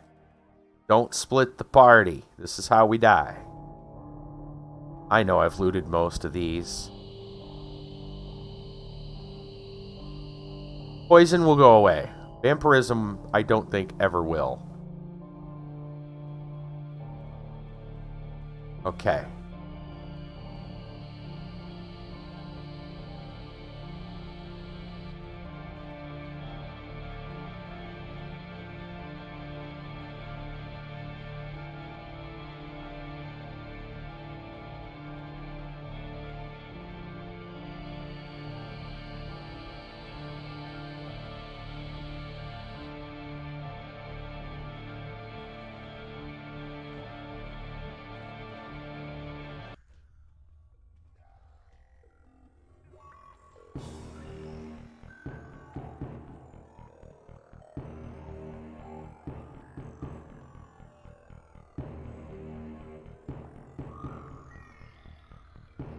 If you're wondering around the other dots, there's an upstairs.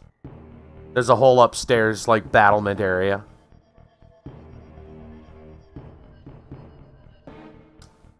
Possibly a good idea.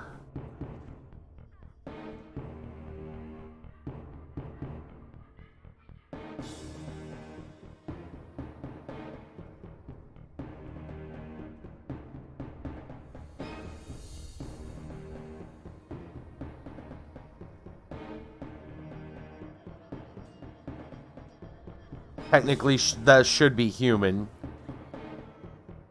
Yeah.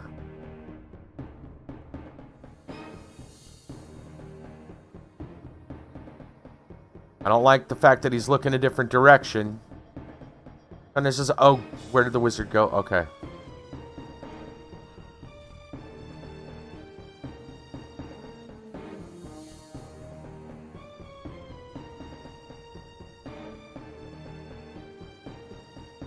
Oh, I know it. Yeah. Oh, hey. These two are stuck back here. Free meal. Get them.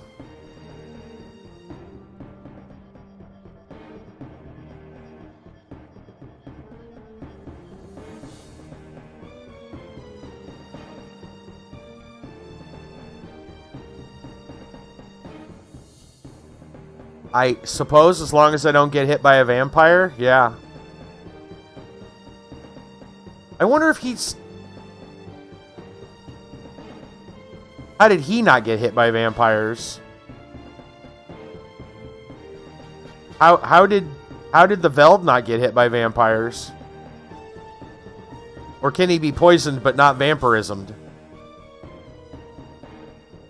Gonna just finish that off.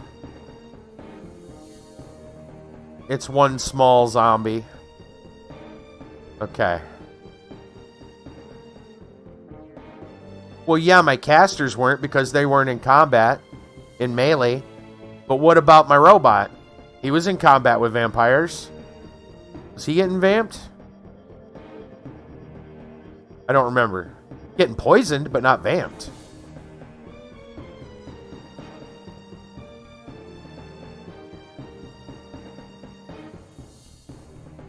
Right?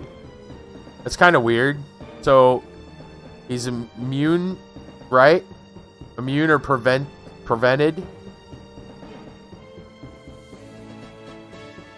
Right, come on.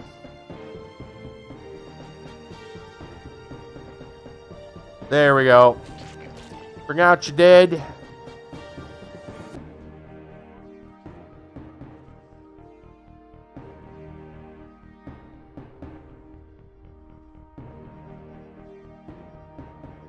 Yeah, bring out your undead.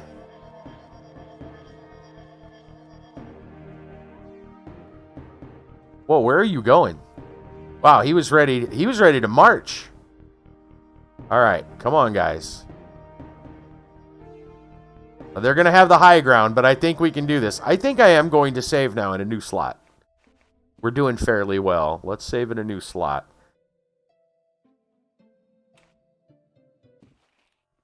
Okay. Let's ascend the stairs. Please tell me you guys can ascend the stairs properly. We are talking about stairs, so I understand. It could get dangerous. Skeleton archer. Let's go. Okay, good. He's went into combat mode. Get up here, guys. They're trying.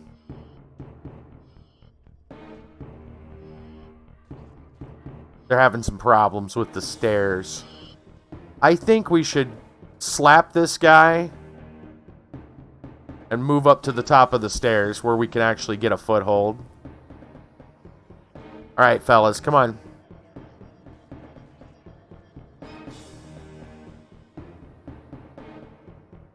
I'm going to move out here a little bit.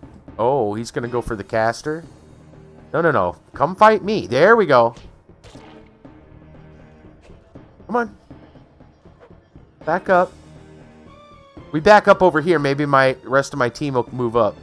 I think my caster's too busy doing lightning things. He is. Alright. Yeah, get up there. No? Fine. Alright. Fine. Let's go, kids. Those are some tough zombies. Alright. Here's what we're going to do. We're going to fix this the easy way.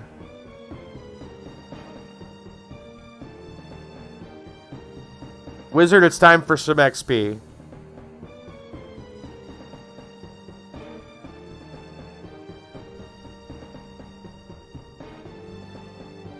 Yeah, look how many shots it takes to kill these guys. This is the heavy lightning.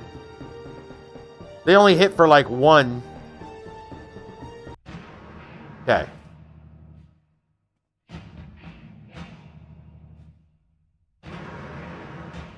Alright, let's go, fellas. I should probably try switching to flame for those guys. Why are you standing at the stairs? Where's the rest of the... Come on. Casting on someone now. There's somebody up here, I think. There is. There's a zombie. Come on. Go away. Now, will my team follow me? Yes, there they are. Now they're immediately following. Well, there's one trying to come up the stairs, I think. He's not sure where to go. Yeah, let's go back and get him. Oh. Well, aren't you in a hurry?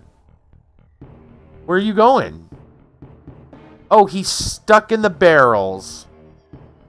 Are you kidding me? All right, down the stairs.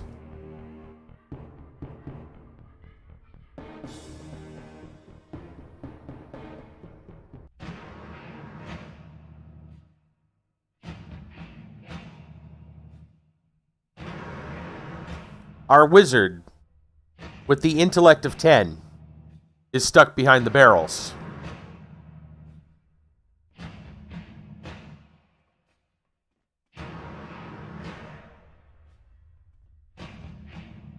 Here's what we're going to do about that.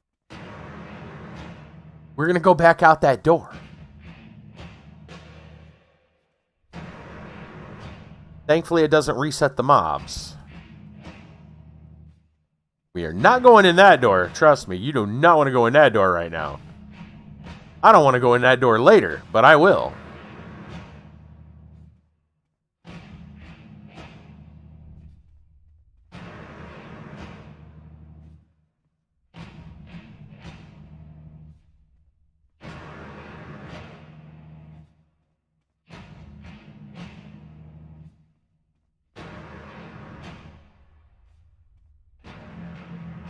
Okay.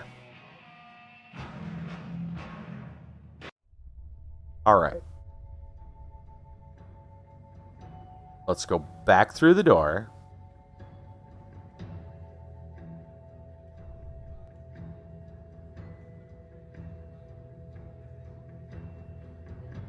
We'll save.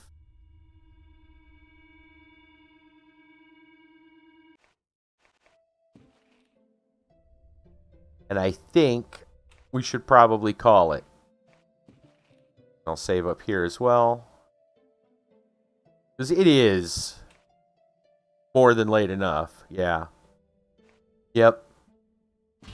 We will eventually tackle this whole thing. It's not always, like, it's harder. Okay, so right now it's harder than it seems. The first time we went through it was actually a little bit easier. And the reason why is because I wasn't trying to let other people gain experience. I'm also trying to train the new guy, right? And get him some levels. If I put my wizard on his best spell and I go swinging Madman, this will be over. This outside area will be done in a flash. I might resort to doing that if it's too tough. I would like to let the guy get some experience. How far into the game? Well, this is my second attempt into the castle, the vampire castle. I'm not really sure. I've never beaten the game. This is really like my first real playthrough.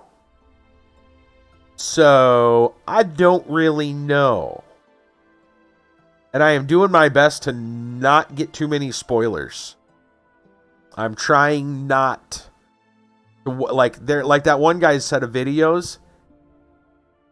I'm trying to only kind of watch things I've already seen and kind of done. So, mainly so I can get tips about how to play, like different stats to increase and stuff like that. Because I'm trying to avoid as many spoilers as possible. This game is full of surprises, and I don't want to spoil. I don't want them spoiled for me, right?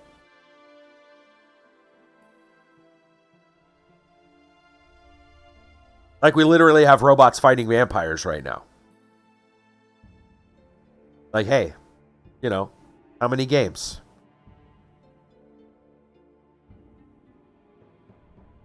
What's that? Based on PJ level? What's that? I'm confused. Is this a term I should know?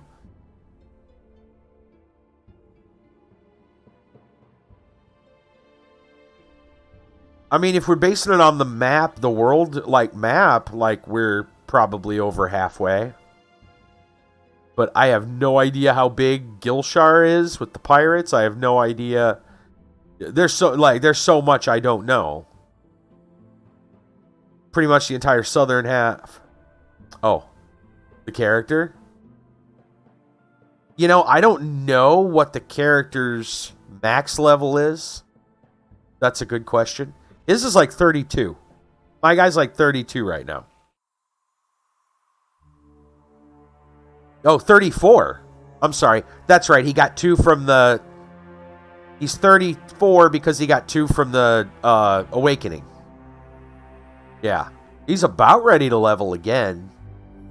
About 1,000 more experience and he'll make another level.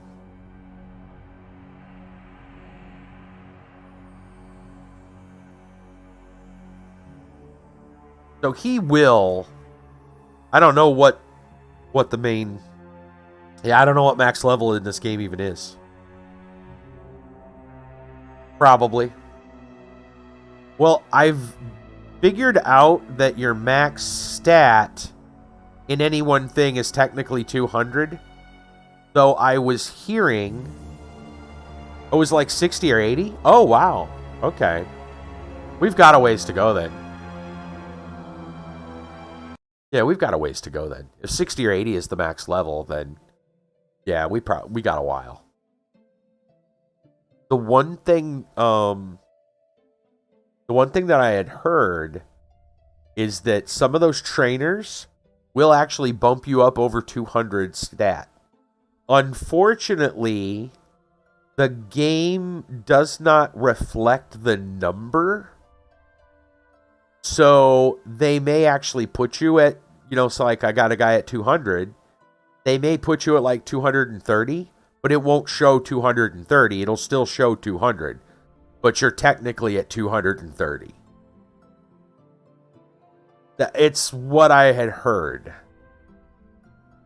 But I don't even know which trainers there's only a certain trainers that can do it. I don't know if I feel like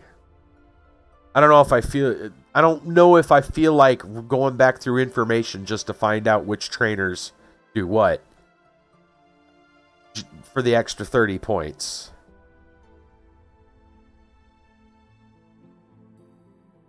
Yeah. Okay. Yeah, it's probably getting up. It'll probably be a while. Yeah, if I wanted to blaze through this right now, I would just put the wizards both on the big lightning. Was it Storm, Heartstorm, or Storm of the Heart of the Storm, whatever it's called. I'd put that on, and then just run in with my hammer and just clang things. This entire outside courtyard of the castle would be done super fast. Because I've went through it pretty quick before by doing that. And that's probably how I got as many levels as I did ahead of everyone else. Anyway, we're going to call it for the night. We'll come back tomorrow. Hopefully finish the castle. If I got to, we'll use that strategy to clear this courtyard top to bottom. And yes, there's at least one more floor. So, it's 2 levels, if not more. Yeah. Thanks to Brassel and Conceptum over on our Subscribe Star for being our top subscribers. I appreciate your guys' generosity. They've been generous in many ways, not just through Subscribe Star, but with gifted games and paying for the Minecraft server and that we used to have. We closed that down, but yeah. Thank you both. So, yep, we'll see everybody tomorrow night. Have a good one, guys.